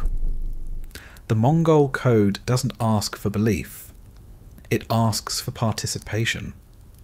As long as you move when told, stop when ordered, and hold your place when the wind howls hardest, the world makes sense. You can live inside that sense for years, and never have to ask why. And when you lie down, your horse breathing beside you, your bow within reach, you understand the simplicity of it. Loyalty keeps you alive. Fear keeps you sharp. Obedience keeps you part of something that might outlast the cold, the hunger, and the storms. Together they make a system stronger than any wall. The steppe doesn't reward faith, but it rewards structure. And the code, harsh as it is, offers both. The Mongol day doesn't begin when the sun rises. It begins long before that, when the stars still hang sharp and clear, and the world is colder than it will be at any other time. The air before dawn is the kind that cuts the inside of your nose when you breathe. It makes the lungs feel like glass. The camp stirs in stages, quietly at first. A cough here, a shifting horse there, the faint creak of frozen leather as someone moves under his blanket. It's a world that wakes without light, guided by habit alone. No one speaks until the first fire catches. The man on watch adds dried dung to the embers, stirs it with the tip of his knife, and shields the small flame with his hands until it's strong enough to feed. Smoke rises, thin and blue in the darkness. The others see it and know it's time. There are no trumpets or horns, only the unspoken rhythm of shared necessity. You hear the quiet rip of tent flaps, the soft thud of boots against frozen ground, the hiss of breath as men step out into the night air that hasn't yet decided to become morning. The horses move before the men do. You can hear them shifting in the half dark, hooves crunching against the snow-crusted ground.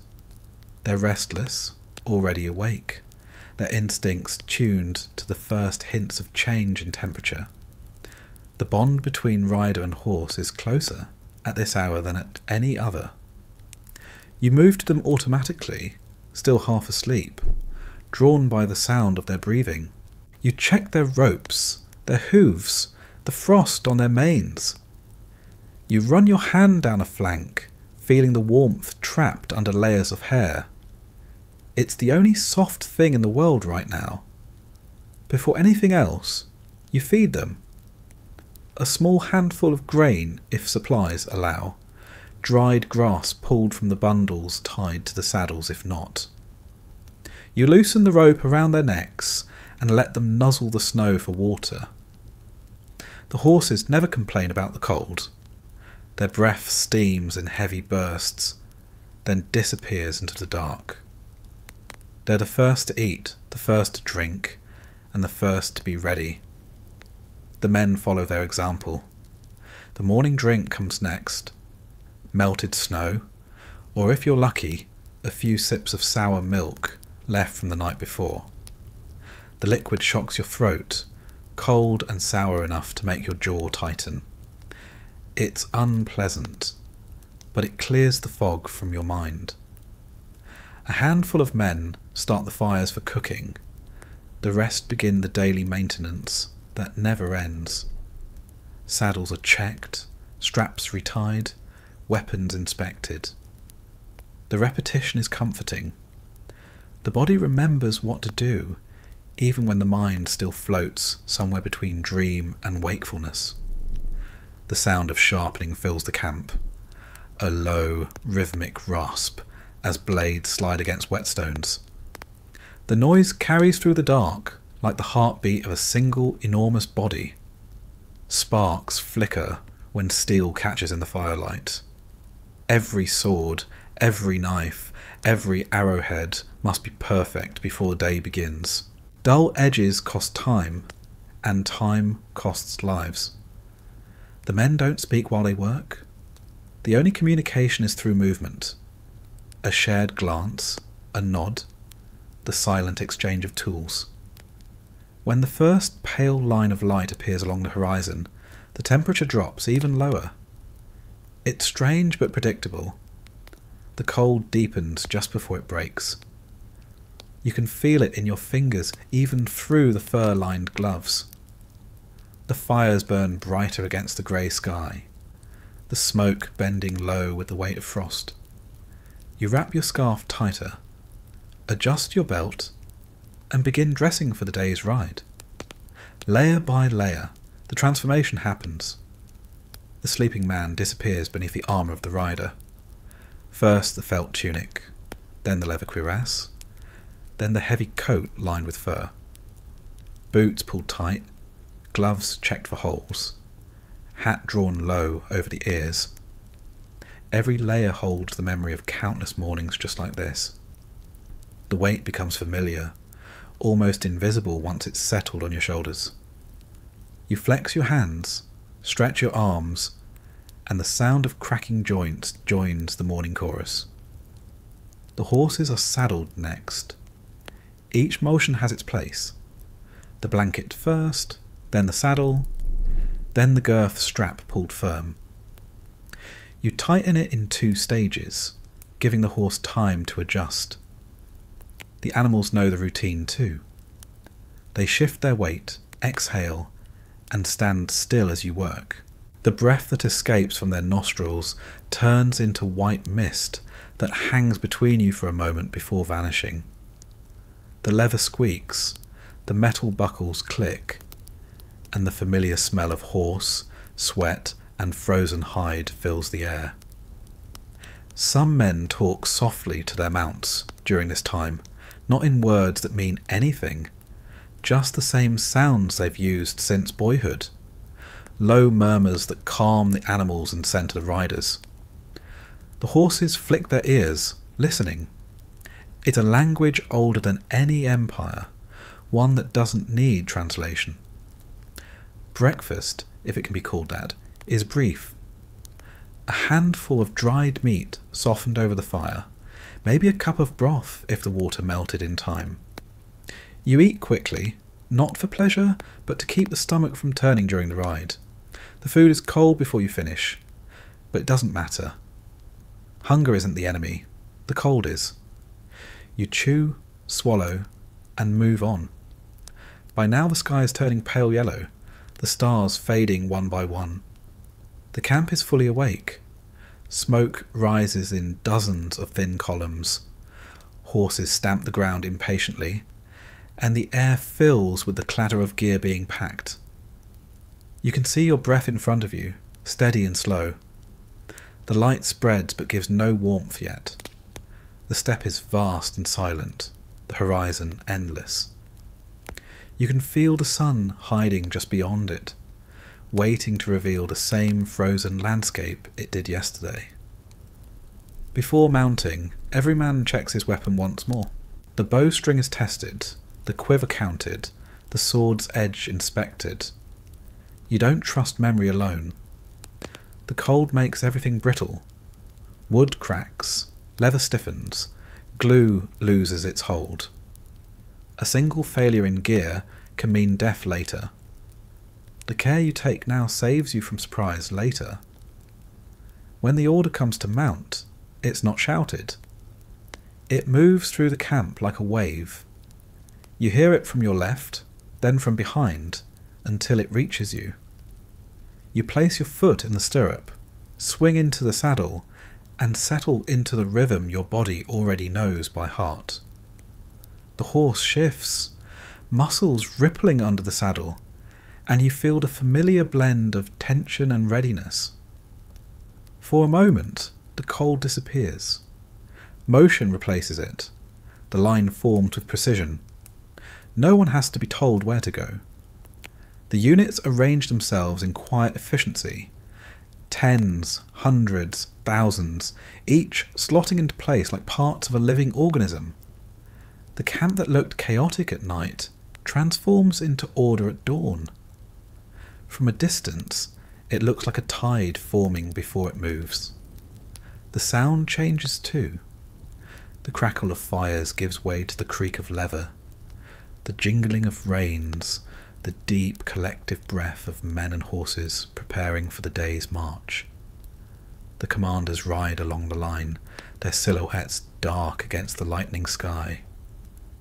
They don't give speeches. They don't need to. Their presence is reminder enough.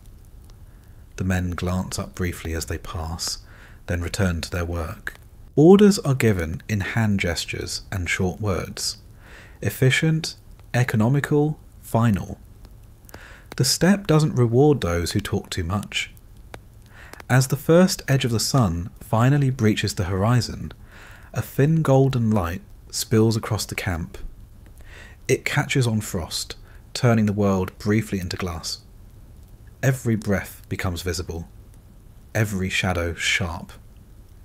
It's beautiful in a way that feels cruel, a beauty that doesn't invite admiration, only acknowledgement. You squint against the glare and pull your scarf higher over your face. The light brings no heat. The cold remains absolute. The first movement of the day always feels heavy.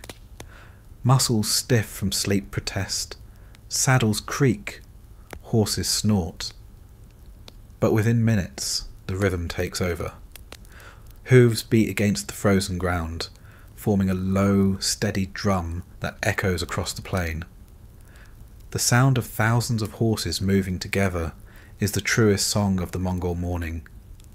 It's the sound of inevitability, of something too large to stop, too unified to question. As you ride, the camp behind you dissolves. Within an hour, there's no trace it was ever there. The fires go cold, the footprints vanish under wind and snow, the land swallows every sign of habitation. The Mongols leave nothing behind except what they choose to, a deliberate absence that feels like respect for the land itself. To live here is to move, and to move is to survive. The sun climbs higher, pale and distant.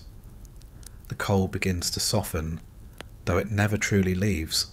Your hands thaw inside your gloves, just enough to feel the reins again. The horses relax their pace slightly, settling into the long rhythm of the march. The men begin to talk quietly now. Short phrases pass between riders. They speak about the condition of the road, the next river, the weather. No one talks about home. Home doesn't exist during campaign season. The horde is home, and dawn is the only constant address. The air smells different as the light grows. You catch hints of thawing grass under the snow, of smoke carried from camps ahead. It's the smell of life returning, faint but present. The Mongols pay attention to smells the way others pay attention to stars. The wind carries information. Direction, danger, distance. You learn to read it like language. Around midday, the frost begins to melt on the horses' manes, dripping onto the ground. The thaw makes the leather straps slippery, so you adjust them without slowing down. Every rider performs these small corrections instinctively, in rhythm, as if choreographed. The repetition creates calm. You could ride for hours like this without thinking, letting the body take over entirely. The commanders signal a brief halt. The line stops as one, hooves kicking up mist. The men dismount, stretch their legs, offer water to the horses. You drink from the same skin, the liquid barely above freezing. It shocks you awake again. The silence during these pauses feels deeper than sleep. The kind of silence that only exists between thousands of disciplined men who know noise isn't strength. You hear the wind move over the plain, carrying the faint creak of saddles and the soft clatter of hooves shifting restlessly. When the signal to move again comes, it's a single gesture, a raised hand, a turn of the wrist, and the entire army obeys. The horses start walking before the sound of command even reaches the back ranks. It's a living reflex built over years. The Mongols don't wait for motivation. They move because moving is what they are. By afternoon, the light changes again. The sky turns white, the sun fading behind thin clouds. The cold sharpens. You pull your cloak tighter, lean forward in the saddle, and keep your eyes on the horizon. The rhythm of hooves becomes hypnotic, steady as a heartbeat. Every breath you take leaves a cloud that drifts behind you, joining the thousands of others until the army looks like a line of moving smoke. The dawn that began in silence ends in motion. The world doesn't feel warmer, but it feels awake. The horses breathe heavily, the men's faces are set, and the steppe stretches endlessly ahead, frozen, hostile, familiar. You think of how many mornings have started this way, and how many more will.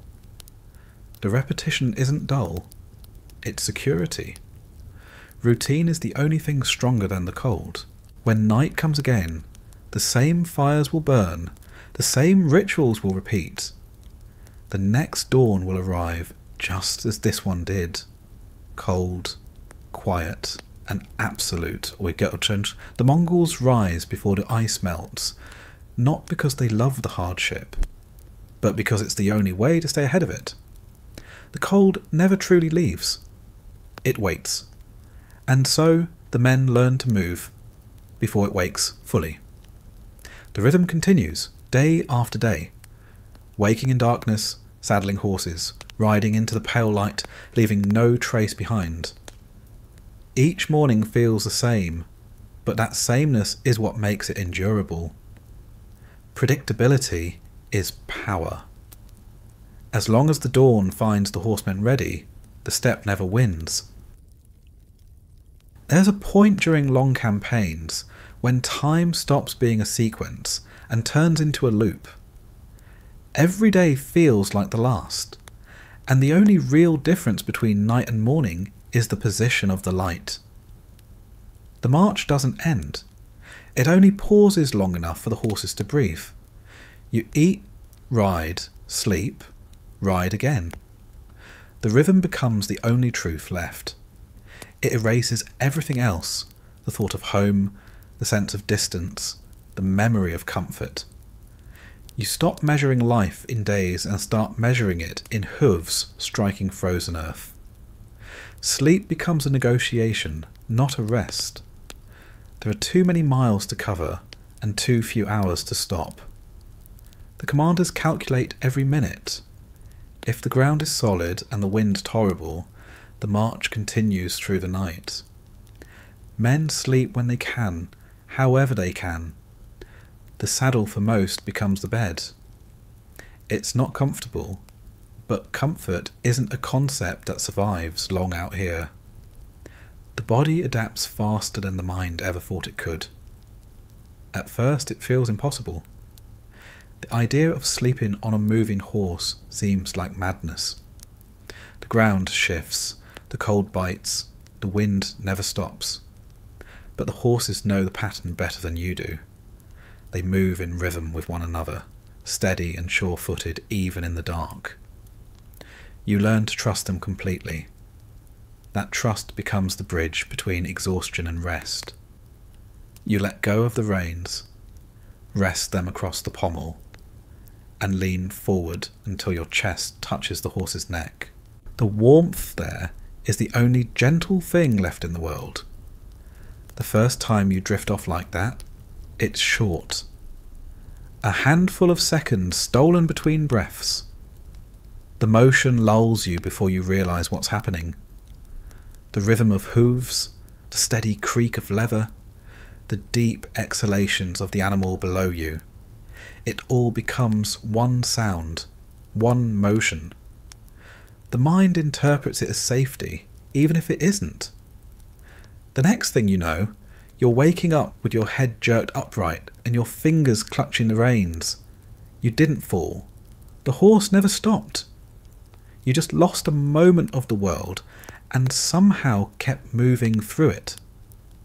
After a few days, the body learns the balance. You stop fighting sleep and start shaping it to fit the movement.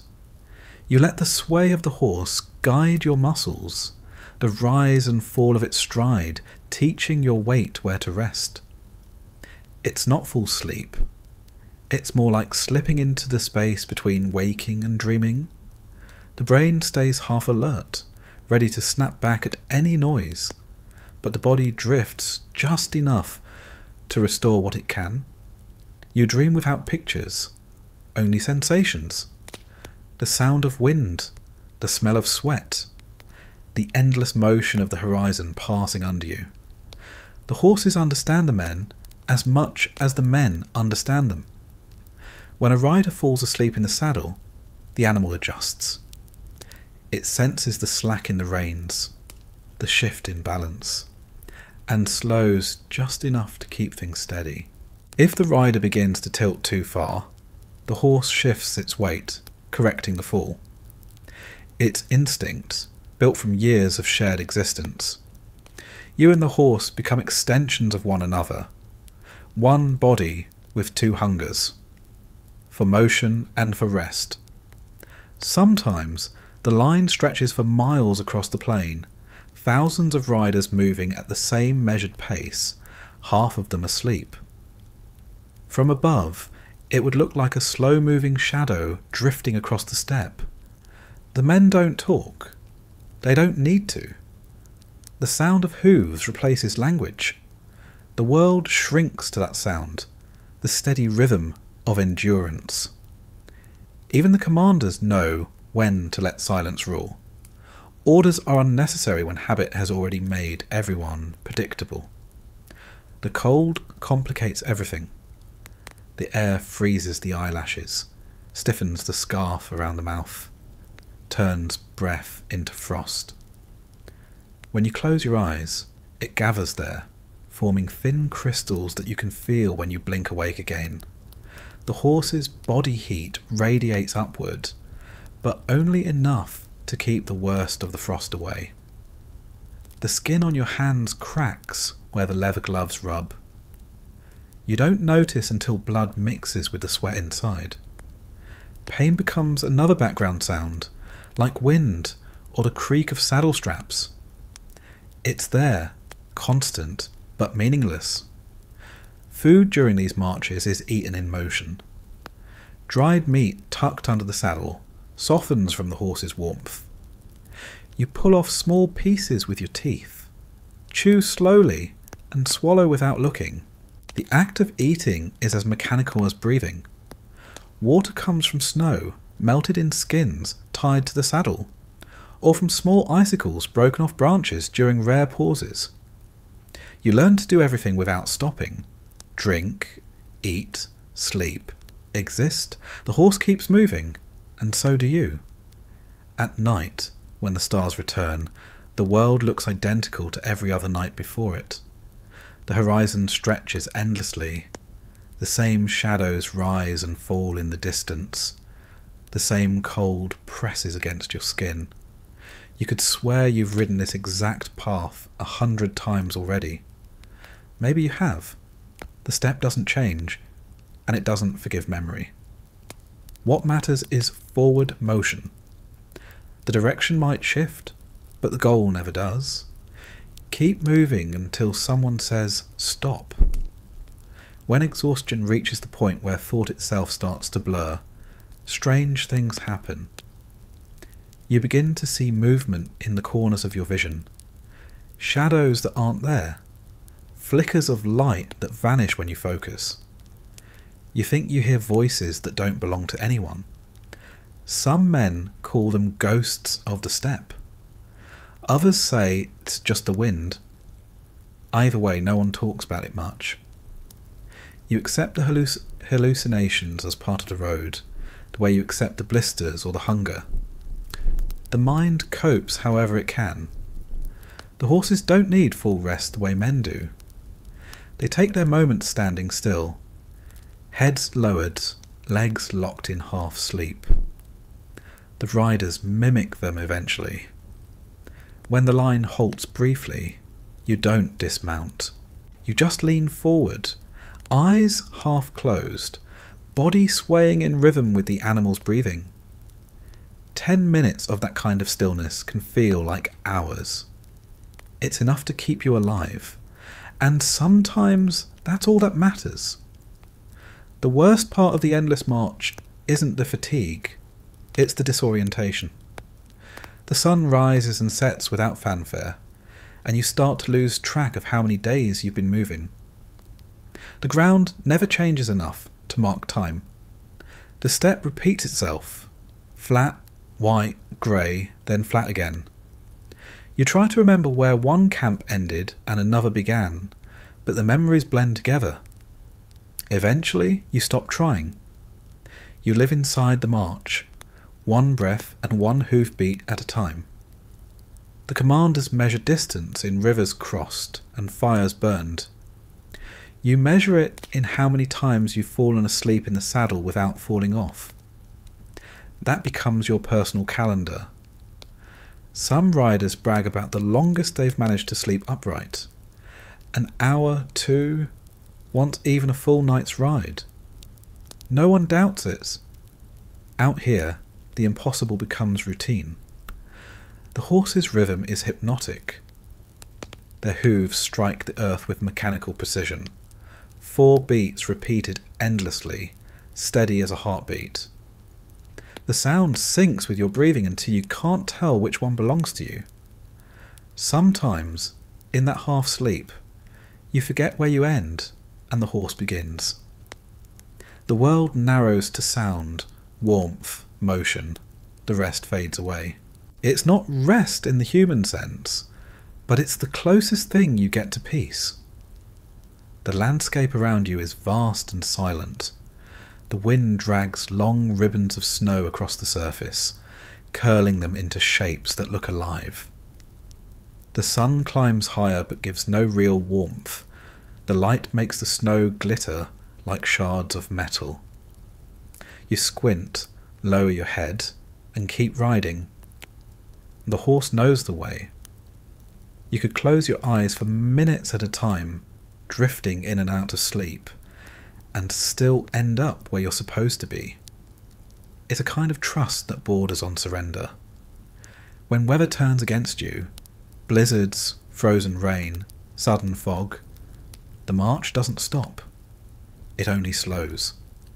The line compresses, the men draw closer, the horses walk shoulder to shoulder. You can barely see the rider in front of you, but you follow the sound of hooves and the faint creak of his saddle. The world becomes a tunnel of motion and breath. You lose awareness of direction entirely. All that exists is the next step. Sleep in those conditions feels deeper somehow, almost like death. You wake only when the horse stumbles or the wind changes. The discipline that holds the army together never loosens, even in exhaustion. If a man falls from his saddle, the rider beside him reaches out automatically, catching him by the collar or wrist. There's no ceremony in it, no gratitude expected. It's just part of the system. One body maintaining itself. You'd do the same without thinking. The motion continues. The fallen man is pulled upright steadied, and the march goes on. Nothing breaks the rhythm. When the halt finally comes, it's never announced. The line simply slows until it stops. Horses lower their heads, riders stretch their arms, and silence fills the space between breaths. The relief is physical. You slide out of the saddle on stiff legs, feeling the blood rush back into your feet. Every joint aches, every muscle trembles. You lead your horse a few steps, pat its neck, whisper a word of thanks. The animal's coat is wet with sweat that freezes into a thin layer of frost almost immediately. You brush it off with a gloved hand, both of you steaming in the cold air. Sleep on the ground after riding like that feels heavier than any exhaustion you've ever known. You don't dream at first, you just fall into blackness. Later, if dreams come, they're simple. More riding, more horizon, more wind. The mind doesn't have the energy to invent anything new. You wake in the same position you fell asleep in, fingers still curved as though holding reins. For a moment, you don't know whether you're standing or lying down, moving or still. It takes time to separate memory from the present. The horses rest beside you, lying down rarely but standing close enough that their warmth mixes with yours. The camp smells of them: sweat, hide, smoke, and earth. You can hear them breathing in the dark, steady and calm. That sound is better than silence. It's proof that you're not alone inside this endless repetition. When dawn comes again, the process repeats. Fire, saddle, motion. The cycle feels eternal. The men stop hoping for an end to it. Instead, they find comfort in its predictability. The march becomes home. Not a place, but a condition of being. You stop thinking of rest as a destination. Rest happens where movement allows it, and sometimes that means sleeping on a moving animal under a sky that never changes. The endless march isn't heroic. It's mechanical, impersonal, and necessary. Each man becomes a gear in something larger, something that doesn't tire. You move because stopping isn't part of the design. The horses understand this better than anyone. Their endurance sets the pace. Their heart beat out the rhythm that keeps the horde alive. You stop wondering how far you've come. Distance is meaningless when the land never changes. The only markers are exhaustion and recovery. The march consumes both and demands more. You adapt until there's no difference between you and the motion itself. At night, when you finally stop again, you close your eyes and still feel the sway of the saddle. The body can't forget movement that constant. Even in sleep, your muscles twitch in time with imaginary hooves. It's as if the world keeps riding without you, and your body refuses to be left behind. You wake to the same sound that carried you into slumber: wind, breathing, and the faint creak of harness leather. The cycle continues. The steppe stretches on, endless and indifferent, and you ride through it like part of its own heartbeat, half awake, half dreaming, never truly still. There comes a moment on the steppe when the body stops being tired and simply starts to fade. It's not sudden. There's no drama, no final breath shouted into the wind. It happens quietly, like everything else here. The line keeps moving, the horses keep walking, and one man simply doesn't wake up from the rhythm that once kept him alive. Out here, death feels less like an event and more like a change in temperature. Someone stops breathing, and the cold closes over them as if nothing ever broke its surface. The Mongols know this kind of death well. They've seen it too many times to pretend it's rare. The steppe kills without cruelty or intent. It just doesn't notice you. Men freeze in their sleep, fall from their saddles, get lost in storms a few steps from camp. When the land stretches forever, distance itself becomes a weapon.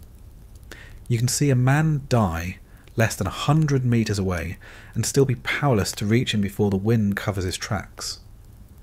It usually begins with silence.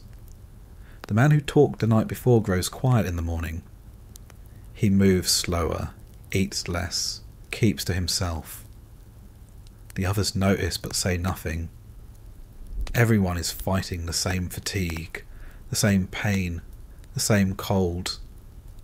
To speak about it would be to acknowledge how thin the line really is between exhaustion and death. So they let him be. The army moves, and he moves with it until he doesn't. Sometimes it's frostbite that spreads too far. Sometimes it's sickness. Sometimes the heart just stops keeping up with the pace. There's no poetry in it, no final words. The men who die on the march simply disappear from the formation. The ones behind step around the body without stopping. The horse, confused, circles once before being caught by another rider. The dead man's place is filled before his shadow finishes freezing. When the march halts, the unit leader takes note. No one asks for details. They already know. 2 men drag the body aside, wrap it in hide, and mark the spot if the ground allows.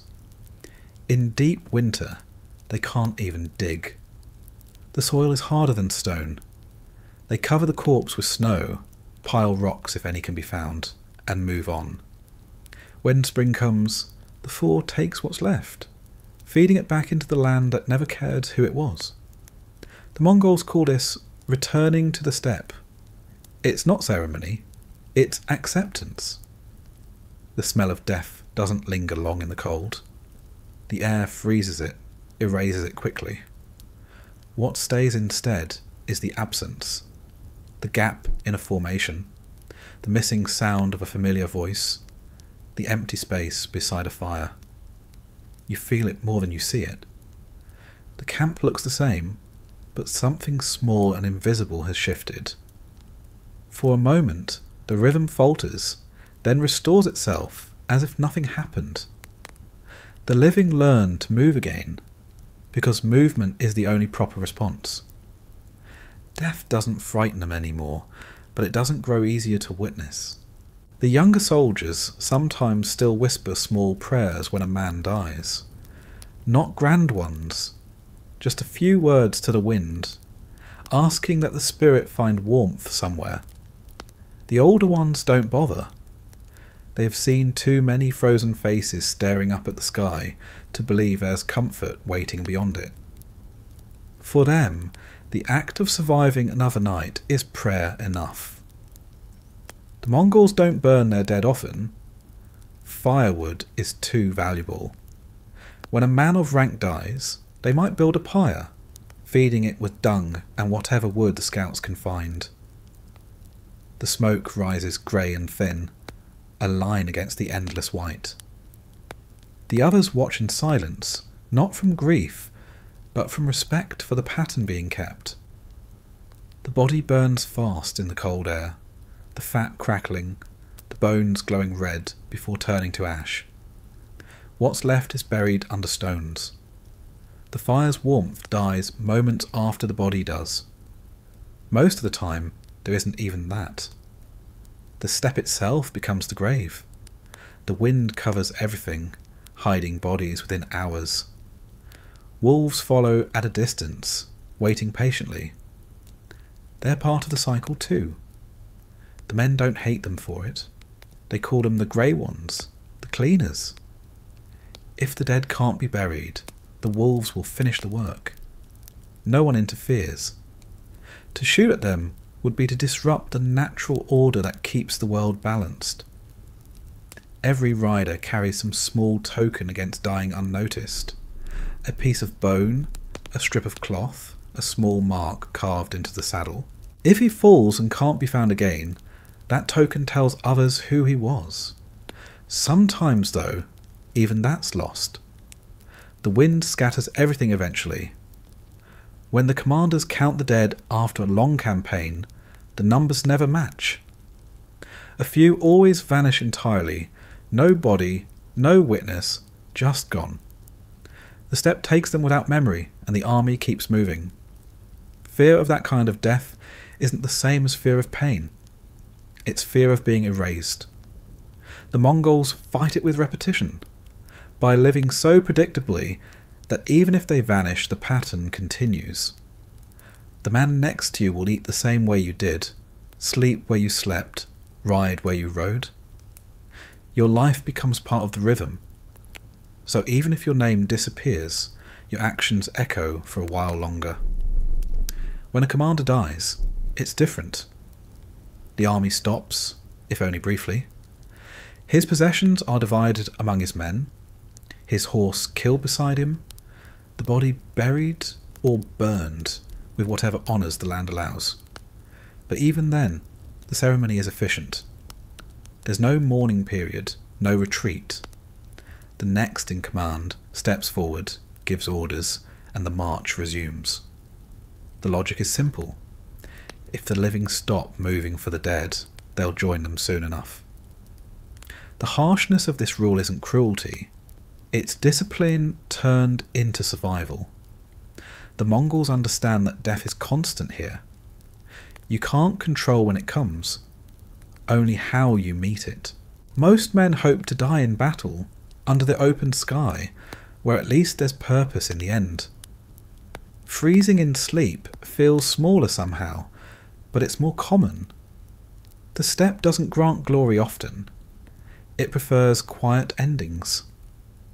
The men speak rarely about death in daylight, but at night, around the fires, it becomes a kind of subject that everyone returns to. They don't call it fear, they call it curiosity. What happens to the spirit of a man who dies far from home, where no one will speak his name again? Some say it becomes part of the wind. Others think it follows the horses, riding alongside the living for a time before disappearing into the horizon. There's comfort in that image, the idea of still moving, even after everything else stops. There are rules about what to do when you find a dead man on the road. You never pass him without acknowledging him. Even if you don't know who he was, you stop for a moment, bow your head, and whisper a few words. Not out of faith, but out of habit. The gesture costs nothing, and it keeps the balance intact. The land takes, but the living must recognise the taking. In the worst winters, death becomes so common that it loses individuality. The wagons carry the bodies in rows, wrapped in layers of hide, stiff and pale. They're unloaded at the next halt, buried shallow, marked with whatever the men can find. A stick, a stone, a broken spear. The healers oversee it quietly, their faces expressionless. You can see the fatigue in their movements, the dull rhythm of their work. They've stopped separating grief from labour. Sometimes you can feel death coming before it happens. A kind of heaviness settles over camp. The fires burn slower. The wind changes direction. Even the horses seem restless. The old men say the steppe gives warning, if you know how to listen. When that feeling comes, everyone moves slower, speaks softer. They know what's next. Someone won't wake in the morning, and the rhythm will need to adjust itself again. The cold is the most efficient killer. It doesn't wound, it erases. A man can go from shivering to stillness in less than an hour.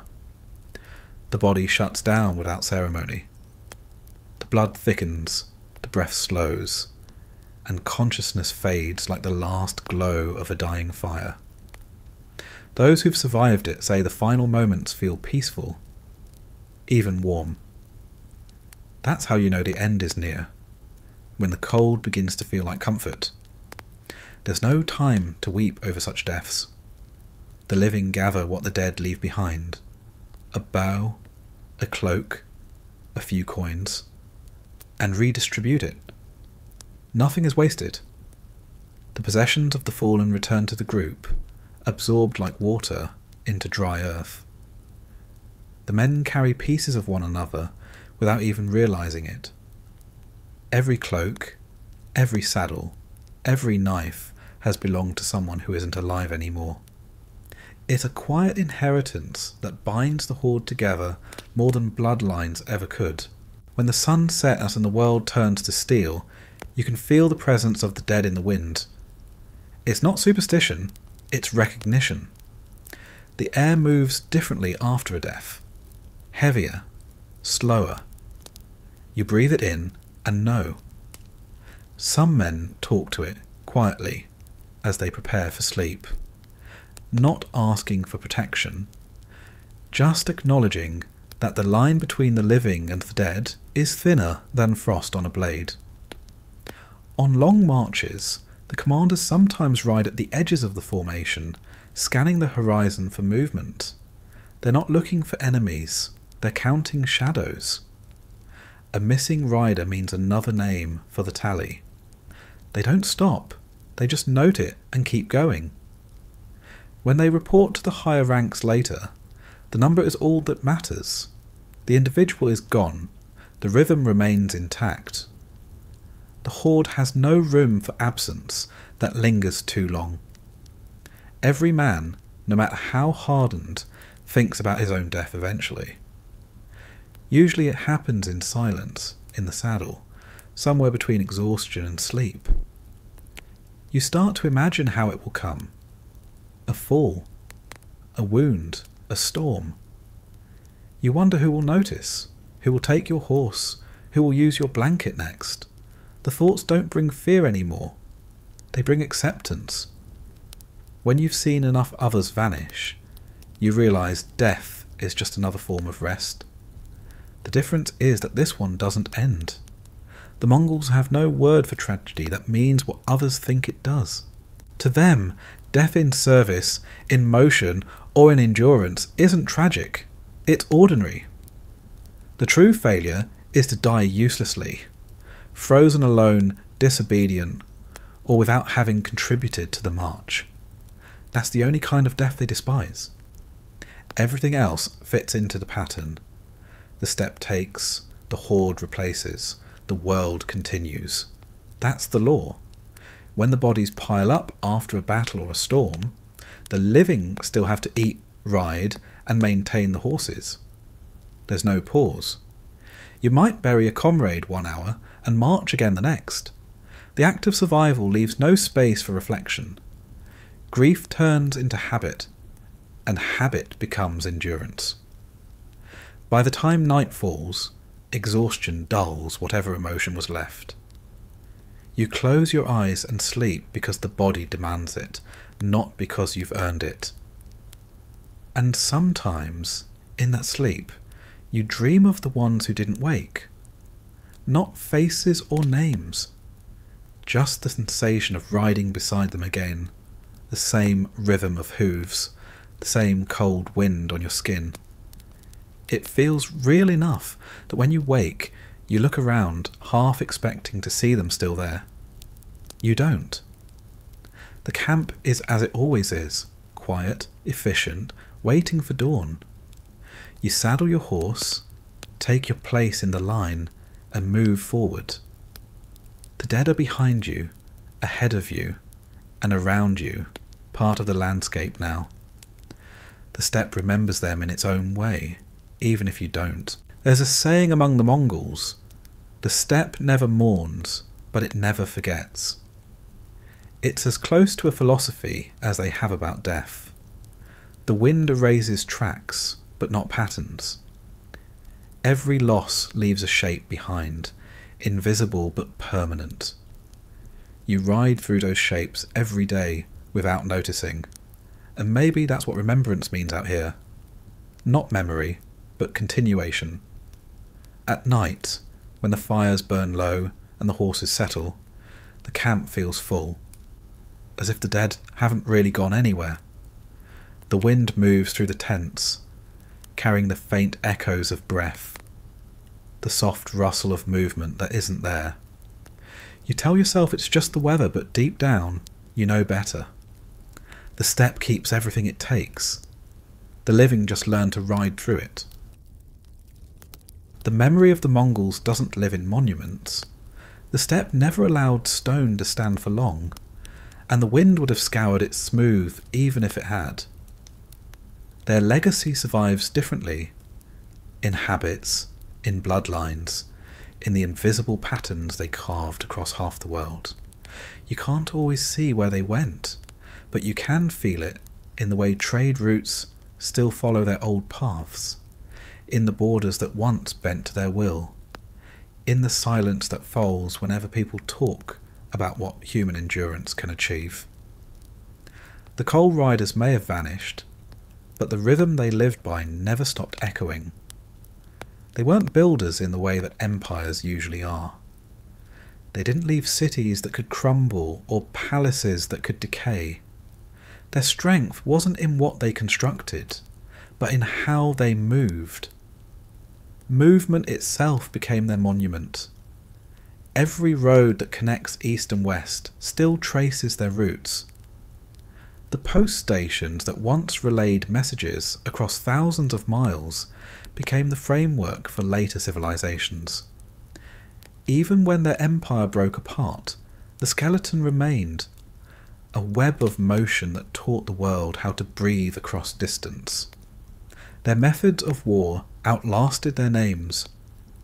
The idea that speed can replace numbers, that coordination matters more than armour, that fear itself is a weapon, these weren't just tactics. They were reflections of life on the steppe. Generals centuries later still study them, not because of romance or admiration, but because efficiency never goes out of style. The Mongols taught the world that simplicity can overpower complexity if discipline fills the gaps. Even now, their logic lingers quietly beneath every army that moves with precision. The steppe taught them endurance, and they taught the world what endurance means. To live with little, to travel far, to fight without shelter or supply. That kind of existence reshaped human imagination. The Mongols showed that civilization didn't need cities to be powerful, that intelligence wasn't tied to architecture or marble. Their knowledge came from movement, from reading the land instead of owning it. You can still find traces of their influence in the cultures that absorbed them, in the words, the foods, the riding styles, the songs that mention distance as if it were a kind of prayer. The cold they endured became part of their legend, though few who tell the stories truly understand it. It wasn't just weather. It was an environment that shaped the body and the mind into tools for survival. The men who could sleep through a storm and wake ready to ride again were products of something larger than willpower. The steppe itself bred them, stripping away weakness until only function remained.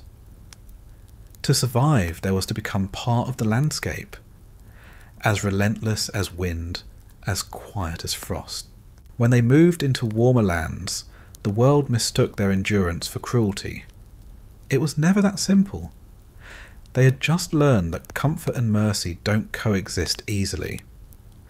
The legacy of those frozen marches shows up in the smallest places. The design of saddles, the balance of bows, the organisation of armies into tens and hundreds. All of it copied, adapted, spread. The languages they touched borrowed words for horse, for storm, for command. Even now, in regions once under their rule, place names trace the memory of their camps, soft syllables shaped by their old tongue. A single lifetime on the steppe could rewrite geography, and they multiplied that across continents. They weren't saints, and their empire wasn't gentle, but they understood order better than most who claimed to. Their law, simple, severe, efficient, reached farther than their armies. It connected distant peoples under the idea that the world could be made predictable if everyone obeyed the same rhythm. Merchants travelled safely across regions that had never known peace before. Messages crossed deserts and mountains in days instead of months. Trade became a kind of heartbeat running through the world, and the Mongols were its pulse. When the empire fractured, it didn't collapse the way others had. It dissolved into pieces that carried fragments of its structure with them.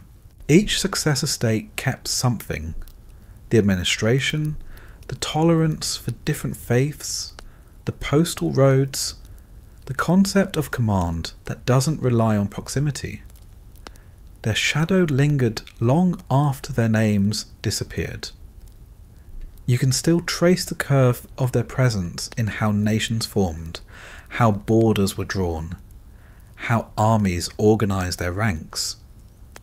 The world learned to move the way they did, even if it forgot who taught it.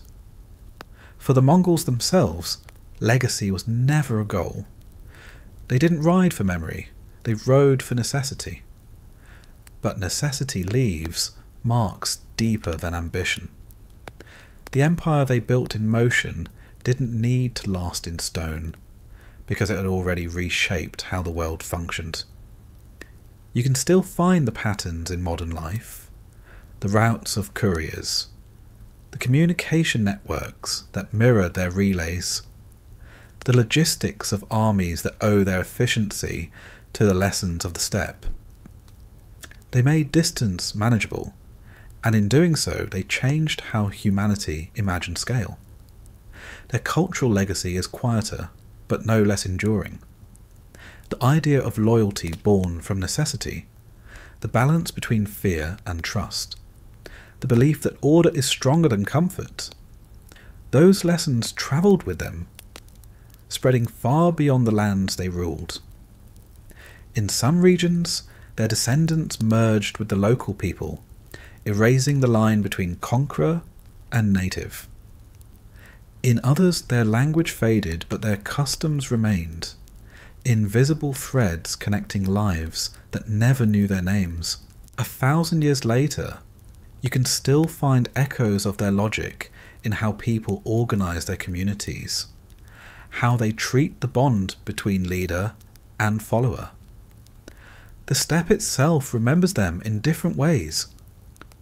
Archaeologists find traces of their camps, bits of iron, fragments of pottery, bones of horses buried beside men. The wind uncovers these things and buries them again, indifferent but consistent. Every time a fragment appears, it feels less like discovery and more like the land briefly acknowledging what it once held. There are no grand ruins to mark their passing. Their empire was made of motion, and motion leaves little for the ground to keep. What remains strongest is the discipline. Every civilization that came after tried to imitate their efficiency, but rarely matched it.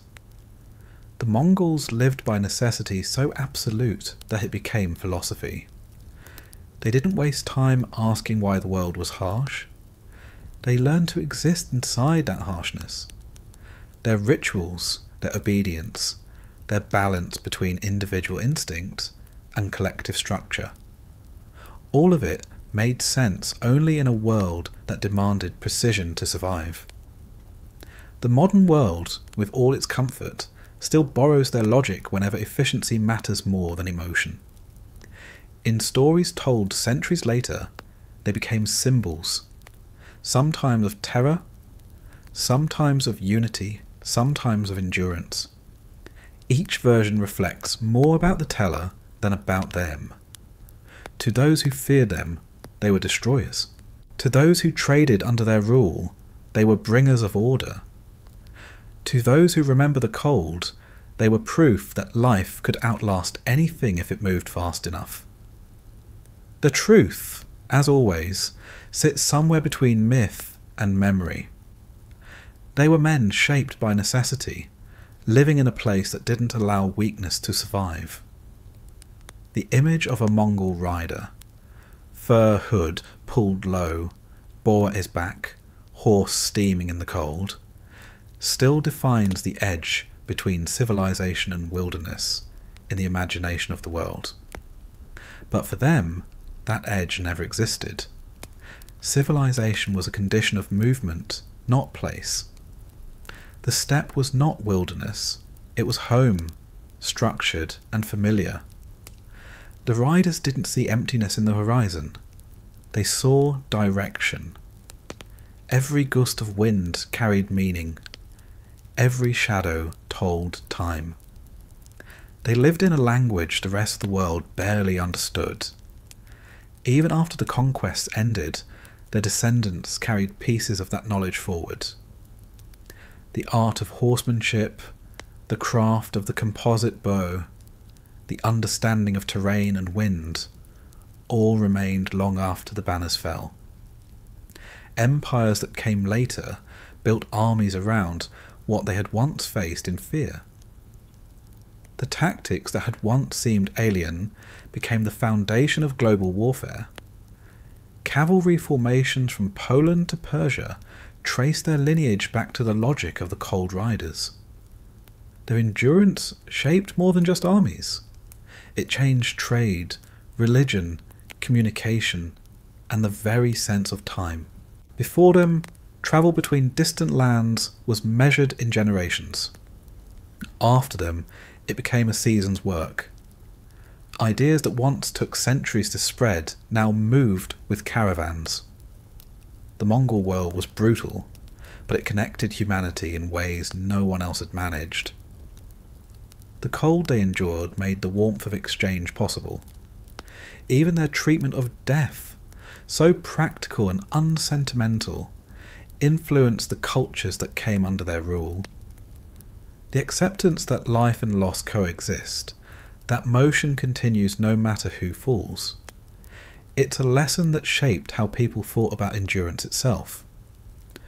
To the Mongols, the greatest sin wasn't cruelty or failure, it was stillness. To stop moving was to invite decay. That belief has survived longer than their empire, embedded quietly in the world's sense of progress. You can still see their reflection in the faces of people who live along the old steppe routes, in Central Asia, Mongolia, Siberia, parts of China.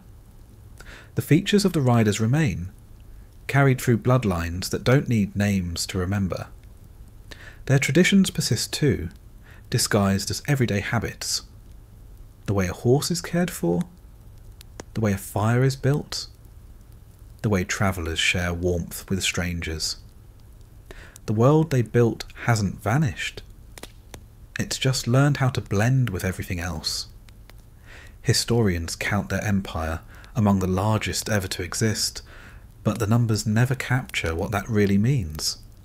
It wasn't size that defined them. It was reach, not just geographic, but conceptual. They reached into every system they touched and changed how it functioned. The road that carries goods across Eurasia today follows their pattern. The notion that information can move faster than armies began with their couriers. Even global memory, the way humanity thinks about connection, owes something to them. When you walk across the steppe now, there's almost nothing to see. Grass, wind, and silence. But if you stand long enough, you start to notice things. Faint lines where hooves once carved the soil. Fragments of bone bleached white by centuries of weather. The outlines of old camps visible only when the sun hits at the right angle. The land forgets slowly. The traces fade, but not completely. You can almost hear the echo of movement, the low murmur of men preparing for dawn, the hiss of frost under hooves. The sound feels ancient and immediate at the same time. The cold riders are gone, but the steppe still speaks their language. The wind moves the same way it did 1,000 years ago. The rhythm of the horses that roam freely now isn't any different from those that once carried empires. Every morning when frost settles on the grass, the land remembers. The memory doesn't need names. It exists in the air itself. The quiet endurance, the balance of motion and stillness, the understanding that survival is its own form of greatness. Their legacy isn't comfort or glory or myth. It's the lesson that nothing lasts except motion. That every empire, every camp, every fire must eventually fade, but the pattern can continue through those who keep moving. The Mongols understood that better than anyone. They lived it every day, in cold that broke weaker men, on land that gave nothing freely. They carried their world with them, and when they were gone, the world kept some of it without even realizing.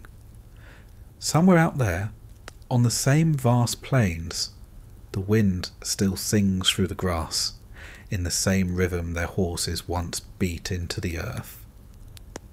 It doesn't sound like history, it sounds like breathing. The cold riders may have fallen long ago, but the steppe they mastered still moves to their pulse, steady and endless, as if they were never really gone.